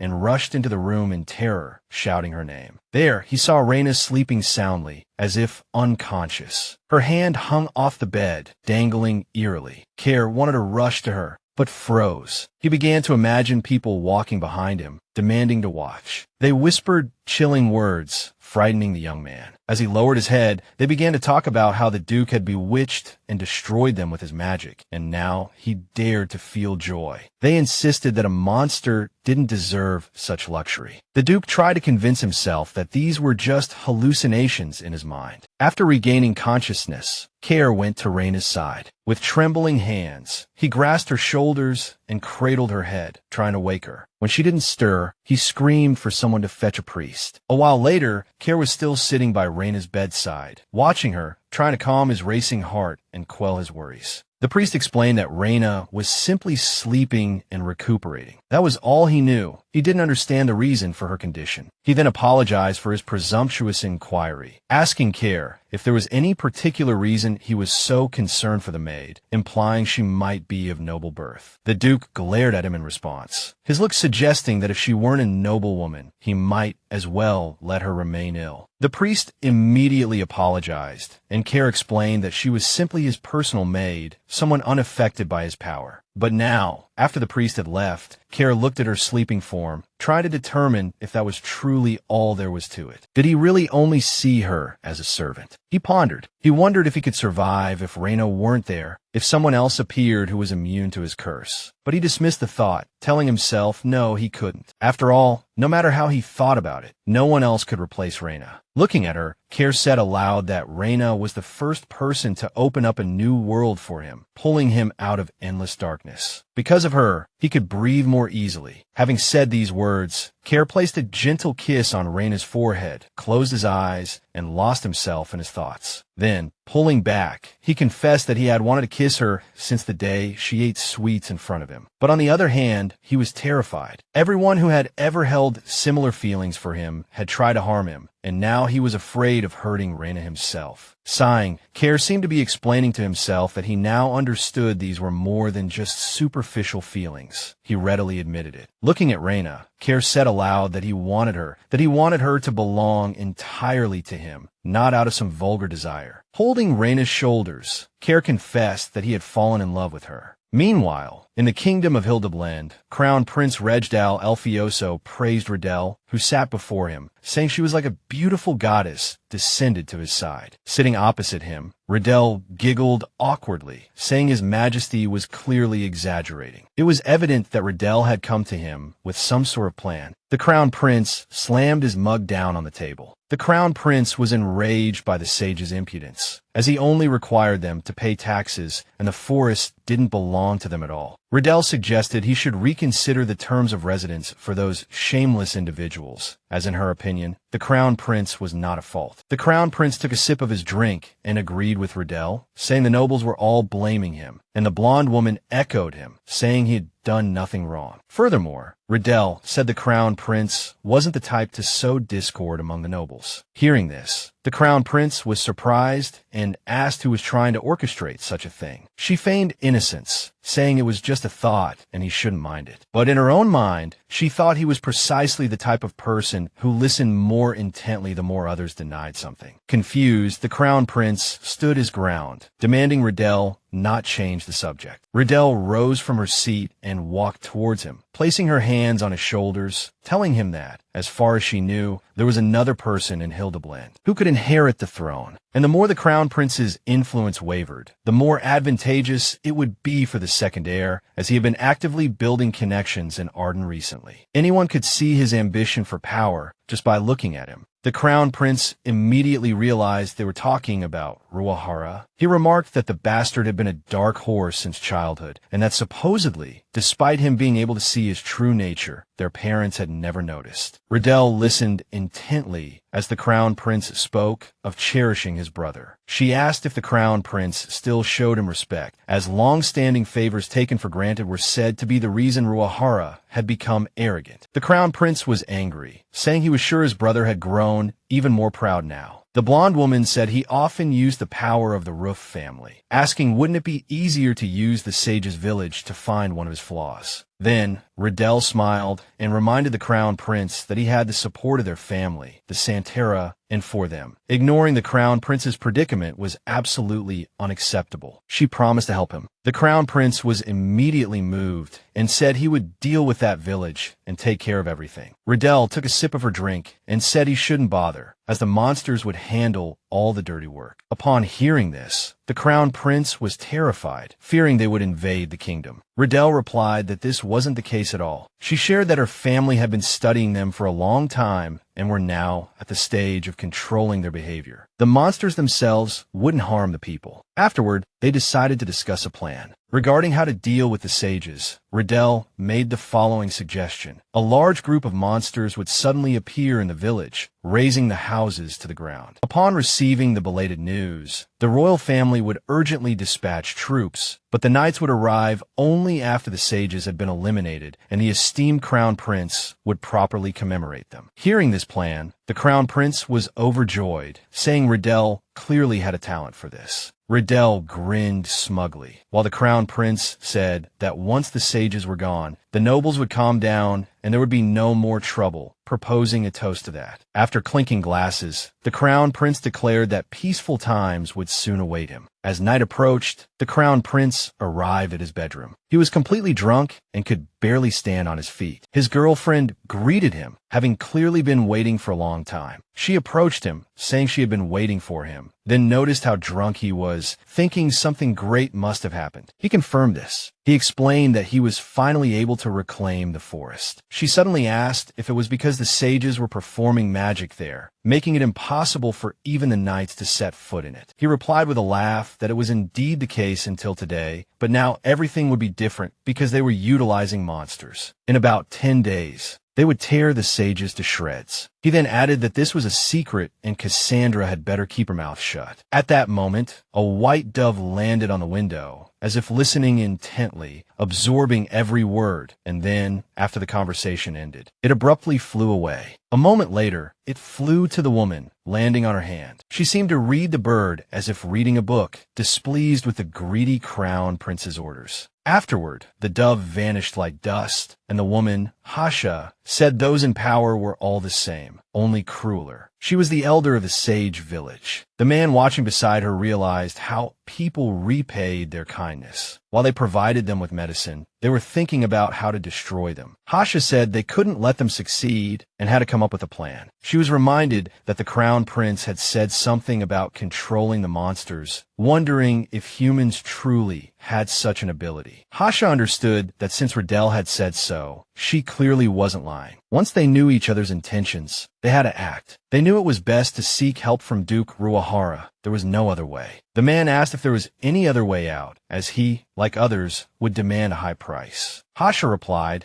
that first they needed to protect the village, and now it was time to choose someone to meet the Duke. Before she could finish her sentence, she was interrupted by a child's voice. A boy named Dash stood in the middle of the room, smiling and calling for his mother. He said he could go. She was worried, as her son had never left the village. It would be better to send someone else. The man thought that although the boy was young, he was the strongest in the village and gifted, so the elders could trust him. Dash added that he could handle everything. They needn't think too much about it. Hasha sighed and agreed, because if he wanted to go, there must be a reason, and it was worth listening to her son's opinion. At this time in Tralarwav, Kare sat at the table, carefully studying a letter, then said aloud that he needed to see the queen. It was a letter from her, stating she had only 1 year left to live. She requested he come see her as soon as possible, so Kare urgently prepared to return. Walking down the hallway, Kare discussed with the butler the matter of the Santara family wanting to propose a marriage between Riddell and the first prince. The butler replied that it was obvious. Kare turned around and requested that the royal family security be strengthened just in case, and to be prepared for danger, especially sudden gifts and unexpected trips. The butler asked if this was necessary. The Duke reminded him of the 3-year intermediary and the deaths of the royal family members, implying the Santara family's involvement. He also requested a carriage be prepared to be sent to the capital. Afterward, Kare walked toward his office.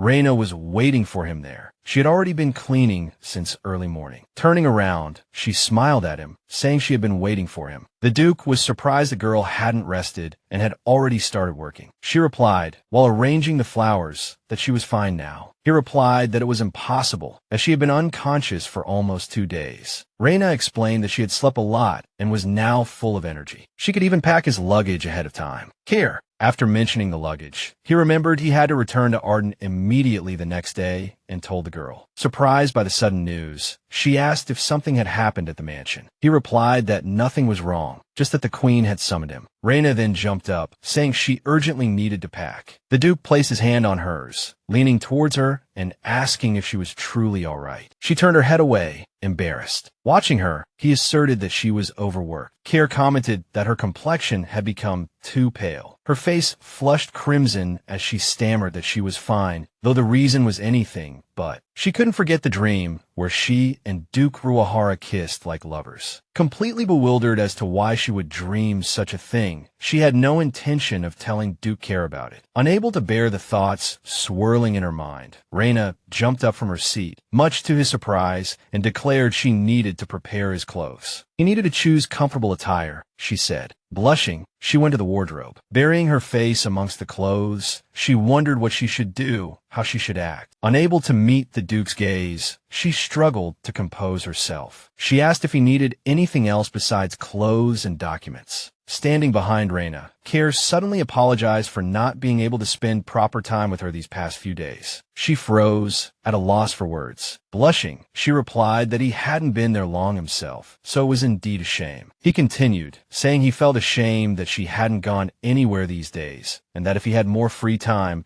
they could have explored the central part of the estate. As she organized his clothes, she thought his words sounded like a date invitation. However, she replied that everything was fine and that he should worry more about his mother. He responded that she was with his father, then asked how she had fainted next to his mother. She replied that she didn't remember how it happened at all and that she had many different dreams. Hearing this, the Duke asked her to tell him more. Reena explained that there was nothing special. One dream was about her turning into a bird, flying into a cold cave, where she sowed seeds and they sprouted. Kare asked about the other dreams. She continued, saying she saw her mother in her dreams. As the Duke lowered his hand, she said she also dreamt of the Baron and his wife. He looked at her and said it must have been a nightmare. In that dream, little Reena watched the Baron's family eating, and she envied their happiness greatly. But when she woke up, she didn't care anymore. Smiling, she said that their house was where she grew up, so it was normal to have such dreams. She thought she was probably overthinking it. The Duke approached Reena and asked if she had at least dreamt of him. After his question, her cheeks burnt. Slowly, she recalled all the details of the scene, how he held her waist, how tender his kiss was. She was stunned, and only when the Duke called her name did she turn around, her face flushed, to look at him. Care looked at her with concern, asking if he had said something wrong. She slammed the wardrobe door shut, replying that he hadn't said anything like that. Noticing her drastic reaction, he realized she clearly hadn't dreamt of him. She grabbed her things and walked in the opposite direction. Overwhelmed with emotion, tears welled up in her eyes, her cheeks still burning. She realized she couldn't tear her gaze away from his lips and didn't know how to look him in the eye, thinking it was his magic affecting her. She recalled her conversation with the maid about how the Duke's curse awakened ardent desires within its victims, and she guessed that perhaps because of this, she wanted to hear Care's praise. Carefully placing his belongings into the suitcase, Reena understood that if he discovered she had succumbed to his influence, he would send the close maid away, especially since people said the bewitched servants died, or were driven away. After all, if that happened, she would never again be able to see Duke Ruahara's smile, which was very important to her. When Care gently touched her shoulder, asking if she was in pain, she abruptly pushed his hand away, shouting for him not to touch her. He stared at her, shocked, and she at him. The situation was spiraling out of control. It was unclear what would happen next, as she had just pushed him away. She gasped, frightened, unsure of what would happen. When the Duke tried to call out to her, he didn't have time. Reena turned and immediately rushed towards the door, begging for his forgiveness. He simply watched her go, unsure how to react. As she ran, she felt her entire face burning, thinking it was all because of that magic. Reena thought that if she continued to avoid the Duke, he would understand that she was possessed. She needed to find a way to calm down. As she ran, someone grabbed her shoulder. It was Jess, the maid, who stopped her, saying it was dangerous to run like that, and she could get hurt. Reena immediately apologized, saying she was just lost in thought. Jess smiled and asked if Reena was going home. She expressed regret as, according to Reena, their time together had been fun.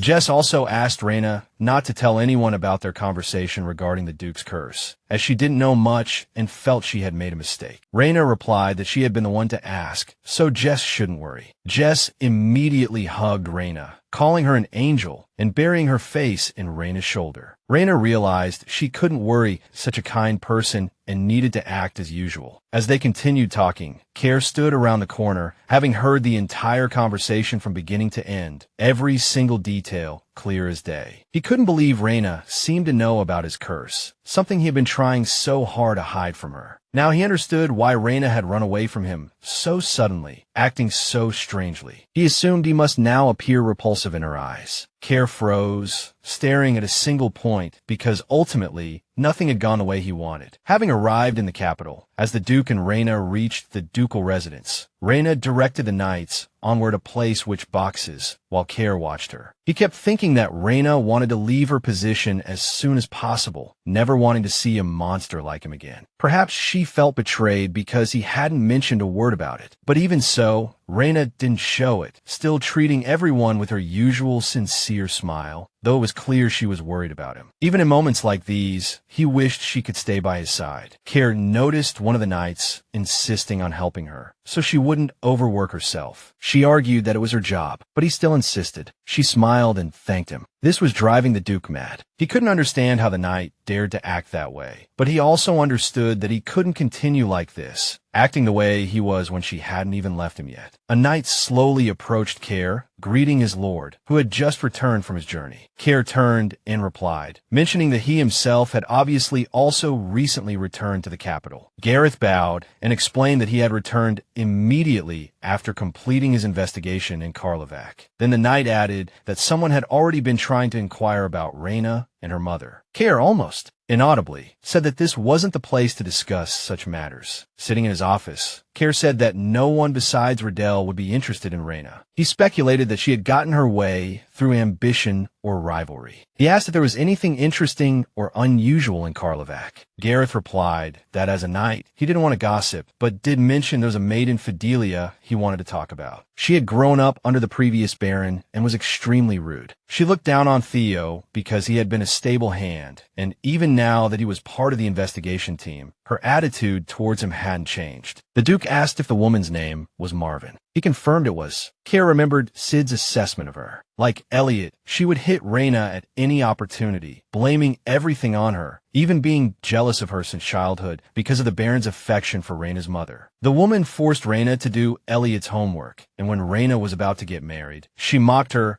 and order her to learn unheard of things. Hearing this, the Duke was furious, his hands slowly clenching into fists. The knight noticed the man's reaction and wanted to ask something, but just then, Reena's voice came from the doorway. She asked for forgiveness, noticing that Gareth was still there. Care replied that it was all right, and she could enter. Care turned to Gareth, saying he would hear the rest later, and dismissed him to rest. Gareth replied that the Duke could call for him any time, and then left, thinking he had never seen such an angry expression on the Duke's face. He realized the Duke was capable of such emotions. Care asked Reena what was the matter. She smiled and replied that it was lunchtime, suggesting they put aside their work and take a break. Hearing this, the Duke breathed a sigh of relief, realizing she wasn't there to resign from her position as a maid, and smiled. He replied that time had flown by. Reena looked at him, thinking he was clearly in a bad mood today, guessing he might be upset about not spending much time with his mother. Reena commented that the capital was much quieter. He replied that there was a particular sense of emptiness, remembering her childhood and the sadness she felt eating alone after her mother's death. Reena decided to invite the Duke to dine with her, if it wouldn't trouble him too much. Upon hearing this, Care's cheeks flushed, and he turned to her in astonishment, asking her to repeat what she'd just said. Clearly, he couldn't believe the offer. Reena was surprised to find the Duke cutting the meat for her, especially since it was prepared specifically for him by the chef. He decided to employ a little trickery to get her to eat. Care claimed he easily got sick as a child if he ate undercooked meat, and asked her to try it first. Reena took a bite and was immediately captivated by the incredible flavor, genuinely delighted. The Duke offered her a drink. He felt immense satisfaction seeing her enjoy the delicious food.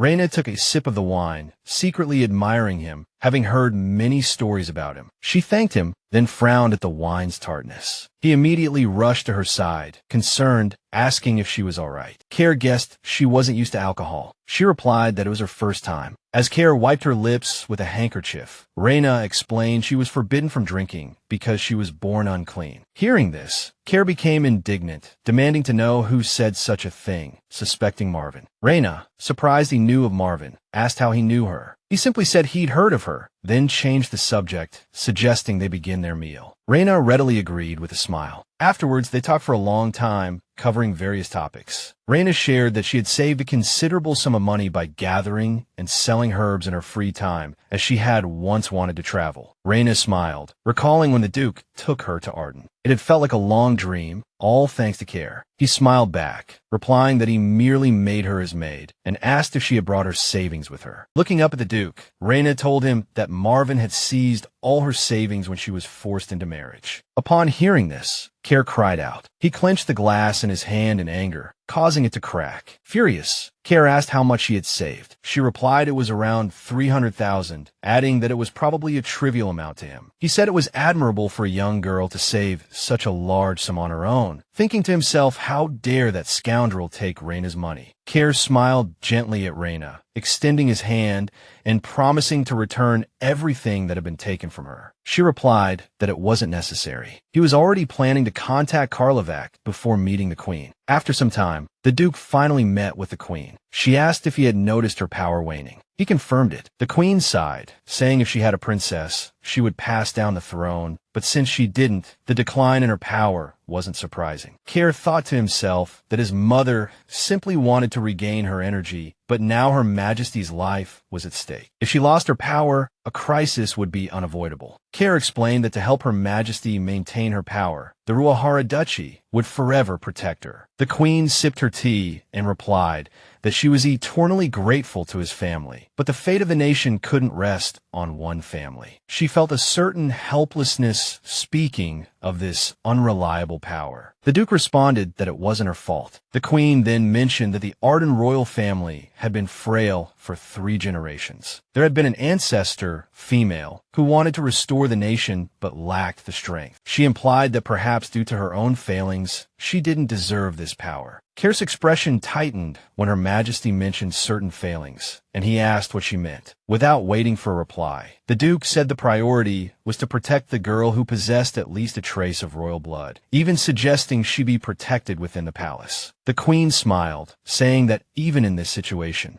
Care still cared about the nation. The queen then added that it would be difficult for Riddell to submit solely to authority. Hearing this, Care's expression hardened again. The queen explained that she didn't intend to complicate matters, but merely wanted to thank Ruahara for his loyalty. Then, she suddenly remembered hearing that one of his servants had been granted the title of baronet. The duke replied that he had obtained his mother's consent for the matter. Regarding her, Reena, he had an earnest request. The queen was surprised. He lowered his gaze and requested that no matter what, the same thing must never happen again. He wanted a promise that no one could take her away from him. At these words, the queen gasped in shock. She was filled with intense curiosity. Had Care truly taken a liking to someone so suddenly? Was it really true? He replied that she was simply a girl he cared about. The queen was delighted by this news, even calling it a momentous occasion, and requested to invite the girl to the banquet. She offered her full support, assuring the duke he needn't worry about it further. He nodded, thanking her for her concern. However, Care thought to himself that with those neighboring mongrels still lurking around, it was best if no one got close to Reena. Meanwhile, in Karlovac,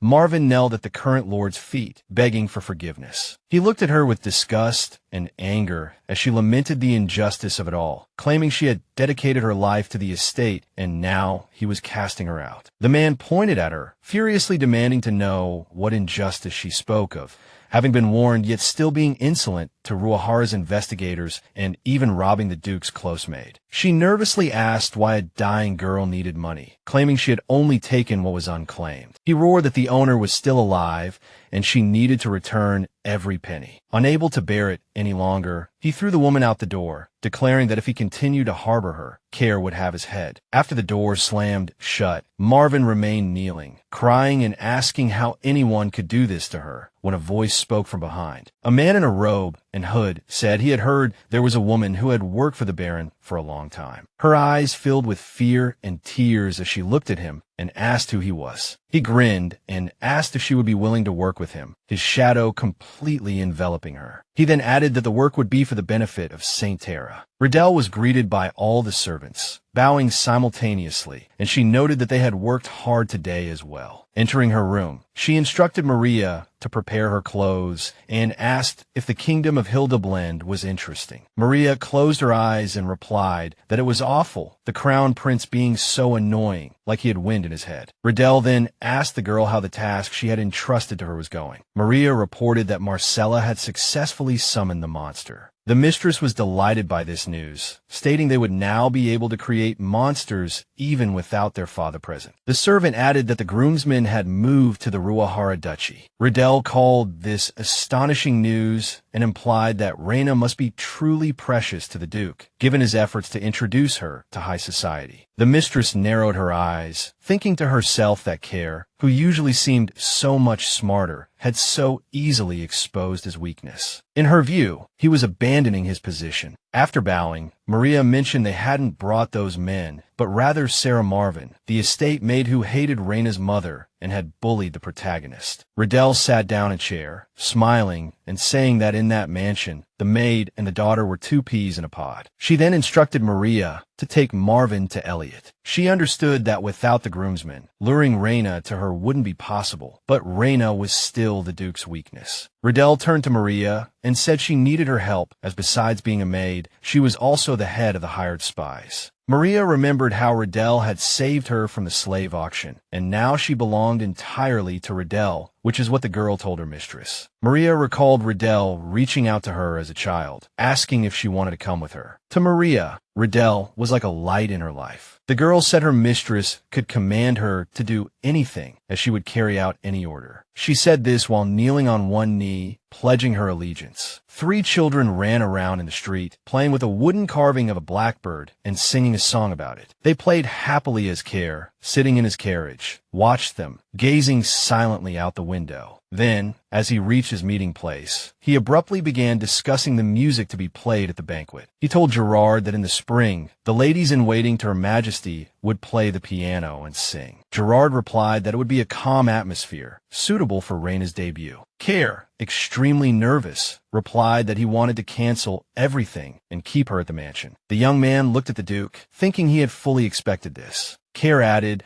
that it was clear Riddell was interested in his maid, and he needed to formally declare that the protagonist belonged to him. Gerard then pondered for a moment before replying that the situation wasn't that bad, and although he could see Reena was important to him, he wondered if he was being overprotective. Care replied that the fellow didn't fully understand him. He recalled the scene of the children in the street and the song, as it was the first time he had heard such a children's rhyme among commoners, and he found it amusing. But the true life of the Ruahara family being distorted in the scriptures and then turned into a children's rhyme was truly comical. Gerard explained that simple songs are easier for them to accept than sacred texts, then laughed, saying it was the first time he'd heard the Duke give praise. The Duke asked if Gerard was truly upset that he had complimented someone. He watched Care, thinking how much he had changed since Reena's arrival, as no one had ever seen him smile so sincerely before. He was surprised that a girl could so suddenly change such an unemotional man. It wasn't surprising, as the Duke felt confident around those unaffected by his power. After carefully observing Reena, Gerard realized she was a sincere person, which calmed his soul. But there were rumors of her popularity among the knights. Considering this, Gerard realized he had to keep this from Kyle, whose jealousy knew no bounds. While Gerard was pondering, Reena appeared in the office with a tray. She apologized, explaining that the weather was cool today, so she decided to bring them lemon tea to prevent the gentleman from catching a cold. They thank her for this. Care invited Reena to join them. At first, she didn't understand, but agreed without argument. Then Care suddenly announced that Gerard would look after Reena at the spring banquet. Gerard immediately asked why he was suddenly chosen, and without prior notice. Care replied that his aunt wouldn't be able to fully care for her, as the attention would obviously be focused on the girl, and Care himself would be just as busy. Reena looked at Care and asked what she was supposed to do with the count at the banquet. She clearly didn't understand why she needed an escort. Care, taking a sip of tea, realized Reena hadn't received any explanation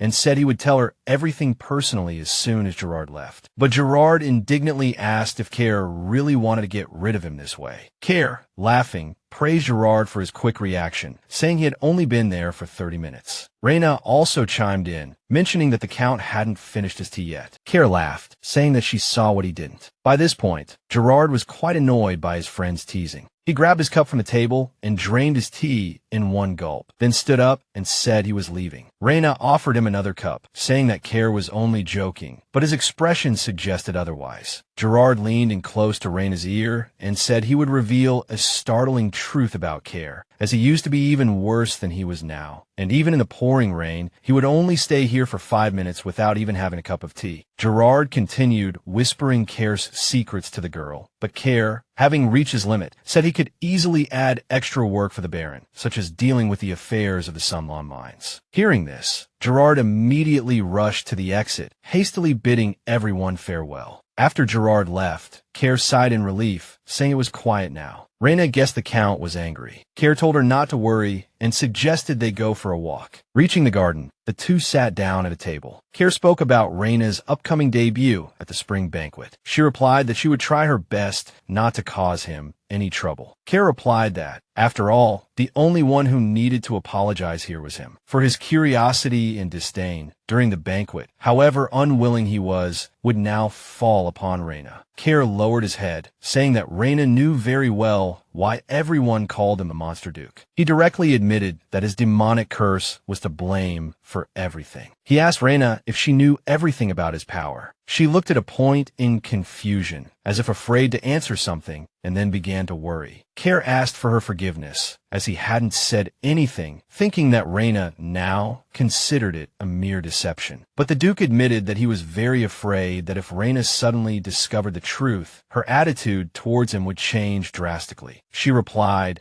that he didn't seem terrible or frightening to her, and she hadn't noticed any changes when she learned about his demonic power. Care, smiling, thanked her for the reassurance. He explained that others didn't think so. Everyone was afraid of him, so he couldn't stay at the banquet for too long. The Duke, showing his pendant, said that this stone somehow controlled his power, but he still found it difficult to suppress it. If someone were to be possessed during a moment of lost control, then everything would be ruined. Reena, becoming uneasy after hearing this, asked if there was anything she could do to help him during the banquet. Care replied that he wasn't sure, because if it was revealed that Reena was his personal servant, the nobles would start fawning over her. So he advised her not to trust any of them, adding that Gerard would protect her, but she shouldn't forget to be cautious. Reena replied that she would remember everything he told her. At that moment, a gardener stood next to them, whistling as he trimmed the bushes. But then something terrible happened. The Duke's demonic power suddenly acted upon him, and he grabbed the large gardening shears and began repeating that Care belonged to him. The Duke,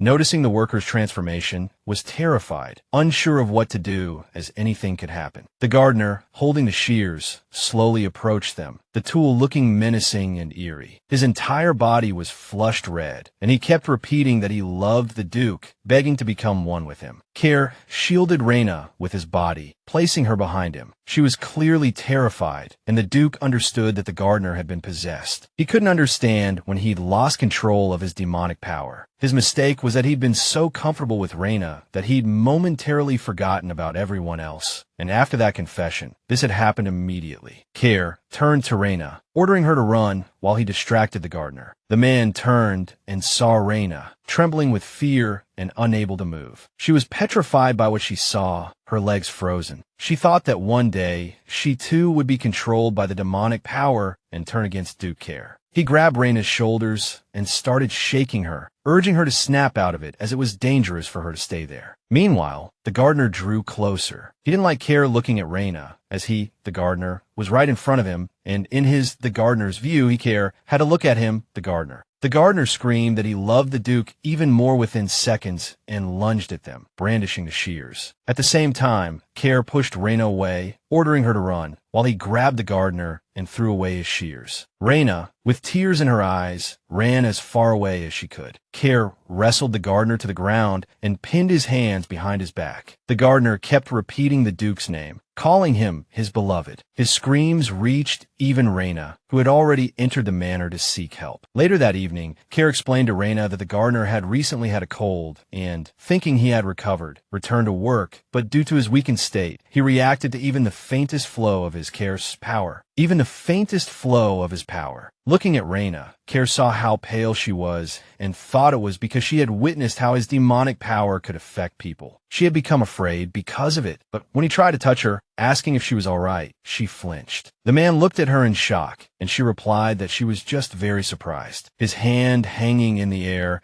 Care understood that it wasn't fear of a demon-possessed person, but fear of his true nature. He turned away and considerately said that she didn't need to try to hide her fear. Reena tensed up, explaining that it wasn't like that at all. He didn't listen, saying that she didn't have to force herself to serve him and could find another job. Reena, unable to bear it any longer, called out to him sharply, then grabbed his hand, saying she wasn't afraid of him at all. Care stared at her in surprise, unsure how to respond. Reena confessed that she felt like she had been captivated by his power for a long time and couldn't get close to him because she was afraid of causing harm and disappointing him. Tears started streaming down her cheeks. Looking up at the Duke, she admitted that she was terrified of not being able to stay by his side anymore. Then she started apologizing, saying she was being too greedy. The man looked at her in shock as Reena explained that she had no reason to be afraid of him, as she had always wanted to stay by his side. So now, she begged him not to send her away. But he started to press her, asking if she truly wasn't afraid of him. She turned her head, indicating that she wasn't. This answer made the Duke's heart tremble. He carefully cupped her face, lifting it towards him, making her look into his eyes. Care asked if she truly liked his touch. Then the Duke slowly leaned closer to her lips and asked what would happen if he suddenly kissed her now. The girl looked at him silently, at a loss for words. As Care touched her cheek, Reena closed one eye. Then he wrapped his arm around her waist and pulled her towards him, saying that if she didn't answer, he would assume she didn't mind at all. Looking at her, the Duke told her to speak up if there was anything she suddenly disliked. Her hand, resting on his chest, started to tremble. All the memories flooded back. Her voice began to quiver, and tears welled up in her eyes. She replied that it wasn't that she disliked it. Hearing this, Care pulled Reena towards him and kissed her. It was a sweet kiss. She didn't resist and kissed him back. When they parted, he said that she might have just thought she was possessed by the demonic power. As she shyly turned her head away, Care whispered in her ear, asking her to tell him how she felt now. Turning around, the girl straightforwardly replied that she had been thinking about Care, that she didn't like him being away for long, and rambled on about lips and the Duke. He asked if she wanted him to touch her lips like this, and Reena just shyly lowered her head without answering. Care didn't seem to need an answer, seeing it clearly himself. Smirking, he asked if he was right, reaching out to caress her face. She shyly confirmed his guess, and he explained that possessed people become cruel. The Duke took her hand, placing it on his throat, and asked with a smile how much she wanted to kill him. Believing herself cursed and possessed, she cried out in fear that she would never do such a thing. Looking into her eyes, the man explained that Reena wasn't possessed by a curse. On the contrary, Care implied that she might be in love with him. Shaking her head, she spoke of infatuation because there were signs in the food. Blushing furiously, she added that a strong desire for physical intimacy and a powerful addiction had appeared. The man laughed at this, then replied that he hadn't expected her to have such thoughts upon seeing him. Reena turned away, asking Care to forget it. He replied that there was nothing wrong with it, that he was even very happy. Blushing, the girl whispered that she dared to have feelings of affection for Care, the Duke of Ruahara, clearly ashamed of such words and thoughts. He turned her towards him again. The man told her to stop thinking about it, and instead say that she longed for him, loved him. Gently holding Reyna's hand, Care admitted that he also had feelings for her. The Duke placed a sweet kiss on her hand, explaining that even if she wanted to take his life, he would willingly die dozens of times, even if it wasn't him possessing her, but his magic. The man stated plainly that he loved the girl. She worriedly asked if she could be with him now. Pulling her into an embrace, the man replied with a laugh that, rather, he was the one who needed to fall at her feet and beg her not to leave him. Reena still couldn't believe it, thinking everything around her was a dream. Care hugged her tighter, explaining with a smile that she wasn't asleep. She giggled happily, tears of joy welling up in her eyes, while the Duke told her that as long as she realized it herself, she could whisper her love to him. On the day of the spring ball, Reena stood in her room, thinking that she needed to go to the ballroom now, as the Duke had said he needed to go somewhere. But as soon as he said that, he appeared with a servant and handed the girl a box containing incredibly beautiful jewelry that shimmered in the light. The Duke explained that it was his gift, a gift for her.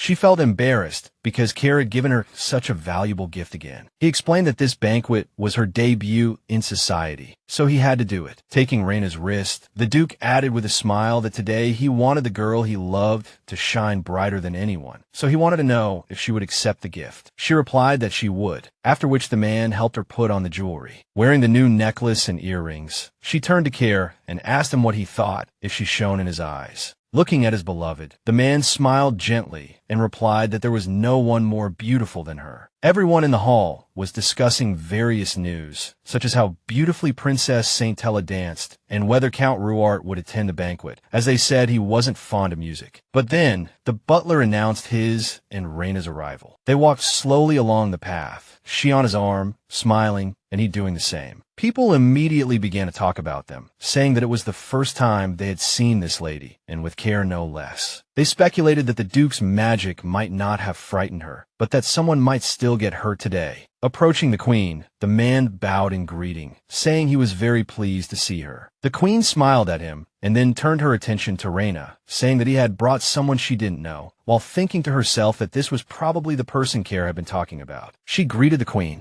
Reena looked up at the woman and introduced herself, and the Queen simultaneously saw all her beauty before her. Looking at her violet eyes, the Queen thought the girl's face was very familiar. Rising from her seat, she complimented her, saying that she was indeed very beautiful, examining her carefully from head to toe. Then the Queen suddenly leaned close to her face, calling the girl's name and gently lifting her chin. This was their first meeting, but Her Majesty couldn't shake the feeling that they had met before. Care suddenly spoke up, saying that his aunt had granted her the title of Baroness Bellos, adding that Reena was his close maid. At these words, those around them began to whisper, intrigued by their relationship. The Queen wondered how anyone could take such a position from Carl. He replied that Reena was special, and thanks to her, his life had become easier. The Queen leaned closer and whispered that if anyone heard him, they would think he was living unhappily. He grinned, replying that was an understatement since he had promised to be alone for a whole decade. She laughed, replying that his joke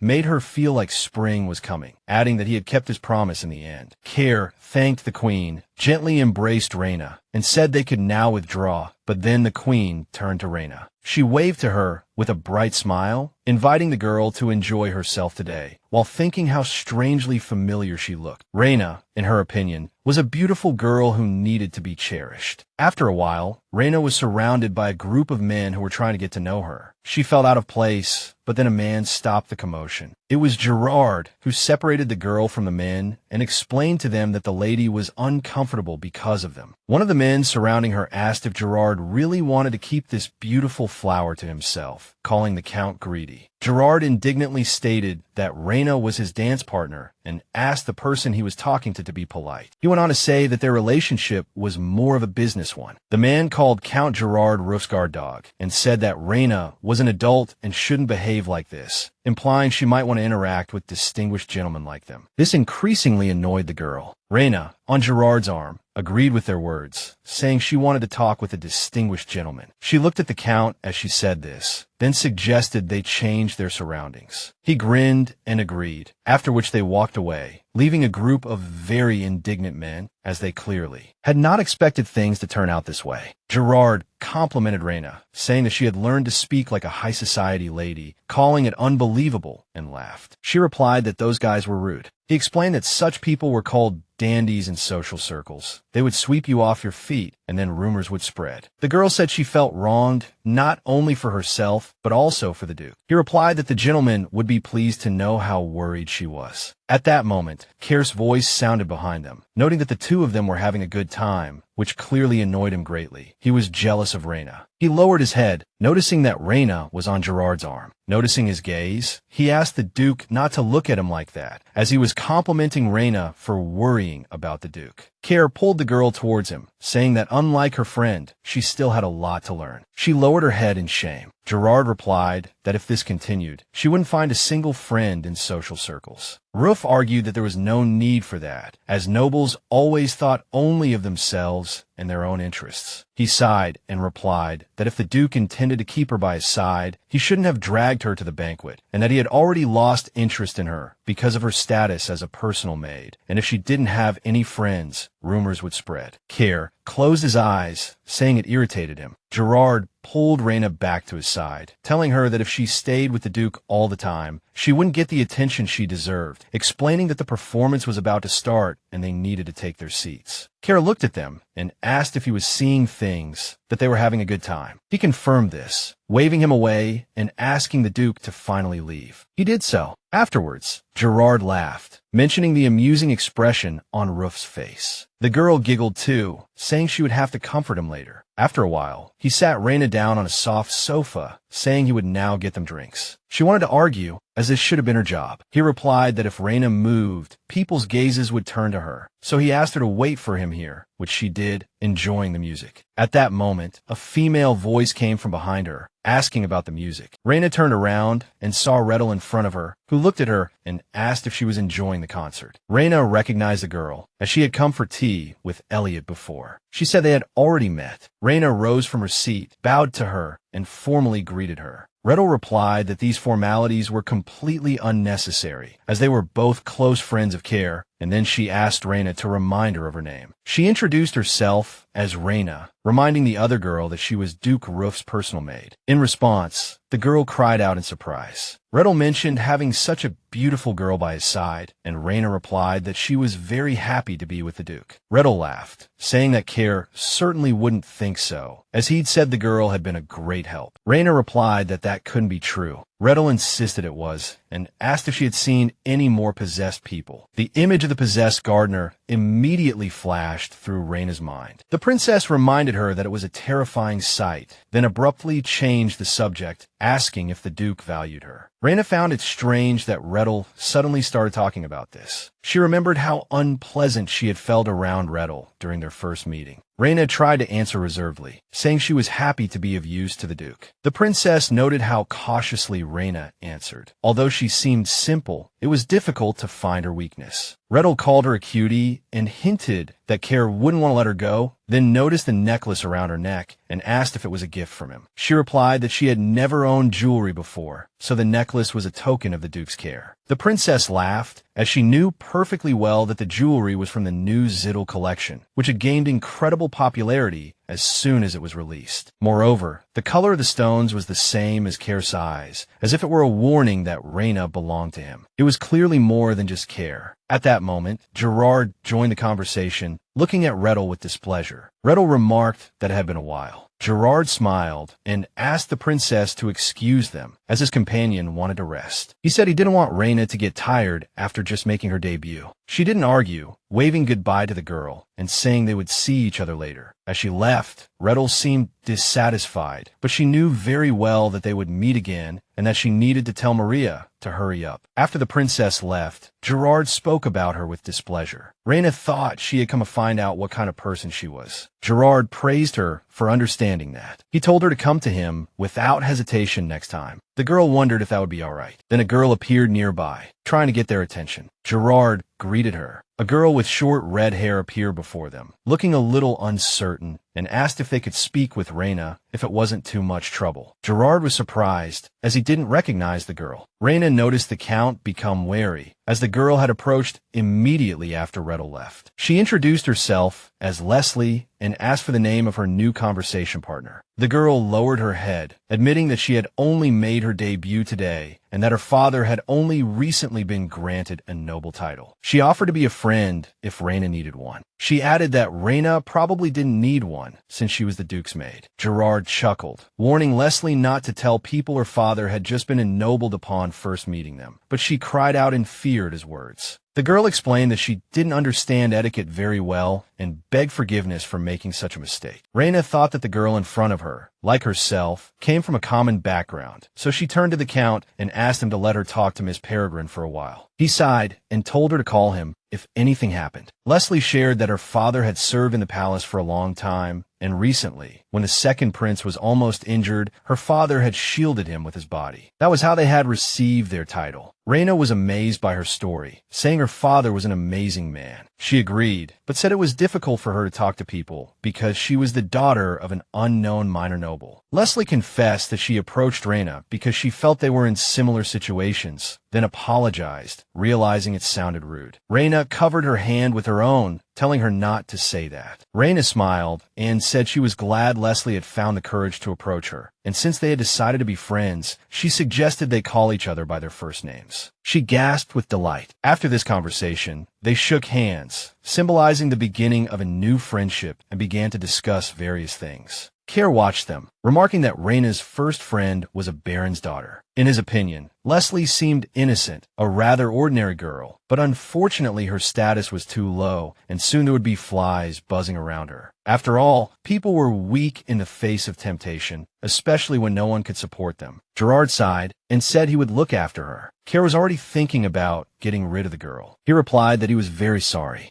Duke Care was incredibly nervous about the heroine, while Count Gerard said that Reena wasn't so fragile that she needed constant care. Care explained that it wasn't that he didn't trust her, as even intelligent people could fall victim to malice hidden beneath good intentions. Then a familiar male voice spoke from behind him, remarking that only 2 people at this banquet had mournful expressions. It was Rua Haller, who said he had good news. The conservative nobles had sided with him, all thanks to his brothers, the prince's unsuccessful actions. The Duke knew that the boy, the prince, would soon have a chance to demonstrate his abilities, but he believed his brother would likely ruin everything by questioning him, the Duke, about whether he had ever mentioned the prince's quirks. Rua Haller explained that he had been hearing rumors lately about his brother's behavior becoming somewhat unusual, which only meant one thing: unpleasant events threatened them in the near future. Gerard sighed heavily, declaring he was glad to be their enemy and wondering what was going on in that poor prince's head. Rua Haller agreed with him, Gerard, with a laugh, but then added that he still managed to find out about his brother's plans. Care chuckled softly, curious to see how long this amateur performance could last. Later, at the Loire residence. The Duke asked Reena how she felt about her first banquet. She replied that she hadn't had a free minute and had been very nervous because of the large crowd. He replied that she would get used to it eventually and reminded her that she could refuse unwanted invitations. Then the heroine, Reena, shared that she really enjoyed the music there, and the girl, Reena, wondered if all nobles played musical instruments. Care explained that nobles all had basic knowledge, and he himself had learned to play the piano at a young age, even offering to play for the girl, Reena, himself. They immediately went to a room where a covered instrument stood. Reena was surprised, as it was her first time there. The Duke explained that no one had been there for a long time, as there was no need. Care lifted the cloth from the instrument with one hand, thinking that he hadn't touched it since his mother's illness, and a rather strange feeling lingered in him. He sat down at the piano, his fingers playing the melody as if from memory. The music echoed throughout the manor. The Duke asked the girl, Reena, if he played well, and she was amazed by his skill. She moved closer to him, saying he played beautifully. He smiled and asked how beautifully, and she didn't answer, only leaving a sweet kiss on his lips. After a while, he continued to play, the sound echoing everywhere, even the maids stopping to listen to the music. They were surprised that the Duke had started playing again, as they hadn't heard him play in a long time. The butler stopped to ask a maid if she knew the piece. Without hesitation, she replied that it was a serenade called Confession. He,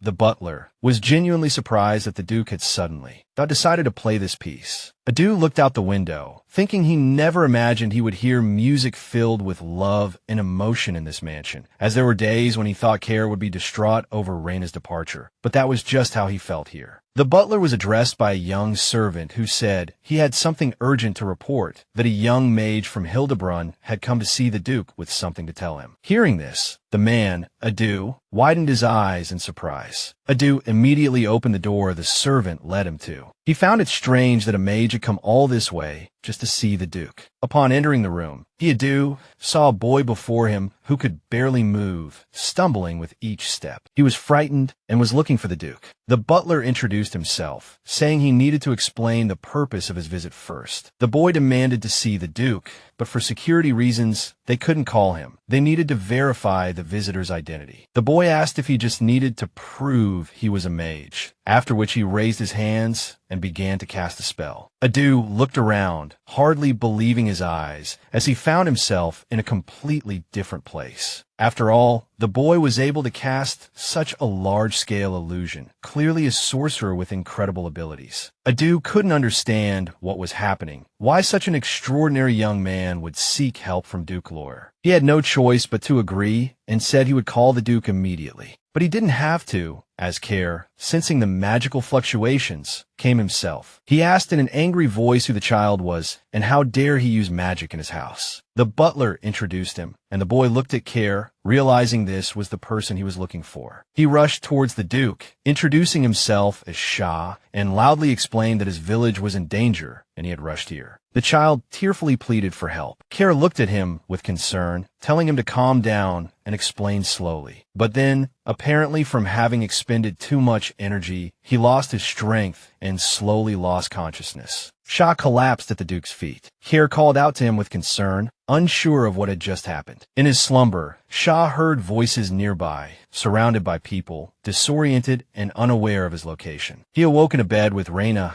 sitting beside him, Care, and his butler standing nearby. Care explained that Shah was weak and they didn't know why he had come, but he should rest. The boy abruptly sat up in bed, declaring the matter urgent and requesting some time alone to explain everything. The Duke agreed and had everyone leave the room. Shah breathed a sigh of relief. Now he needed to convince the Duke. Meanwhile, Reena and Care stood outside discussing something. Shah watched them intently, as if trying to decipher something strange about them. He was well aware of the Duke's curse, but this was the first time he'd seen the immense seal surrounding Reena, the Duke's maid, as if protecting her from some kind of harm. Most intriguing, he couldn't understand why such high-level magic would be on her. Reena and Care turned to find the boy staring strangely at Reena. The Duke wondered why he was looking at her that way. Care shielded Reena behind him and impatiently snapped at Shah to get a grip. He quickly came to his senses, Reena quickly excused herself so they could talk. Care was ready to listen. Shah hurriedly explained that the Crown Prince of Hildebrand had contacted Saint Tra to destroy the Sage Village and pleaded with the Duke to help them. The Duke was confused as to why Saint Tra would suddenly decide to join forces with the prince, as they were the Logos Duchy. He didn't know the exact reason, Shah replied, but it was clear the meeting did occur and the final decision was to destroy their village. But the Saint Tra family couldn't play the villain, as they cared about their reputation, and they wouldn't openly contact another country's heir. They wouldn't dirty their hands, but would rely on an army of monsters, according to the young mage. Upon hearing this, Care gasped, recalling how Reena had been attacked by monsters that day, and suggesting the chains around their necks might indicate their existence was being manipulated. Care turned to Shah, realizing they now had a chance to expose the Saint Tra family's dirty secret. He suggested the boy sleep and regain his strength, as the Duke himself intended to speak with the Queen. He then asked how many people in the village could fight, to which Shah replied 62. Care asked if they were strong. The young mage tensed up, saying he hadn't said anything like that. Care suggested the boy could scout out how much magic power his opponents possessed. Shah replied they had 3 high-ranking mages and about 20 mid-ranking mages. The Duke replied that the rest would need to carry magic stones, and it would be best for the people to hide as soon as possible. The mage asked if they were facing a manpower shortage. Care told him not to worry, grinning as he added that he alone would be enough in a fight. But Shah jumped out of bed, explaining he hadn't come to ask for help, but to propose a deal. Grabbing the Duke's sleeve, the boy looked him straight in the eyes and mentioned the Duke's curse, asking if he wanted to lift it. At this, the Duke's eyes widened. Care glared down at the child, demanding to know how he knew about his curse. The Duke's tone made him nervous, and he stammered, explaining he'd learned about it through his own abilities. After all, he said, if one looked closely, the curse could be seen. He added that it was a rather popular demonic curse. The more Care used magic, the more that power would control him, but if he used a great deal of power, the Duke's body would change. The curse would transform. The Duke was incredibly annoyed that the boy hadn't misspoken and had hit the nail on the head, but he was unsure how he knew all this, as only his father knew about the transformation curse. Shah explained that it would be difficult to get rid of the curse on his own, but he could easily weaken the effect that amplified the demonic power when using magic. He immediately clarified this. The boy explained it would be weakened by about 70%. Care chuckled, saying it was the first time someone had offered him something truly valuable. And so, the Duke, smiling, said he was ready to make this deal with the young mage. One day, in the Sage Village, they were carefully preparing for the attack, readying cannons and the like. The elder was overseeing the whole process, asking how the evacuation was going. A man replied that everyone was already in the underground caverns, but the monsters would still sense the magical power and find them. A woman said they had to stop the monsters, but that was easier said than done. She wasn't sure if giving up power was the right decision, as no one could help them now, and Dasha was their only hope. The man also wasn't sure if the Duke would help them. The elder looked up at the starry sky and replied that they had no choice but to wait and hope for a miracle. Marcella looked down at the village, surprised they had somehow learned of their plans. She remarked that the moving thorns were a rather interesting protective barrier. Nearby, Leonard replied that it would only work in their favor. He drew his sword and walked towards the 3 gag victims sitting in a circle. The man was saying he needed to complete the magic circle as soon as possible. He killed all 3 with a single stroke and said their sacrifice for the greater good would not be forgotten. As soon as the blood touched the demonic circle, enormous mutants crawled out from underground, their footsteps echoing throughout the area. Marcella genuinely admired the scene. Leonard looked at the mutants and commanded them to move, to fight for the Santara family until victory. All manner of mutants rushed towards the village, destroying everything in their path, slaughtering and obliterating every person they saw. Blood splattered everywhere. The woman cried, holding the dead man in her arms, begging him to wake up. But then a huge monster appeared above her, brandishing its weapon. But before the monster could move, someone sliced it in half, and it crashed to the ground dead. It was Duke Ruoff. He killed the creature without changing his expression and asked the girl if she was all right. Dasha arrived, helped her up, and said that it was very dangerous here. An elder came forward, thanking the Duke for his arrival. He turned and told them to save the pleasantries for later, then removed the crystal that protected others from his curse. The Duke ordered the people to be evacuated to the dungeons. Care revealed his true form, granted by the curse. The people had to be hidden, lest they see Rue off, or the curse would affect them. It worked. Marcella watched him, admiring his appearance and physique. Leonard, however, was shocked by this sudden turn of events. He replied that he hadn't expected Care to transform into that. The man stated they needed to get rid of him quickly. The woman, Marcella, chuckled, explaining that the two of them were clearly not enough to stop this person. Leonard told Marcella to stop with the annoying antics and said it was time to withdraw while the Duke was fighting the monsters. He was interested in the magic stone. She replied that the monsters would steal it from the Sage Village by digging tunnels, implying they should return soon. Leonard declared their objective complete. They could leave. Marcella looked at Care's demonic form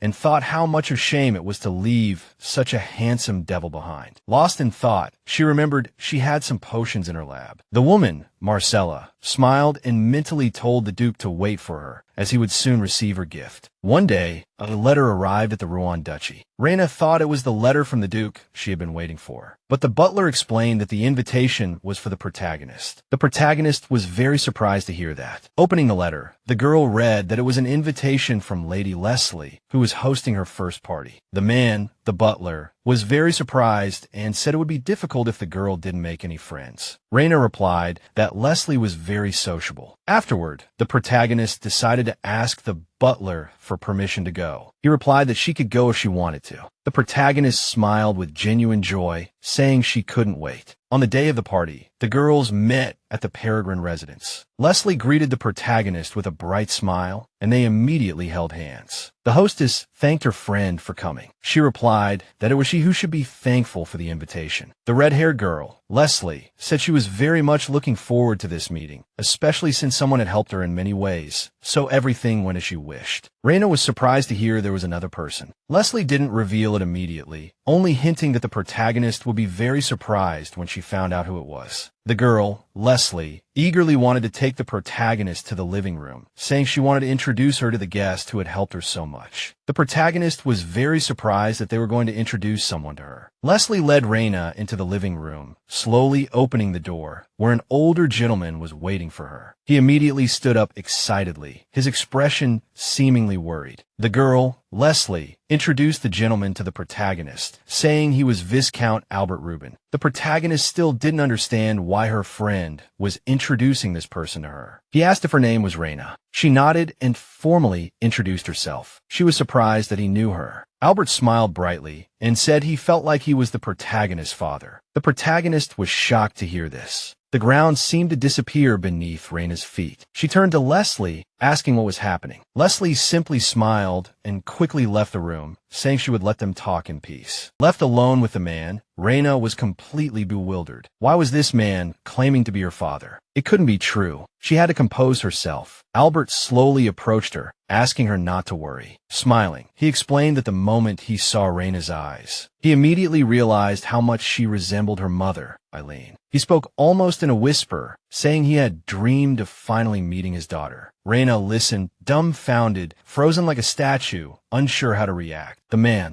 opened a locket, revealing a photograph inside. He said he wanted to show her something. Reena recognized her mother in the picture. Beside her were fragments of letters she had sent him. They had exchanged lockets when they were together. He added that Eileen's locket likely contained his portrait, hearing him call her mother by that name. Reena was taken aback. The man explained that her mother's name was Helena Agee, a noblewoman, the only daughter of Baron Agee. Reena couldn't understand. Her mother had told her that her real name was Hela, but the handwriting and the portrait were definitely her mother's. Anxious, she asked the man how he had found her. He explained that at the spring banquet, he saw her leaving with the Duke. When he saw her violet eyes, he felt as if Eileen had returned. Albert said he had sent more than one letter to the Ruahara Duchy, requesting a meeting, but each time he was refused. He had explained the situation, pleaded for a meeting, but they wouldn't listen. He explained that it took him a while to understand that the duchy wasn't welcoming because he was a nobleman of the white faction. Reena thought to herself that Care was a very cautious person, especially when it came to those from the white faction. They wouldn't approve a meeting without confirmation, and the Duke, to avoid false hopes, had kept the letters a secret. Then the man suddenly took Reena's hand, asking if she found it strange. After all, in his opinion, no one in the duchy would take a commoner as a personal maid. He surmised that Duke Ruahara already knew about her noble lineage. Albert sadly lowered his head, saying that if he were a nobleman of the Black faction, he wouldn't have to meet his daughter in secret. The man carefully placed his hand on Reena's, saying how agitated he had been before their meeting, especially because this whole situation was connected to her mother. They hadn't even been able to marry because their parents had opposed it. He closed his eyes, his hand trembling, saying that when his beloved ran away while pregnant, he should have understood her feelings. Reena looked at him sympathetically, saying she completely understood those feelings. But she lowered her gaze to the floor, replying in a barely audible voice that she couldn't believe this was happening. Albert understood. He said Reena had every right to feel that way, as a man suddenly appearing and claiming to be her father was indeed suspicious. Then an idea struck him. He suggested Reena meet her maternal grandmother. He was sure she also had a portrait of Eileen. Reena was astonished to hear her grandmother was still alive. He replied that, long after her daughter left, she had lived every day hoping for her return. Reena knew it was difficult to trust this man, but she had always imagined her family finding her. She was afraid she might miss this chance. Albert suggested they go to her grandmother's right away, so as not to waste time, especially since she longed to see her granddaughter. Reena was surprised. She replied that she first needed to get permission from the butler. This angered the man. He asked if she really had to report everywhere she went. In his opinion, the Duke was practically enslaving her. She replied that that wasn't the case at all. Albert remained agitated, saying Reena was a free person and could go wherever she pleased. Anyone who knew about this would think she was being controlled. Reena compared it to how Sid got angry with her. She wondered if she appeared imprisoned to others. Trying to calm him, she said that His Grace, the Duke, actually cared for her. He sighed calmly, saying that in that case, they would visit her grandmother later. Albert placed his hand on his heart, asking Reena not to tell anyone about their meeting, alluding to the poor relations between the factions. Reena agreed, as she was aware of this. She bowed to the man, saying she would contact him later, as she had to go to tea with a friend. She promised to see him later. After they left the room, Leslie immediately rushed to Reena's side, asking how the conversation went. She was happy the girl finally met her father, while Reena was still thinking about how the photo in the locket was indeed her mother. She still found it all hard to believe. She smiled, asking her friend if she was waiting for her. Leslie replied, yes, and that if all this were true, Reena would have to tell the Duke everything. Meanwhile, Dasha was helping Care weaken his curse, asking if he was truly all right, as it must be difficult for him to lift the curse after a massacre. He replied that he was physically fine and everything was all right. The boy explained that the curse was complex and it was impossible to do everything quickly. He was curious if the man knew who cast the curse. Care replied that even if he did, he would have torn him to shreds long ago, but unfortunately, he didn't know who did it. His father did a lot of research, looking for anyone who might be involved, but found nothing. There was only one place their family couldn't investigate. Dasha guessed it was Saint Tara. Care explained that the curse wasn't cast by one person, but possibly constructed by several generations, and if it was indeed Saint Tara, then all the conditions were met. The boy asked if there were any device components related to them, and he replied that there were some suspicions. Unusually, the transformation curse was the strongest, and the reason for its amplification was unclear. The Duke himself didn't know. Care suddenly chuckled and closed his eyes. Dasha asked if he had a headache,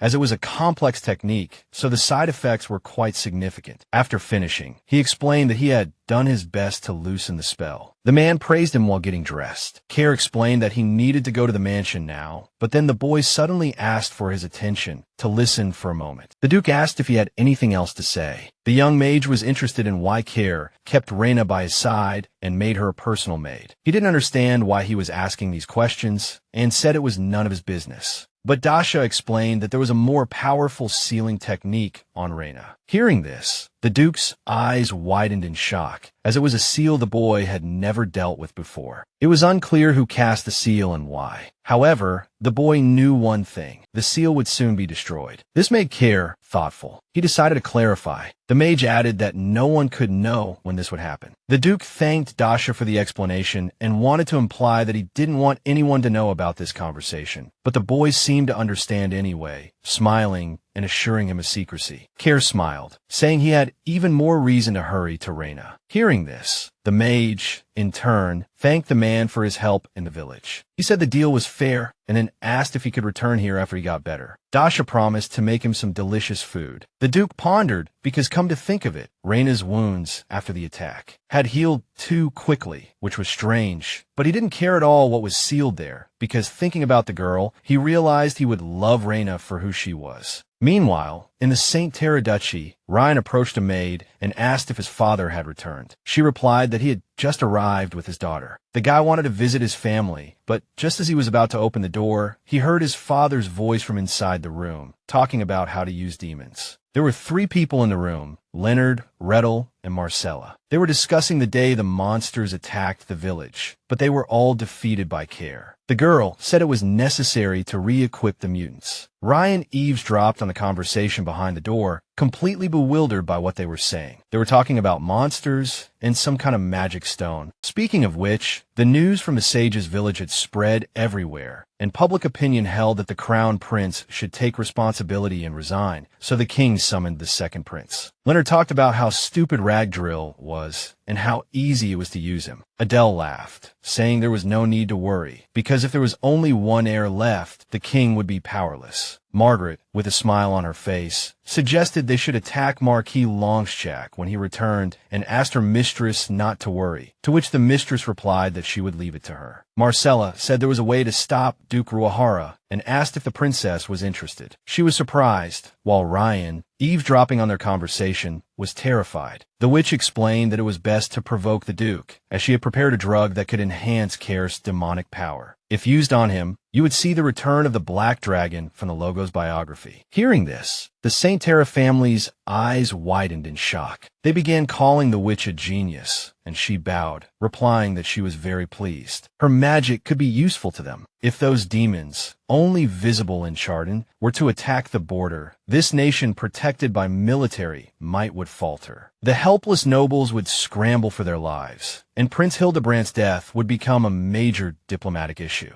With the queen on her deathbed and no heir apparent, one of the nation's pillars would be exposed as a monster no different from a devil. Riddle, with a triumphant smile, clearly relished hearing the plan. She said the direction was set. It was worth waiting for the opportune moment. Ryan couldn't comprehend what he'd just heard. He couldn't believe his family wanted to plunge the nation into chaos to change the dynasty. It was a devastating blow, as they were the White Wings, loyal to the queen. Now, in his eyes, his family members were those who dreamt of betrayal and rejoiced in its success. He couldn't believe these were the people he had once been so proud of. Then, noticing Ryan frozen in the hallway, Elliot approached him and asked if something was wrong. But he just sighed heavily, remaining silent, then brushed past her with his shoulder and walked away. She couldn't understand what was wrong with him, as he looked like he was avoiding something. Elliot peeked through the crack in the door, guessing that Ryan, as the Duke's son, had been eavesdropping on the conversation between the madam and his father, and that the guy had rejected the Duke's position. The girl thought to herself, now he regrets it. She started jumping for joy, thinking if she told Riddle about this, she might get a new position. Meanwhile, in the Forest of Logos, a white carriage was speeding along. In Hildebrand, on the border, Rua Holler, having just returned from somewhere, heard a loud, terrifying sound from inside the carriage. He looked up, not understanding where the sound came from, what exactly was making that buzzing noise. But then, a huge monster began to emerge from the woods, stomping menacingly towards the carriage, swinging an axe. It lunged at the young man, slashing at him. But just then, a man in a black cloak appeared from nowhere, cutting down the creature with a single swing of his sword, protecting the young gentleman from the attack. The creature fell dead, and the stranger walked towards the carriage and opened the door. Rua Holler watched in shock. When the man saw the prince, he smiled at him and asked if he was hurt. The young man nodded worriedly, thanked the stranger, and said that thanks to him, he was safe. As he removed his hood, Rua Holler recognized the protector. It was Damien, Care's father. He said everything was as his son had predicted and reassured the young man that they would reach Hildebrand soon.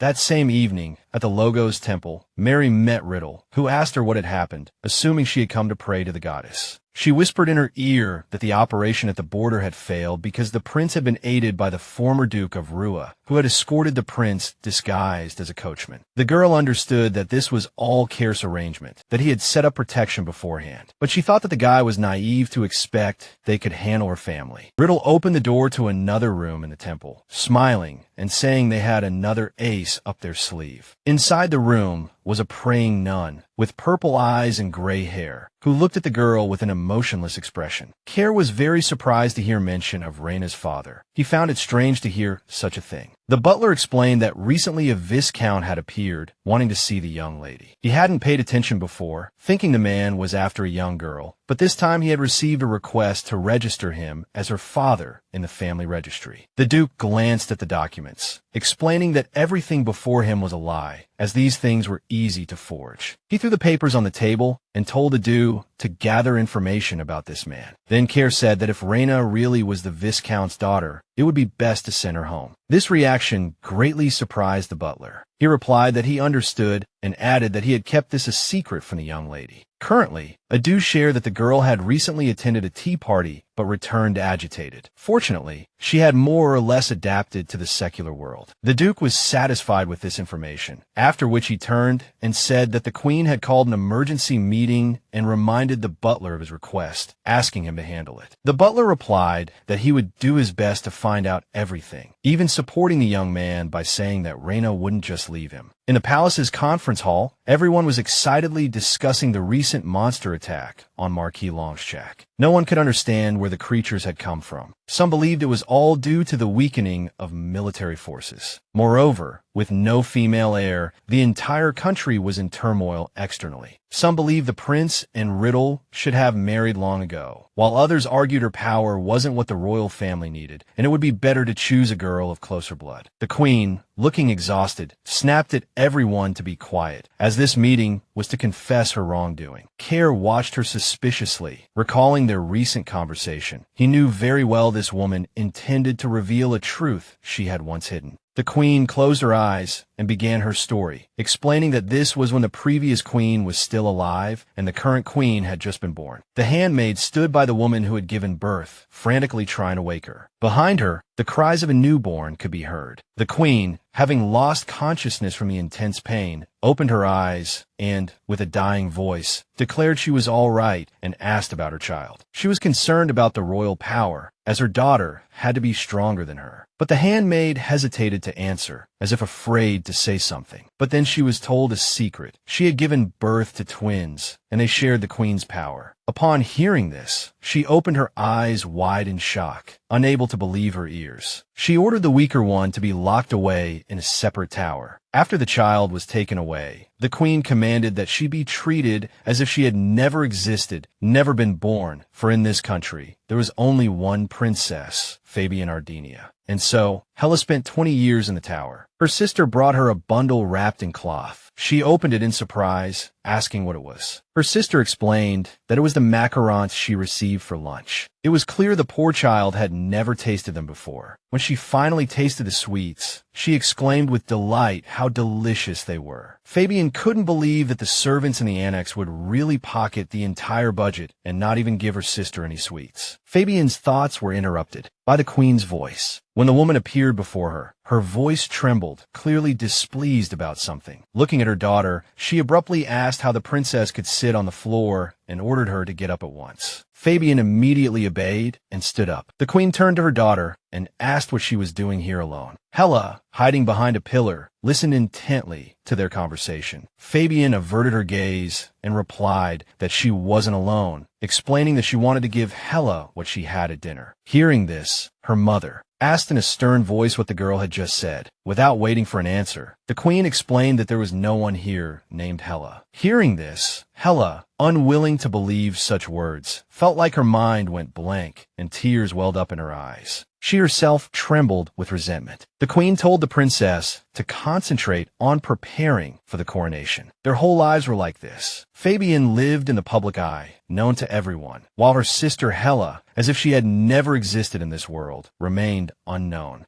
As Hela sat on a garden bench with a sorrowful expression, someone suddenly called her name. She looked up and saw a knight standing before her, holding a box. He apologized for being a little late, saying he had bought her something. Inside were the same cakes, macarons. Hela said that the princess had treated her to them when they were little. After eating one, the girl gasped with delight. Then she suddenly started talking about how her sister was now the queen, while she herself always made mistakes. The knight said she needn't be so formal with him. He took the girl's hand and placed a gentle kiss on the back of it, saying that the only person he pledged allegiance to was his mistress, Hela. Hela looked at him, shy and confused. Then she looked away, clearly worried, and asked if he only pledged allegiance to her, or if there was something else. He immediately denied it, saying that wasn't the case. He embraced Hela, gently pulling her towards him, and declared his love for her. These words brought tears to the girl's eyes as she clung tightly to his chest. He also said that even if the whole world wanted to erase all information about her, he would never allow it. These words made the young lady laugh like a child. Then came the moment that struck the newly crowned queen, the day Riddle looked at her with cold eyes and refused to obey her. The former queen witnessed all of this, seeing the young Saint Terran completely disobey the queen. This angered the former queen greatly. She blamed everything on her second daughter, Hela, believing that Fabian was hampered because of that girl. Even the handmaid couldn't understand her anger towards her second daughter. The handmaid thought that if this continued, the Ardinia dynasty would surely fall, and she couldn't just stand by and watch. At this moment,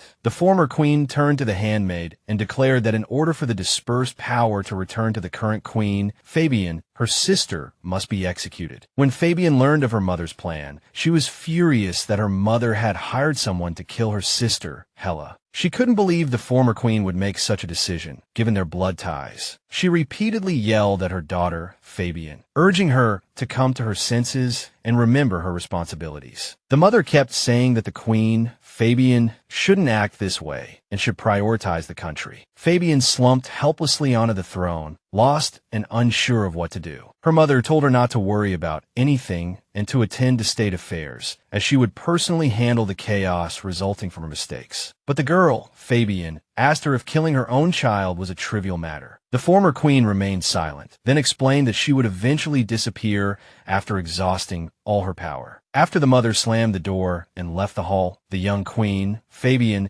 ordered the immediate summoning of the knight guarding the annex where her sister, Hela, was kept. The frail queen said she had kept everything a secret. After informing the knight, the fate of the princess and the country had to be entrusted to an ordinary warrior. She didn't know if he would be able to protect the princess or even carry out the order. But that night, Sir Raphael decided to save the girl's, Hela's, life. As soon as he heard the queen's, Fabian's, words, he took Hela away. But the old queen chased them to the very end, because in her eyes, the chaos in the country was due to her giving birth to twins, and she wanted to correct her mistake. Recently, however, thanks to someone, Fabian learned something new. A man in a black robe entered the conference hall. The queen, Fabian, asked him why he had come today, but first, she asked him to introduce himself. Slowly, he removed his hood, revealing an older man who introduced himself as Isaac. Placing his hand over his heart, he explained that he was the leader of the assassins who had chased the princess, Hela, that day. Fabian then asked him to recount the events of that day. The assassin, Isaac, flung the door open and saw a girl, Hela, sitting on the floor at the far end of the room. She looked terrified and was crying. He explained to her that her time had come. She started to turn her head, calling out the name of the knight, Sir Raphael, who guarded her. The girl hoped he would come and save her. Isaac looked down at her and explained that it was futile as the man was already dead. Upon hearing this, Hela's eyes widened in shock. She abruptly covered her face with her hands, trembling with fear and grief. The man, Isaac, explained that no matter how strong he, Sir Raphael, was, he couldn't fight against a squad of mercenaries. Then the princess, Hela, burst into tears, and he, Isaac, told her not to resist. Approaching, Isaac raised his sword high above his head, about to swing it down, but he noticed something strange about the girl's behavior. After all, people usually shielded their heads when threatened with death, but for some reason, Hela was covering her stomach. He, Isaac, had a sudden realization. Stopping, the mercenary, Isaac, asked the princess, Hela, in a barely audible voice if she was pregnant. She looked up at him fearfully, then nodded, tears continuing to stream down her cheeks. Then the man, Isaac, was shocked as he realized that the knight, Sir Raphael, they had killed might be the father of this child. He was horrified, but just then, the barn door opened. He gasped, quickly took off his cloak, and threw it to the princess, Hela, telling her to cover herself quickly and not to make a sound. He picked up his sword and, to keep up the act, cut his own hand, drawing some blood. Then the other knights appeared at the doorway, wanting to know if their leader, Isaac, had caught the girl, Hela, and finished her off. He, standing calmly, supposedly, before her body, answered shortly and clearly, yes. Noticing the blood on his hand, he, Isaac, explained without turning around that the girl had resisted, but the wound wasn't deep. The man, Isaac, said he would deal with the body himself. Isaac asked his men what had become of the knights, Sir Raphael's body. Hearing this, the girl, Hela, lying under the cloth, began to tremble. They replied that they had left it where it was, saying that the wild beast would take care of it. The man, Isaac, turned his displeased face towards them and declared that they should return immediately and give him, Sir Raphael, a proper burial, as he had fought bravely to defend their mistress's honor. They didn't understand, but didn't argue, quickly running off to carry out the order. Isaac quickly helped Hela up and extended his hand to her. She looked at him in confusion, gazing into his eyes. The girl, Hela, asked him why he had suddenly decided to help her. He lowered his eyes and replied that he, too, had a beloved who was carrying his child. Afterward, he told the girl that there was a place south of here called Kelowak, a land whose lord had no ties to the nobles of the capital, so she could easily find refuge there. Then, he looked towards her belly. The girl, Hela, told him she would have a girl. Then Isaac thought that the child would be as beautiful as her father, Sir Raphael, the father who fought bravely for his beloved. Hela smiled and held the knight's hand, thanking him for saving her. She said she sincerely hoped that his child with his wife would be born healthy. The knight shared the same hope and added that he was sure the Logos princess would also be born healthy. The people in the hall who heard this story were shocked, as concealing such a serious matter was a grave sin. The queen thanked the man for saving her sister and helping her escape. He bowed to the queen. She slammed her hand on the table and declared that somewhere in this land lived a princess who had inherited the bloodline of the Ardinia dynasty. She ordered the girl to be found, unaware that the very person was close at hand. Nearby, while everyone was discussing the existence of Princess and the need to find her, Care kept thinking that, from the description, the girl resembled Reena's mother. If that were true, then his close maid was the princess of Ardinia, and he could not allow Reena, who lived a peaceful life, to be dragged into the dangerous political arena. Care thought that Reena couldn't possibly be the princess. He had to investigate personally. Furthermore, a man claiming to be her father had appeared. Care had never sensed the power of balance from Reena, because if she possessed it, he couldn't have missed it. When the Duke of Rua returned to his mansion, Gerald informed him that the Santara family hadn't shown themselves today. Care speculated that their family might already know about the princess and were conducting their own investigation. The Duke replied that anything was possible and ordered his friend to investigate the Santara family's affairs. As Reena sat in the garden with a book in her hands, an unfamiliar voice suddenly called out to her, asking what she was doing. The girl looked up and saw a knight rise from his seat. The knight commented on the beautiful weather, but Reena was curious why the knight had come to the garden. Reena asked if he needed any assistance, and he smiled, saying that wasn't why he was there. Then, the young man pulled out a beautiful bouquet of flowers from behind his back and offered them to Reena, asking if she would accept them. Surprised to see the flowers, she asked if they were for her. He replied that they were. Then, placing a hand on his chest, the man confessed that he had been admiring Reena for a long time and had decided to invite her for tea. The girl looked at him, bewildered. The Duke walked into the garden, calling Reena's name repeatedly, searching for her. He worried she might have been dragged away by other nobles, but then he heard her voice. Following the sound, he saw the scene before him. A knight presented Reena with a bouquet and then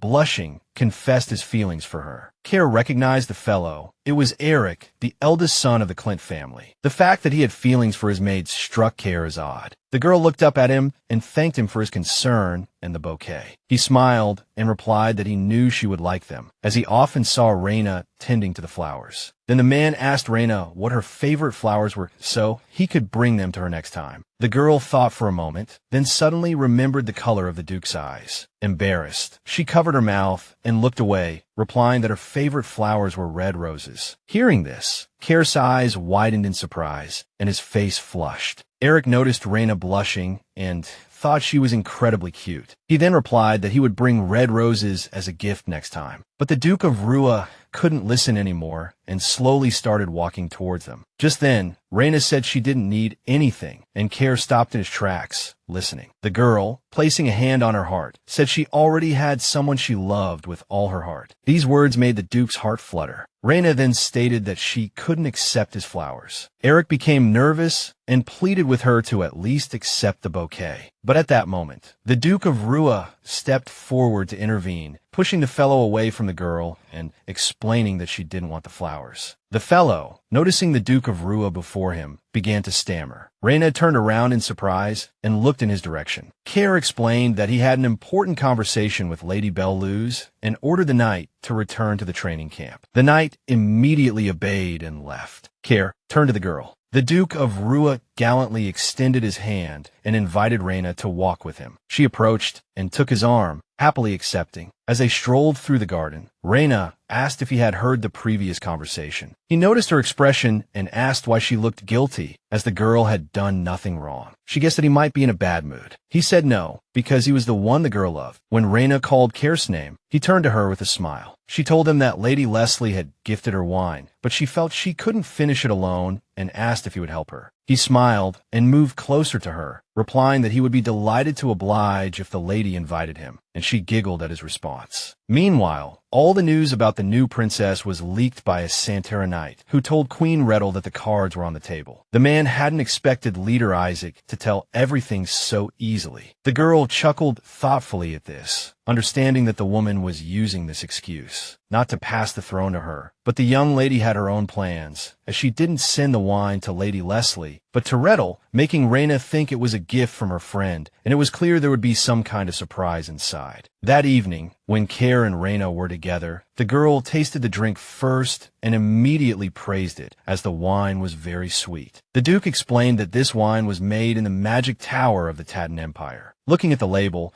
Care realized that it was the only drink wizards could consume, known for stabilizing magic flow. He guessed it must have cost a fortune and asked who had given it to her. The protagonist explained that it was a gift from Lady Leslie. When Reena reached for another sip, Care stopped her hand, warning that even if it was a gift from a friend, Reena should be more vigilant, as she had become a well-known noblewoman, and someone might tamper with the wine. She smiled and said no, because she didn't feel anything. The Duke brought the glass to his lips, but still asked the protagonist to be careful. He saw that the girl and Lady Peregrine were on good terms, so he was curious about what kind of person she thought the other woman was. She replied that she was a very kind and good friend. This was important to Reena, as the girl was her first friend. Care remained silent at this, then unexpectedly declared that Sir Clint was a kind and loyal knight. She was very surprised to hear this. The man looked away, explaining that he was referring to the fellow who had recently given the protagonist a bouquet of flowers. The knight was the eldest son of a prominent knightly family, and in Care's opinion, he was also a handsome man. The man suggested the girl befriend him. She wasn't enthusiastic about this, and asked if Care was making fun of her. He looked at her, giving a smug smile, implying she could do whatever she wanted, as long as she left him afterward. She felt a little sad after that. Reena wished she could go back to the moment before she received the flowers. It was all too sudden for her. Looking at Care, the protagonist wondered if she should refuse the knight again if they met again. The Duke was unhappy that she was going to see that fellow again, and the girl was at a loss. But then Care rose from his seat, walked over to the protagonist, and gently embraced her, which put her in an awkward position. He whispered in her ear that if anyone found out about their relationship, she would be in danger. So he wanted to know if she would be willing to leave someone like him, as she could have lived a much more peaceful life than this. Reena looked up at him and said that even if there was a more peaceful life than this, she still wanted to be with the Duke forever. He could hardly believe his ears when he heard this. Then the girl leaned against his chest and said she loved him. The man pulled the protagonist closer, resting his chin on her head, declaring that she was the meaning of his life. A while ago, at the Peregrine mansion, the head of the family was restless, afraid that something would go wrong. But then his daughter came out of the room. He asked her if she had given her friend the gift. She replied with a bright smile that she had, and even wrote a note so she could drink it with someone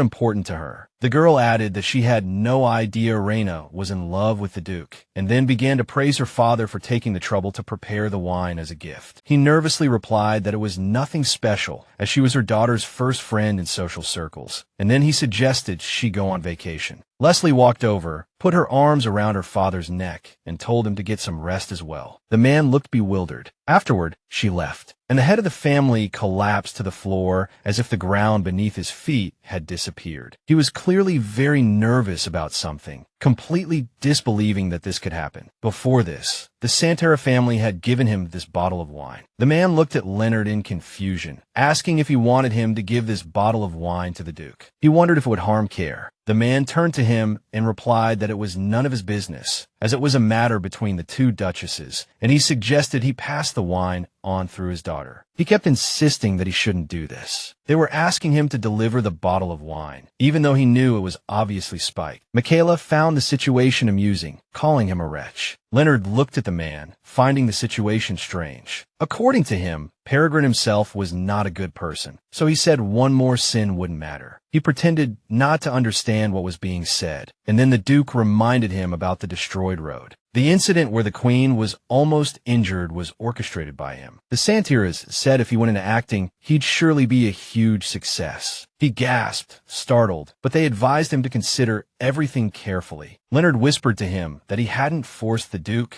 Care, to drink, so there shouldn't be any problems here. Afterward, he played his trump card, mentioning his daughter, ecstatic about entering high society. The Duke, Leonard, reminded him how pathetic it would be if, after taking off her fancy dress, she became a pitiful commoner once more. Of course, provided everything ended smoothly. The Santaras intimidated Mr. Peregrine, saying his daughter could very well become a criminal in ragged clothes. The man was terrified and at a loss. Leonard grinned at the Baron, saying he sincerely hoped to see him properly dressed the next time they met. The head of the Santaras family, Leonard, sat in his room, sipping white wine, telling himself his plan was thought out to the smallest detail. He recalled everything that had happened up to this point. In his youth, he had panicked because the moment of prophecy was approaching, but the little boy Care was in the way. He was considered a monster, having absorbed his mother's life force, stamina, and magical power. He was exceptionally gifted. His uncle placed a hand on his nephew's shoulder, trying to calm him. The man turned to the priest, who smiled and began to explain how their ancestors had prepared a method just in case such a situation arose. He handed the Duke,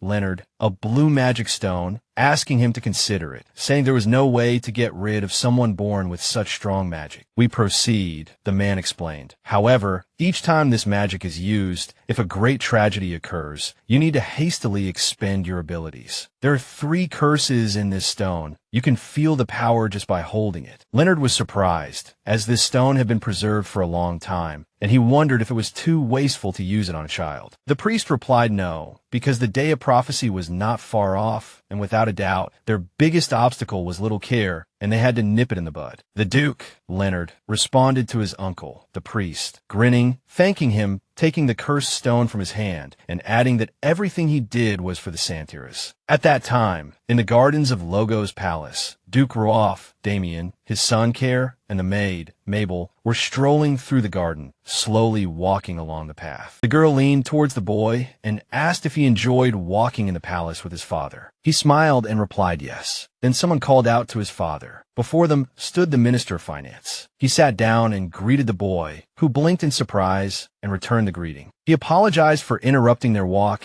and asked Damien to spare him a few minutes to discuss their trade deal. The Duke asked his son if he could stay with the maid, Mabel, for a while. He replied yes. Care and the girl walked in the garden, looking at the flowers around them. The boy kept asking the young maid what flower was in front of them now. She tried her best to answer all of her master's questions. As they chatted pleasantly about plants, Leonard was watching them from behind a pillar. He carefully took a stone out of his pocket, and a powerful energy immediately surged towards the young Ruoff. Care's face immediately changed, and Mabel noticed. She began to ask him what was wrong, as he was covered in sweat. He didn't know, but he felt very unwell and couldn't breathe. The girl suggested going home, while Leonard watched all of this and shattered the cursed stone, apparently, so that no one would understand anything and wouldn't be able to somehow destroy it in the future. While Damien was discussing the matter with the other person, a loud child's cry came from the garden area. He realized it was his son screaming. When he ran there, he saw his son lying on the ground, shrieking, reaching out to him. A servant was on top of him, speaking strangely and acting bizarrely. Her eyes were wild, and she herself seemed to have become dependent on the young master, begging the boy not to resist. He was hysterical, tears streaming down his face. Little Care was clearly terrified. When he finally broke free from the strange girl's embrace, he immediately rushed to Damien, clinging to him and crying. He was shocked and asked if he was all right. He didn't understand what had happened to Mabel. The queen, hearing the commotion, came running, wanting to know what the loud noise in the garden was. Seeing everything before her, she froze in horror. The servant was behaving as if she were bewitched by the boy. Her Majesty turned to the knights and said that people don't go mad for no reason. Someone must have orchestrated this. She ordered them to search the entire palace, while little Ruoff, Care, trembled in his father's arms. The knights frantically searched the royal grounds for any suspicious individuals, while Leonard calmly strolled along the path. Upon seeing him, they called out to the Duke, who feigned ignorance and acted interested in the commotion. Unsure whether they should search Santara, they decided against it. Leonard looked at the knights and offered Santara's full cooperation should they require any assistance. He stammered slightly, replying that the commotion would soon subside. After wishing them well in their work, Leonard continued on his way. To himself, he recalled the phrase, "When the old sun sets and the second cold moon rises, the chosen wings will raise the eternal sun, and those wings will be white." Satisfied, he departed. Now, Leonard reminisced about the past, sipping his wine and gazing at the starry sky, knowing that his family would soon become the eternal children of Logos. The Duke was certain of it. Meanwhile, Ruahara arrived at the sage village and sat at the table with the sages. Their palpable hostility filled the air, their distaste for the royal family unconcealed. Ruahara knew that if he weren't Care's friend, he would have been thrown out long ago. The elder abruptly declared that they had yet to recover from the damage caused by the monster, and thus she requested the prince not to delay and state his purpose directly. Ruahara explained that the matter concerned only the crown prince, not the royal family, and that the crown prince had already been punished. The female elder retorted that if it weren't for Duke Ravaf, their village would have been wiped off the map, and she disliked that the attempted assassination against them ended with only a symbolic reprimand for the crown prince. Ruahara understood their feelings, stating he too had been attacked by the monster. The prince sensed they knew who was involved, and the elder, looking at the young man, realized his visit was more than just a royal apology. Ruahara suggested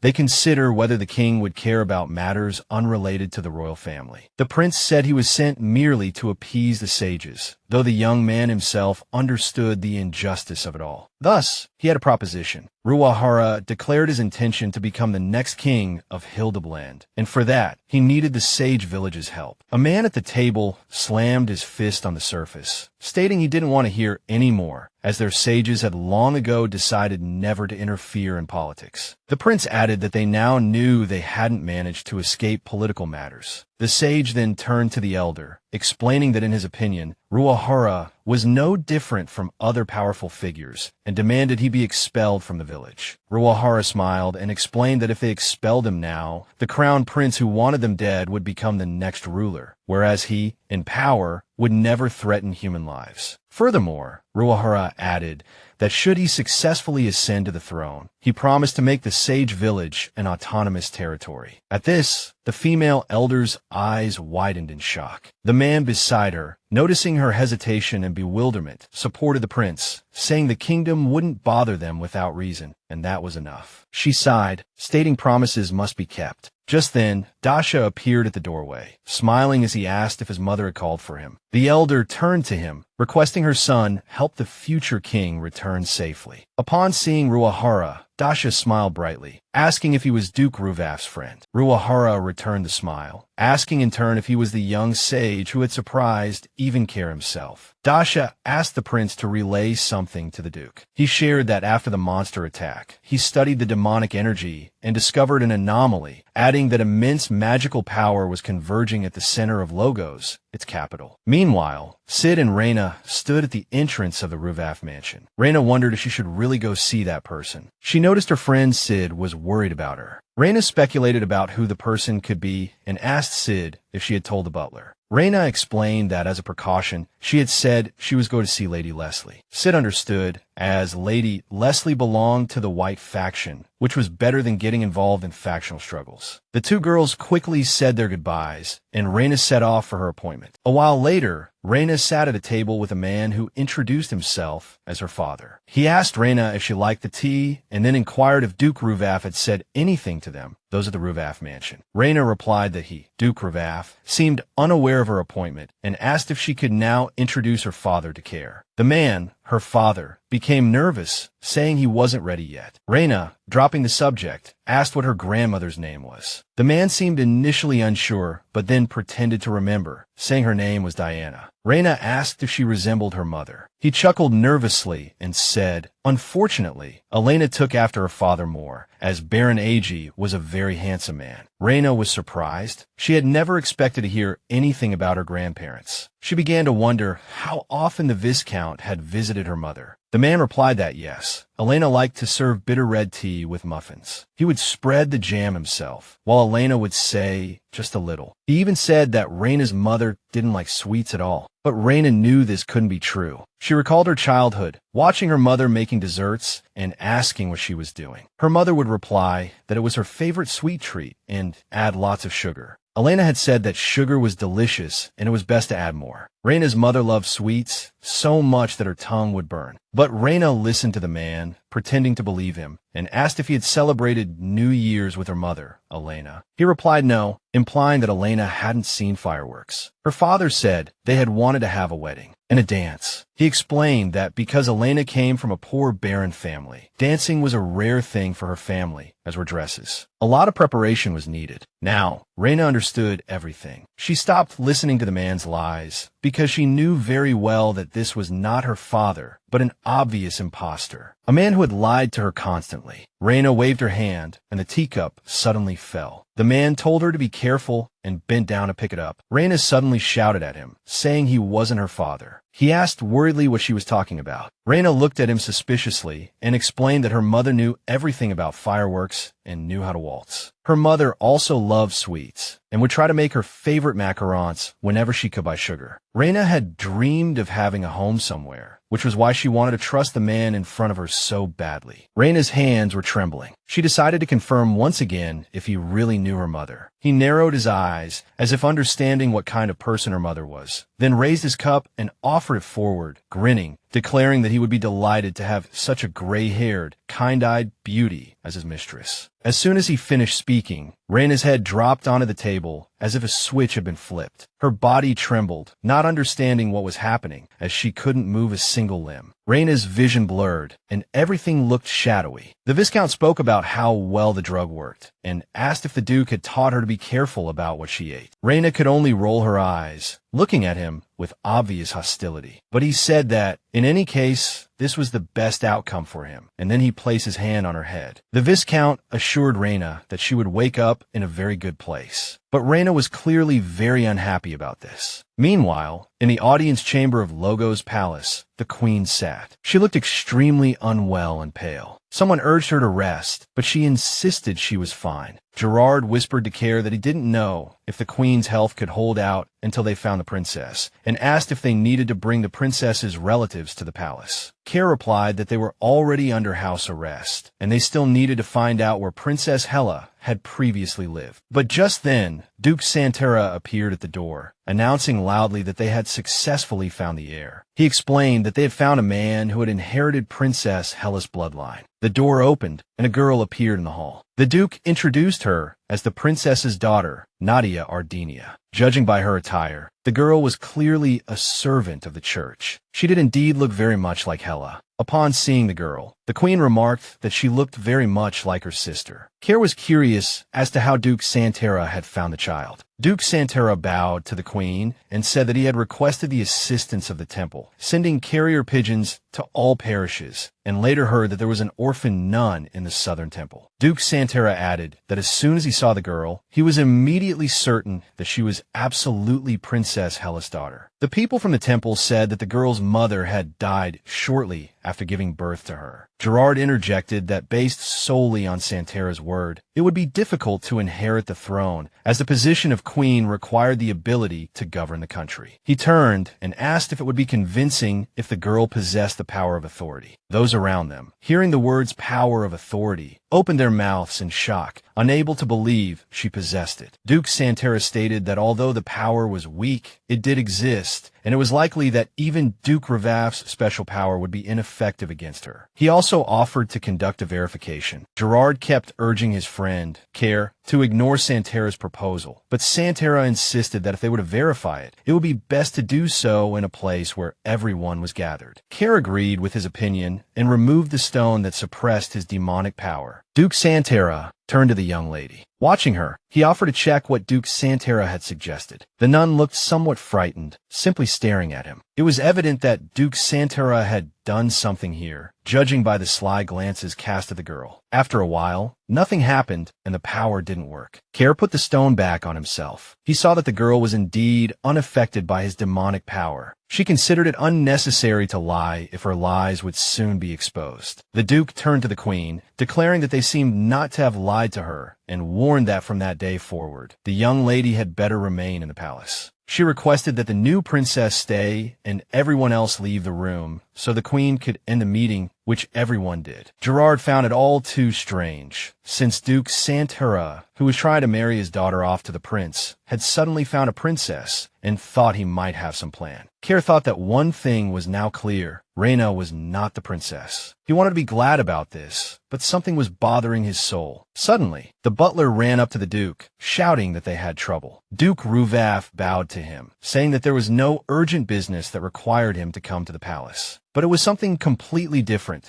The butler announced that Care's personal maid, Reena, had suddenly disappeared. Sid, who had stopped working, did not understand why there was such commotion around, thinking something had happened in the mansion. Then, out of breath, Care appeared before her. The girl immediately thought she had done something wrong, but he immediately explained what had happened, saying that Reena had suddenly disappeared. Upon hearing this, Sid cried out, and the Duke said the protagonist said she was going to see Leslie, but after that, there was no news of her, so he wanted to know if she knew anything. Care looked extremely worried, sincerely asking the girl to help him find his beloved. He worried about her with all his heart. Meanwhile, Reena woke up in an unfamiliar room, not understanding where she was or if she had been kidnapped. She blamed herself for this, since even a fool would have understood. People don't just appear out of nowhere, especially fathers. In fact, she very much wanted to believe that she also had a family that loved her, and if she were the Viscount's daughter, she wouldn't have to hide her relationship with the Duke because she was a commoner. After sitting down, the protagonist understood that now was not the time to be sad, thinking that everyone in the mansion probably already knew about her disappearance. But she herself did not understand why she was kidnapped, thinking that people had found out about her relationship with the Duke, and they would be blackmailed. Then someone entered the room, and a female voice asked if she was awake, hinting that the sleeping pills were too weak. Standing in front of the protagonist was Elliot, who looked at the girl with a satisfied grin. She said it had been a long time since they had seen each other. Another familiar face suddenly appeared from behind the girl. The blonde asked Reena if she despised Marvin because she had become a noblewoman. She interjected, insulting the protagonist. The protagonist screamed, asking if they were behind this performance and kidnapping, and she didn't understand why they were doing this. Elliot, unhappy with Reena addressing her so informally, grabbed her hair,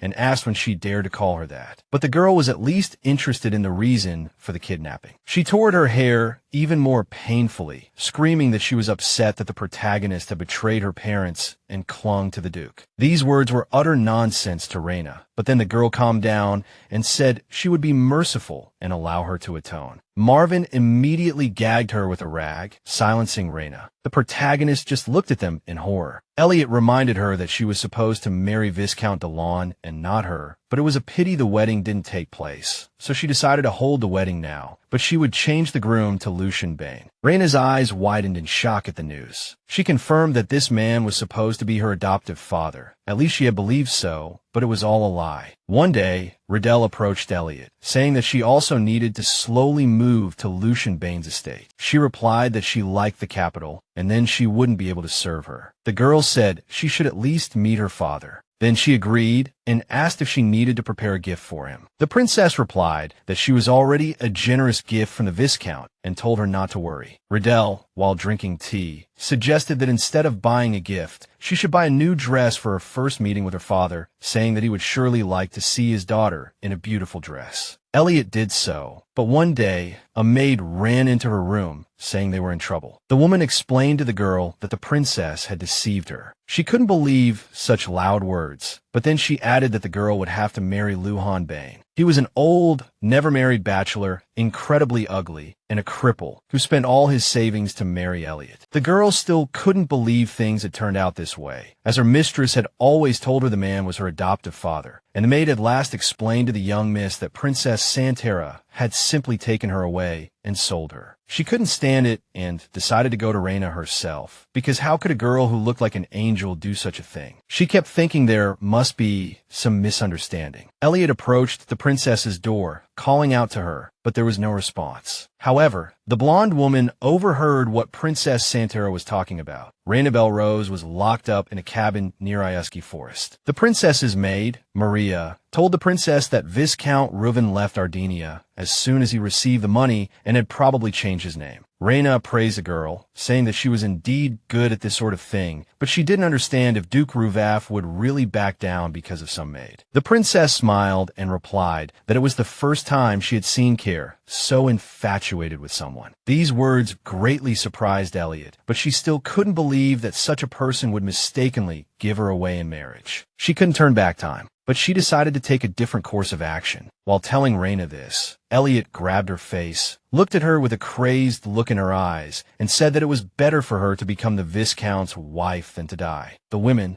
slowly dragged Reena into the waiting carriage. She tried to stall for time, but Marvin persuaded her that doing so wouldn't change anything. Elliot called out to the coachman waiting by the carriage, asking him to help. He said that his job wasn't to kidnap people, and that he was actually supposed to deliver her to the Viscount. He told her to thank him for turning a blind eye to all of this. Then Elliot started yelling at Marvin, ordering her to use all her strength. Finally, after a while, they managed to throw Reena into the carriage. The blonde woman laughed triumphantly, saying they would definitely never see each other again. But then someone kicked her, stopping her mid-sentence. Elliot fell to the ground and started complaining, asking how the stranger dared to kick her. It was Ryan Santara. He looked at Reena and said he had finally found her. Everyone around was surprised by his arrival as he rushed towards Reena. The boy climbed into the carriage and started untying the girl so she could break free. She immediately recognized him and said, "Ryan," after he removed the gag from her mouth. As it happened, Ryan was the man Reena had first met while walking with the Duke. He told her not to be afraid, saying he was there to save her. He smiled and reminded her that he had said he wasn't a bad guy.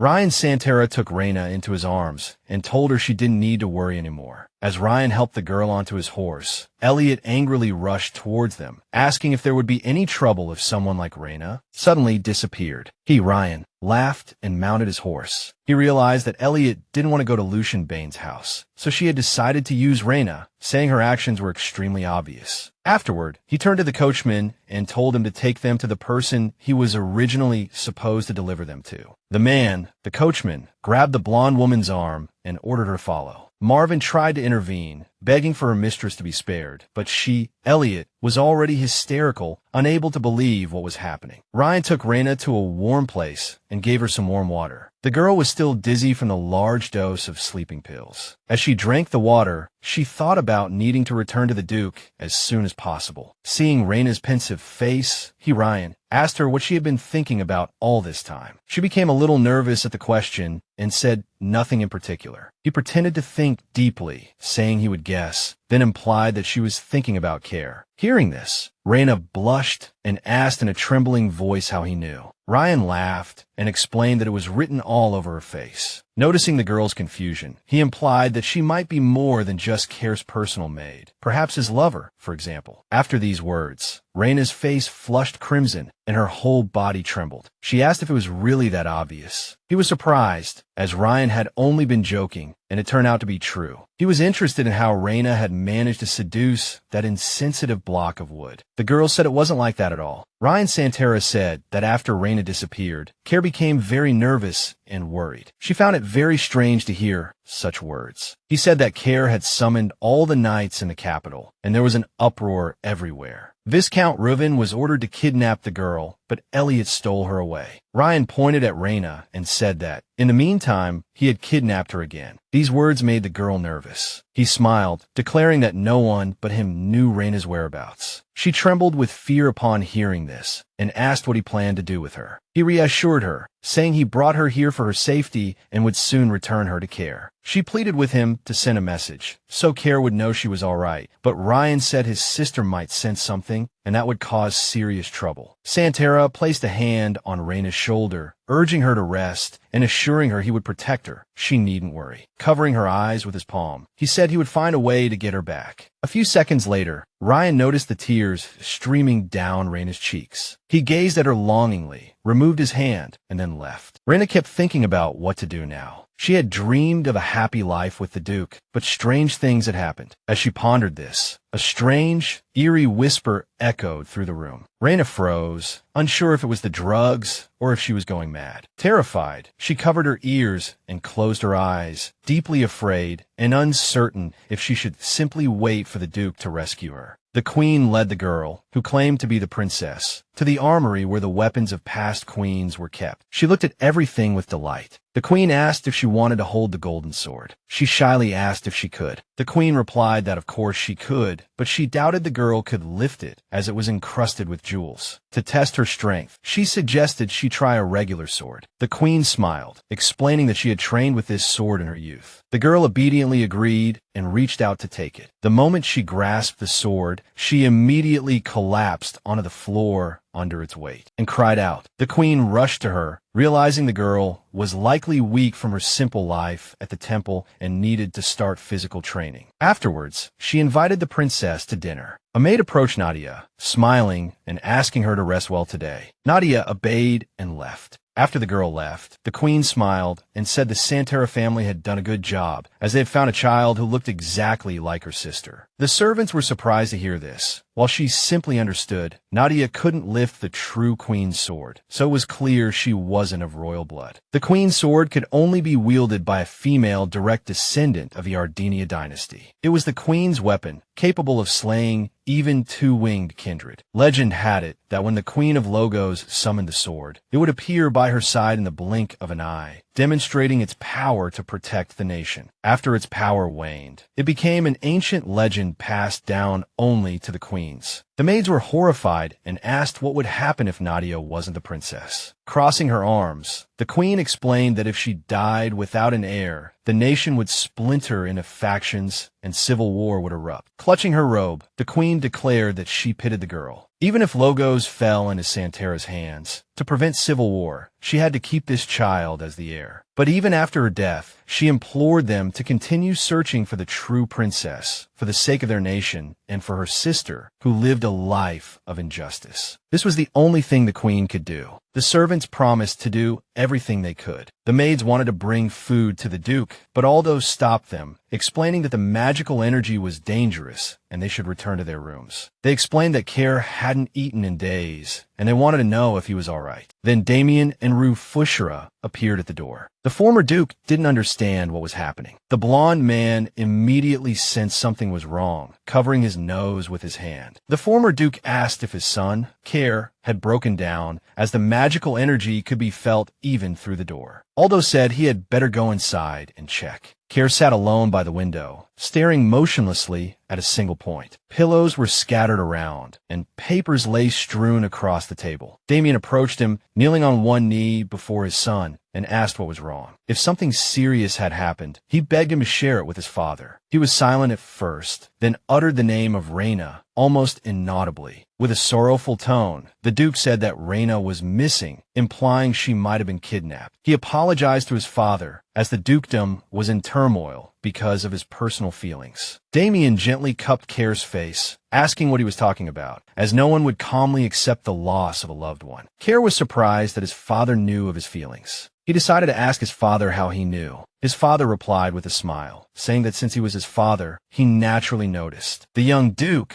Care, knew the kidnapper was Viscount Reuben, but he couldn't find any trace of him anywhere. Even Leslie, Reyna's friend who supposedly introduced Reena to her father, Reuben, knew nothing, tearfully regretting the introduction. His father, Damien, knew this was likely the work of those they couldn't touch, the Santaras family. Care covered his face with his hands, saying it would be better if they demanded something from him, but no one had contacted him. He didn't understand why they would do this, and he didn't know if she, Reena, was all right. Damien tried to bring his son back to his senses, telling him to take care of himself first, as he might need to pull himself together at any moment to save his beloved. He agreed. Just then, Rufushra intervened, asking if he could speak with him. Care was surprised that this guy was here too. Rufushra told him not to worry, as he had just had some tea and a large amount of purification potion. Rufushra was here to deliver good news. Rufushra would sooner or later become the new crown prince of Hildebrand. Rufushra said he was surprised that his brother, Prince Hildebrand, had given in so easily. Rufushra explained that his brother would never have done such a thing in his life, and now he was merely paying for his sins, as his own lover had stabbed him to death. As the girl, Cassandra, plunged the blade into his, Prince Hildebrand's, chest, he asked why. Cassandra quickly explained that he had betrayed her first, and she didn't understand why he would do that to her. She killed him tearfully, deeply hurt that the prince had abandoned her for another. Rufushra thought it was a rather meaningless end for his brother, Prince Hildebrand, as he died because of his debauchery. Rufushra came to say that Hildebrand would no longer violate the peace of Logos, and they could rest easy. But the young man, Rufushra, could see that the Duke, Care, was worried about something else. The Duke, Care, looking down at the floor with his hand covering his mouth, replied that it was all because of love. The blonde Rufushra was surprised to hear this. Damien explained to Rufushra that his Care's personal maid had been kidnapped. Then the young man, Rufushra, remembered who they were talking about. Then Rufushra, suddenly realized that the Duke was in love with his maid. He asked in surprise when Care had started such a relationship. Care thought for a moment and replied that he had developed feelings for Reena the moment he saw her. Then he mustered up the courage to confess to her. He was afraid it would hurt her, and he tried to hide her, but this still happened. Now the Prince, Rufushra, understood why the Duke was in this state. Care looked up at Rufushra and asked displeasedly what he meant by this state. Rufushra knew that if he stayed here any longer, his heart would leap out of his chest. Turning around, the guy Rufushra said he couldn't help with this matter, and if he stayed here too long, his head would explode. But then Rufushra remembered the letter Duke Dasha had given him. He handed the letter to the Duke, Care, and explained its origin. The letter said that a large number of demons remaining in Chardon were approaching the capital of Logos. Damien's expression tensed up at the news, saying it was a big problem and they should quickly gather the capital's defenses. Care understood that too many strange events had happened recently. Even the demons marching on the capital was a pre-planned event, and it was probably only a matter of time before the Santaras family seized her power, Reyna's power. And opposing all of this would be Rufushra, protecting the queen, and Reena, who didn't know she was the heir. Care realized that his greed to stay by her, Reyna's, side had exposed her to even greater danger. The coachman who was supposed to escort Elliot was caught. Lydell asked him, the coachman, if he knew anything about Reena. He said the blonde woman wanted to send a brunette girl in her place. The princess, Lydell, asked where Lady Belrose might have gone. The man replied that he didn't know, but the girl, Lydell, knew very well that he was lying.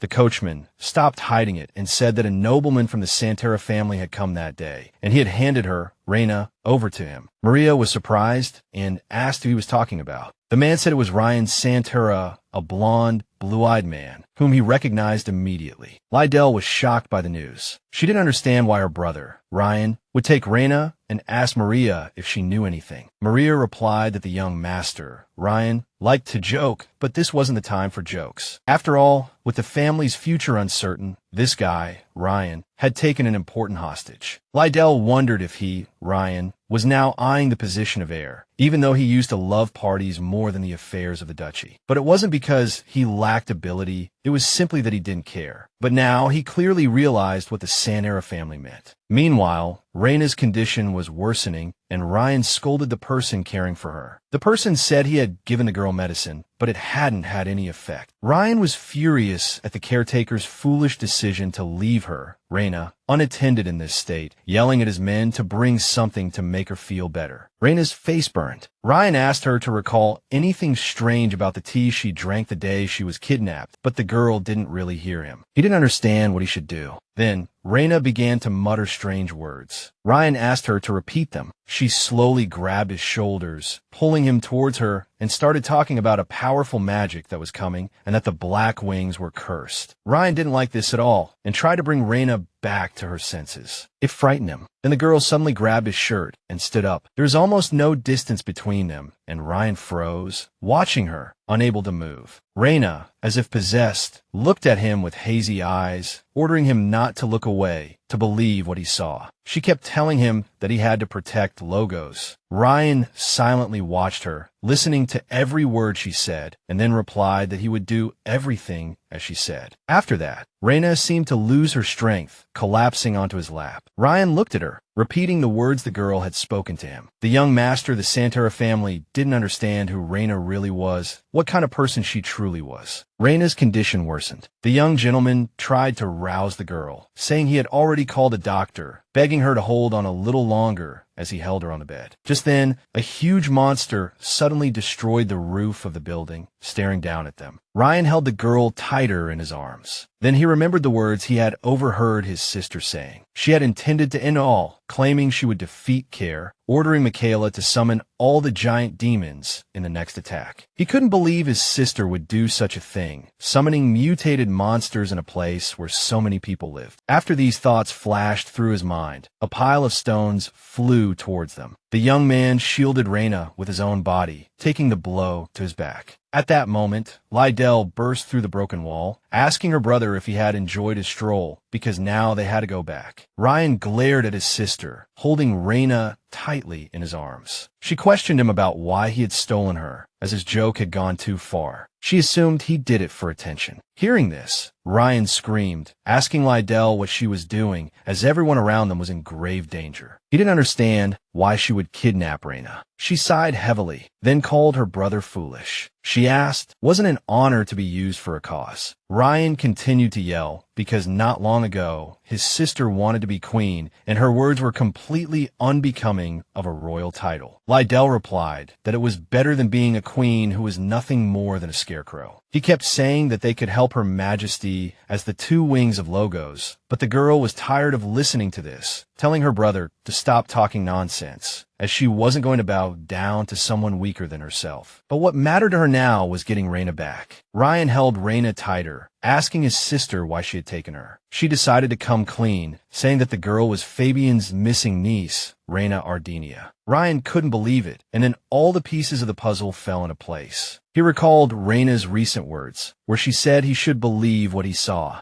So Ryan did just that. He believed what he saw. In the blink of an eye, an energy sword appeared in his hand. His sister was furious that he was going to fight her. Ryan explained that he had received orders from the queen, and as the white wing of Logos, he would protect Logos until his life was extinguished. At this time, the capital was in chaos. Fires were everywhere. Monsters were running around attacking people, and screams filled the air. Care stepped up to defend Logos, trying to use his power to protect everyone from the terrifying monsters. Leonard did the same, to divert suspicion from himself. Damien, aware of Leonard's despicable nature, rushed to him, demanding that he quickly recall all the demons, as the people around them were suffering. Leonard pretended to have nothing to do with the matter. Rafushra was tired of Leonard's charade. Even though he had personally delivered the Queen's heir, he didn't understand what else Leonard wanted, and why it was necessary to summon these creatures. Leonard looked at Damien with a crazed look, saying they needed Cair's life, the monster's life. As a father, Damien was enraged by these words, saying he had no time for Leonard. Leonard turned towards Cair, telling Damien that he wasn't even paying attention to Cair, even though Cair desperately needed his father's help right now. Hearing this, Damien abruptly turned towards Cair, noticing that the young Duke was indeed not right. He immediately rushed towards Cair. Cair explained that his demonic power was out of control, and the mutation was progressing much faster than usual. The Duke trembled all over, saying that at this rate, he didn't know when he would lose control of his power, but he asked his father not to worry about him, but to take care of the people around them. Damien hesitated, but his son smiled reassuringly, reminding him that he always fared better alone. He said he understood and would do his best. But Cair had one more request. If his father found Reena, he must take her somewhere safe. As he prepared to leave, the father reminded his son that no matter what, he was his precious son, and urged him not to push himself too hard. Cair was already struggling to control his power. It was consuming him, meaning he would soon change his appearance and completely transform into a demon. A nearby man, seeing what was happening to the Duke, screamed in terror, calling him a monster. Cair grinned, saying it was dangerous here, and explained that he wouldn't hurt anyone. He told the man to follow the soldiers. When a man called him a monster, Cair remembered Reena's words. She had always said she wasn't afraid of him. Now he wondered if Reena would say she loved him or run away if she saw him like this. Almost fully transformed into a demon, Cair continued to fight the monsters, striving to protect the people. But then, a creature before him spoke, calling him remarkable. The demon mentioned that the Duke had unexpectedly retained his sanity after taking the drug. Cair didn't understand what it was talking about, but then he remembered the wine he had shared with Reena. The monster asked if Cair really should be here, and whether he needed to save his defenseless little bird. If he didn't save her, she might become demon food. These words filled Cair with rage. He didn't know what to do or how to act. Thinking of Reena's radiant image, he couldn't understand why everyone he loved always ended up in trouble. Everyone he loved. With each passing second, his human form blurred. Unable to bear it any longer, he roared Santaras' name in fury across Logos. Reena woke up to see ruins before her. Ryan was fighting his sister, Lydell. Lydell seemed to be fighting effortlessly, while her brother, Ryan, was struggling to avoid dying at her hands. Reena didn't understand what had happened while she was unconscious. Nearby, she heard the voices of villagers and cautiously got up, intending to go towards them. They were talking about the Duke, Cair, who had suddenly turned into a demon. They were furious, unable to understand how they could have allowed such a thing to happen. The people believed that Duke Cair had brought the demons to attack Ardenia. They planned to kill him as soon as possible. Agreeing with the idea, they ran off to carry out the plan. Hearing this, Reena trembled with fear and covered her mouth. She didn't understand what it all meant and didn't believe Cair would do such a thing to innocent people. She wanted to help him, but then a voice came from behind her. The girl said that Reena probably wouldn't be able to go anywhere in her current state. Reena turned around and saw Maria in front of her. She asked if Reena needed help. Feeling something was amiss, Reena refused. But then Maria grabbed her, covering her mouth with her hand, and said she shouldn't refuse and cause unnecessary trouble. They knew Reena was Cair's weakness. Maria told her not to resist, to stand still, and watch her mistress, Lydell's, moment of glory. Then Lydell appeared, smiling, praising Maria for capturing Reena. The princess's dress was stained with blood. The servants immediately asked what had happened. She replied that this was the first time she had seen her brother, Ryan, try so hard. Somewhere in the ruins lay Ryan's unconscious body, covered in blood. But according to his sister, he should wake up, though not soon. Returning to Reena, Lydell said she would leave Reena with Maria, while she needed to fulfill their long-held dream. Lydell suddenly flew into the sky, a pair of snow-white angel wings unexpectedly appearing on her back. She declared that she would drive out the demons, and then return. At that moment, people surrounded Cair, pointing various weapons at him and shouting threats to kill him. He had completely taken on the form of a demon, losing his human appearance. Before the people was a huge and terrifying dragon, but his mind was still clear and he told the people to disperse. But when he tried to speak, the people thought he wanted to eat them. Just then, the figure of an angel appeared in the sky, Lydell, clad in bright garments. The people, noticing her, immediately cried out in joy, realizing she intended to defeat the demon. Cared about only one thing. What was Reena now? She replied that she didn't know and seemed angry when he asked. Then she fired lightning at him, calling him a devil. She pierced him, making him scream. Lydell insisted that her logos didn't need someone like him, so Care had to disappear without a trace. She found him disgusting. After her words, cheers erupted from the crowd. They begged their princess, Lydell, to finally destroy this monster, to kill Care Rua, the demon who had suddenly appeared before them. The crowd cheered, demanding the immediate death of Duke Care, believing him to be a demon. Care understood the situation wasn't optimistic. He'd lost too much blood. His left arm was completely useless, and any unnecessary movement could endanger the people. He could only fire magic arrows. Lydell scoffed at his attempts to attack her, asking if he truly believed he could. She turned her gaze to Maria, who held Reena hostage, and explained to the Duke that her servant, fearing for her safety, might kill the girl he loved. Care turned and saw Maria holding a knife to Reyna's throat. Reena tried to plead for her release, then, looking closely, realized the man before her was Care. He realized his beloved was seeing him like this, a form he didn't want her to see, a monstrous form that wasn't truly him. The Duke thought she would be terrified, that she would want to hide. But Reena suddenly screamed for Care to run, disregarding the knife at her throat. Maria, ordering her to stay still, pressed the blade harder. Reena screamed that his safety was all that mattered to her. The words pierced his heart as the blade grazed her delicate skin. Care understood she was sacrificing herself for him again, her first concern being him, not herself. But now, he decided to do things his way, telling her not to move. The dragon landed in front of Maria and Reena. He told the girl she would have a scar on her neck, adding that as long as she remained unharmed, that was enough for him. Then the Duke turned to Lydell, asking if all she wanted was his life. She flew above him, and he continued, saying that by killing him, she was trying to portray herself as a hero and gain the entire country. Care pleaded with her to take his life, but to spare his beloved, as she was just an ordinary person and posed no threat. The princess found it amusing, the servant urging her master to run, while the master offered his life for her. She believed the girl had made him weak, and he laughed, saying she couldn't understand. Lydell, brandishing her sword, replied that she didn't need to understand, as all she wanted was to be rid of this insignificant power. She prepared to destroy him, aiming her sword in a stream of energy at the demonic Care, and was very close to succeeding. But then something strange happened. Reena somehow managed to break free from Maria's grasp. Maria screamed in pain as Reena burned her hand. Reena was walking towards Lydell. Reena, head down, felt a presence both foreign and strangely familiar. Lydell didn't see clearly until Reena raised her head. Lydell saw the power of the queen herself emanating from Reena, which enraged her, a power she had never felt before. The girl blocking her path further fueled her fury. Now her target was no longer Care. Lydell swung her sword again, rushing towards Reena, cursing her as the girl who sold her heart to a demon. But just then, a sword materialized in Reyna's hand, and she raised it fearlessly before her. This made the princess laugh, as she believed Reena couldn't possibly defeat her. Lydell thought she couldn't possibly defeat her with an old sword. But the sword flashed with electric light, as if filled with power and energy, and then blocked the energy stream Lydell directed at Reena. Only then did Lydell realize what sword it was. She couldn't believe it, this weapon that existed only in legends, the true queen's sword. With a single move, Reena had defeated Lydell. She fell to the ground, barely able to fight anymore. Reena didn't waste any time on her, as she had more important matters to attend to. She immediately rushed towards Care, embracing his demonic form. He, almost exhausted, responded with his last breath. The girl clung to him, trying to help him with her own energy. A few seconds later, Reena successfully restored Duke Care to his human form. He gazed into the girl's eyes and softly called her queen. After he called her queen, Everyone around them was shocked and began murmuring, astonished that she could restore him to his human form, which meant she was no ordinary person. They understood, clearly, a true queen now stood before them, a queen who could save them in the future. Then Lydell also awoke, trying to stand up. The people pleaded with the queen for protection, as the demons were still present. Reena saw that Santara had awakened, staring at her wildly, completely bewildered as to why she had become the queen. After Lydell regained her footing, she commanded all the demons and logos to kill Reena immediately and end everything. Then, all the demons rushed towards Reena and the Duke with incredible speed. Care watched all this, repeatedly telling his beloved that it was dangerous, but she told him not to worry. The girl raised her hand, casting a peculiar spell, declaring that such things would no longer work. Following this, all the surrounding demons seemed to turn to ash, dissipating into the air. The people rejoiced at such magic, relieved that it was finally over. Lydell couldn't believe that the girl had eradicated dozens of demons with a mere wave of her hand. The princess felt despair, having striven so hard her entire life, only to be unable to escape the queen's influence. Leonard, fearing for his daughter's safety, immediately rushed towards her, needing to know if she was injured. The surrounding people watched them with strange expressions. Rumors began to spread. Duke Santara, Leonard, grew nervous as the people had seen Lydell commanding the demons just moments ago,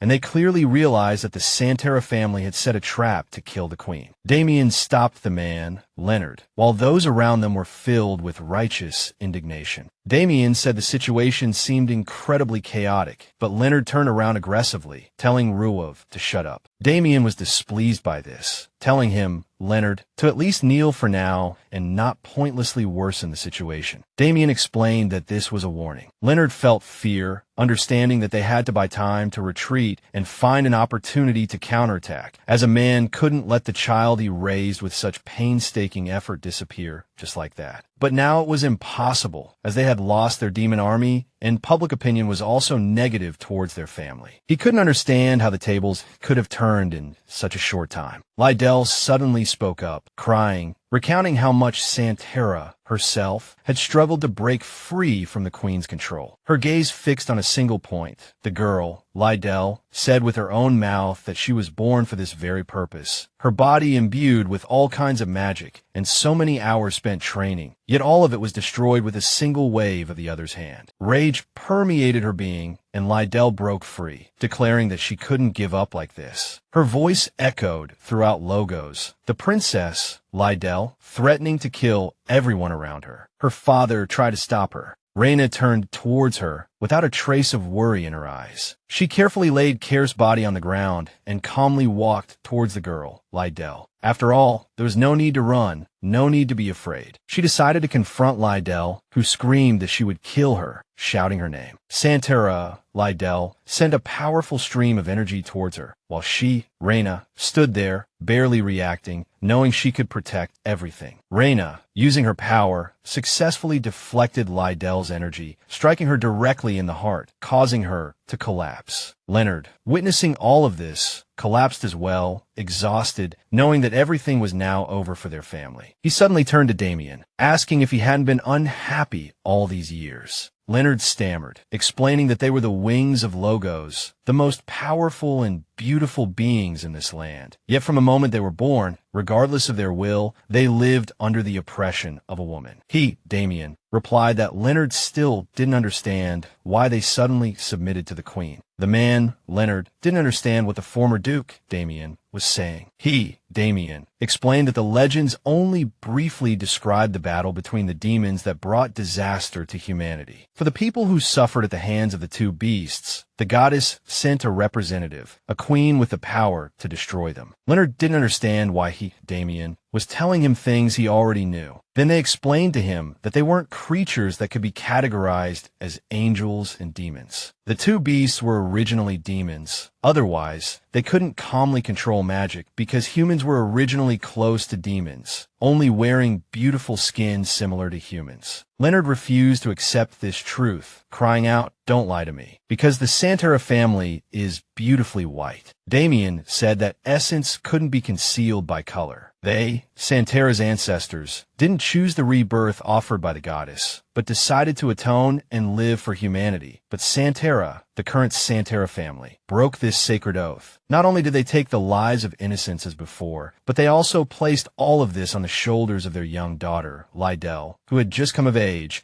which Ruav considered a grave sin of Leonard's. As Damien walked away, the man, Leonard, seemed to be trying to convince himself that everything he did was for Lydell, but it was all nonsense. Ruav approached Reena, addressing her as queen, explaining that Santara, Lydell, had lost her fighting spirit and had no more battle plans. She, Reena, closed her eyes and said that Duke Ruav had suffered greatly. Looking at Damien, the protagonist, Reena, requested that he, Damien, be taken to the palace and allowed to rest properly. The man, Damien, bowed to her, indicating his understanding. He himself, Damien, asked the new queen, Reena, what she planned to do now. She replied that she didn't know, but for now, she needed to return to where she belonged, the palace. Care was plagued by nightmares, surrounded by corpses, telling him he was a monster that shouldn't exist. He was terrified, unable to believe this was truly happening to him. They all followed him, repeating the same words over and over. The nightmare showed Care seeing himself as a monster, a giant demon whose mere existence caused suffering to everyone around him, and how laughable it was to try and cover his ugliness with love. Ruav slowly turned around, as if afraid to see something. The voices kept saying that eventually his beloved would also die because of him. Reyna's body lay before him, surrounded by blood, and he couldn't understand why she was bleeding. He rushed towards her body, unsure if it was all his fault if he had been by her side, and if he truly was a monster who brought harm to everyone. Care blamed himself, saying he should have stayed away from her. Looking at her unconscious face, Ruav kept apologizing, saying it was his fault, tears streaming down his face, believing that if he truly loved her, he should have let her go. Then, from somewhere, Reyna's voice reached Care, waking him up. He couldn't understand where the voice was coming from, but she seemed to reach out to him from above, saying that everything would be all right. After that, Care opened his eyes in terror, finally awakening from the terrible nightmare. Reena was sitting next to him, and he wondered where they were. She smiled at him, saying she was very worried because he hadn't woken up. He didn't say anything, just pulled Reena onto the bed with one hand and left a gentle kiss on her forehead. He was glad she was safe. She hugged him back, looking at his face. Reena explained they were in the palace now, and his curse had been lifted with the queen's power. He was surprised, as Fabian had no strength left, and he thought she meant Nadia. Reena said that the girl wasn't of royal blood. It was all Santara's scheme, and now she was punished and expelled from the palace. Only then did Care realize that everything he saw before losing consciousness wasn't a dream. She replied that it would take a long time to explain everything. Her mother was Queen Fabian's twin sister. Reena managed to confirm all the facts about her mother, especially since the sword that only the queen could wield appeared in her hands. Reena shared that the queen had appointed her as heir and acting queen, after which Care hurriedly got out of bed. He then knelt on one knee before her, addressing her as the queen. She felt very embarrassed, and it was unusual. Reena asked him to rise, and he apologized for all his actions, explaining he had treated her rudely because he didn't know she was the queen. She started to get nervous. She asked if he would still call her by her name now. Care, without looking up, replied that he wouldn't. Bitter tears streamed down Reyna's cheeks as he said he was now her servant. When he lifted his eyes, he became worried. She said she wanted him to call her by her name because she truly thought he wouldn't wake up. She confessed she had hoped to be the first person he saw when he awoke, and now he wouldn't even call her by her name. He said he was wrong and asked her not to cry anymore. Reena looked up at him and asked him to kiss her. Care, embarrassed, said her request was too sudden and he couldn't be so rude to the queen, but she tearfully explained it was an order. After thinking for a few seconds, Care replied that he would obey her command, then pulled her into his arms and kissed her, tightly embracing her waist. She asked if the request was impossible to fulfill. He smiled and replied no, because no matter what anyone said, he would become the queen's lover, as there had never been a marriage between a duke and a queen before. Burying his face in her shoulder, Ruav begged Reena to let him be her lover. She became shy, saying she would be happy to marry him. He laughed, saying it sounded like a proposal. Care confessed he was afraid she would die, and even now, he wanted to kidnap her, keep her away from everyone's eyes, and have her only in his arms. He wondered if she loved him too. after all. Placing her hand on his face, he said if she accepted such love, then he would propose. He asked her if she would marry him. With tears in her eyes, she replied that she would. Care said it wouldn't be easy, as such a marriage would be the first in history, but she didn't let him finish. Reena pulled him towards her, wrapped her arms around his neck, and with a smile, asked him to call her by her name when they were alone, saying there was no need to worry, as they would never be troubled by hardships again. Meanwhile, Damien stood outside the room, knocking on the door, telling the queen she shouldn't be alone with the duke for too long, and telling his son not to leave marks on Reena. Reena and Care visited Ryan. He told them he had become a duke. They discussed the upcoming wedding. Ryan, the current head of the Santaras family, wasn't opposed to the marriage. He also said that those involved in the rebellion had been punished, and even the temple was somewhat wary. The Dark Witch Michaela, involved in this matter, overused magic in a large summoning ritual, ultimately losing control of the demon and being devoured by the monster she summoned. Ryan personally observed the power. Their father had said Lydell's blessing was disobedience, but he believed it was a curse, just like Care and Rhaenys. With her sword, she severed his sister's curse, and he thanked her for this as the Duke of Santaras. He asked how Lydell was doing now. Ryan explained that her mind had regressed to that of a 10-year-old, losing all accumulated memories, knowledge, and even all her power. Yet, unlike her previous self, she had become quite kind. Although sent to a remote manor, she got along well with everyone there, studied diligently, and would soon be able to live a normal life like everyone else. Ryan asked if Reena was well, as she not only spared his sister, but also preserved the dukedom for the Santaras family. She smiled and explained that she did so because Logos still had many problems to solve,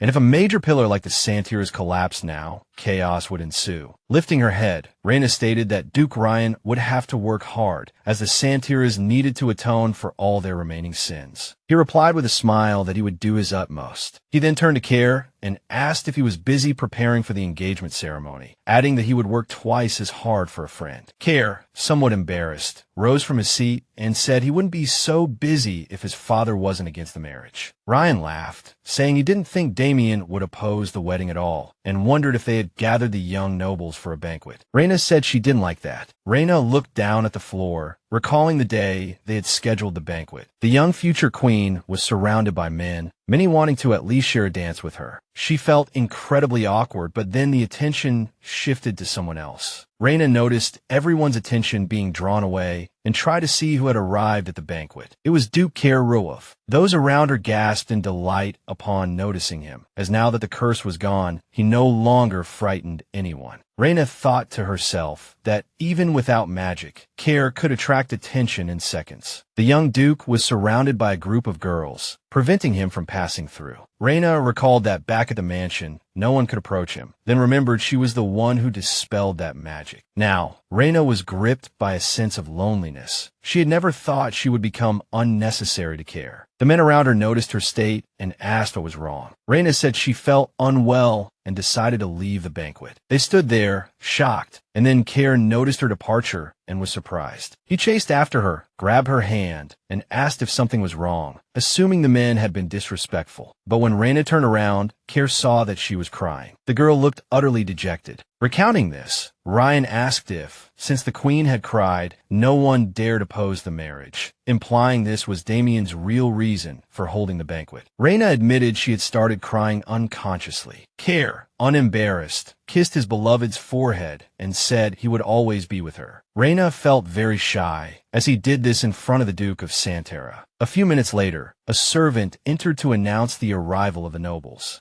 Reena stood and said she would leave for a moment. Ryan told her not to rush, then turned to Care and asked how he should address him now. Santaras understood that since Care was marrying the queen, it meant he was passing the dukedom to someone else. Care confirmed this, saying his father had reassumed the responsibility because his mother's health had improved. They had also returned. Ryan knew Damien had given up the position due to his wife's health. Ryan asked Care to convey his congratulations to her. Care said his mother's recovery was also thanks to Reena. Santaras chuckled and said Care would have to work very hard, expressing concern over whether Care could handle it. Care looked slightly indignant, and Ryan bluntly stated that he only looked good on the outside, hinting at something private between Reena and him. as Care was completely inexperienced. The Duke, blushing furiously, covered his face and looked up at Santara, asking if they could learn anything. Ryan laughed loudly in response. The moment of coronation arrived, and silence fell over the hall. The Queen personally greeted Reena. All her closest and most familiar acquaintances gathered around her. The Queen slowly walked up to Reena, smiling at her. She remarked that this was exactly how they had first met. The Queen admitted she was deeply sorry and regretted not recognizing Reena immediately that day, as Reena looked so much like Fabian's sister. The woman tearfully asked Helen if she resented her, because if Fabian hadn't interfered, she could have lived peacefully in the palace. It was especially regrettable that she had given birth to such a beautiful daughter, yet died so young. Reena mentioned that when the power was released, the childhood memory of her mother sealing her powers resurfaced, because if that power were unleashed, people would realize the protagonist was related to the Queen. The woman wanted to hide it, because her child needed to live peacefully with her power. She tried to seal the power, but it was incredibly difficult because it was too immense within the child. Elaina knew that if she sealed her own abilities, she too would suffer. She tearfully pleaded with her daughter not to worry, knowing she wouldn't be there as Reena grew up, but she would always watch over her. The woman hoped she would find love and live as she pleased. The reason the villagers avoided the girl was a side effect of the sealed power. If the mother had taken care of the protagonist, she would have been certain that her sister truly cared for her. The Queen expressed her hope for the kingdom Reena would one day rule. Fabian placed the crown upon the girl's head and offered his blessings to the new queen. The protagonist turned to the crowd and heard their enthusiastic cheers. Then Care arrived, extending his hand to the new queen. She accepted it with a smile. She explained that she was still a very inexperienced queen and asked if he could help her govern. He readily agreed.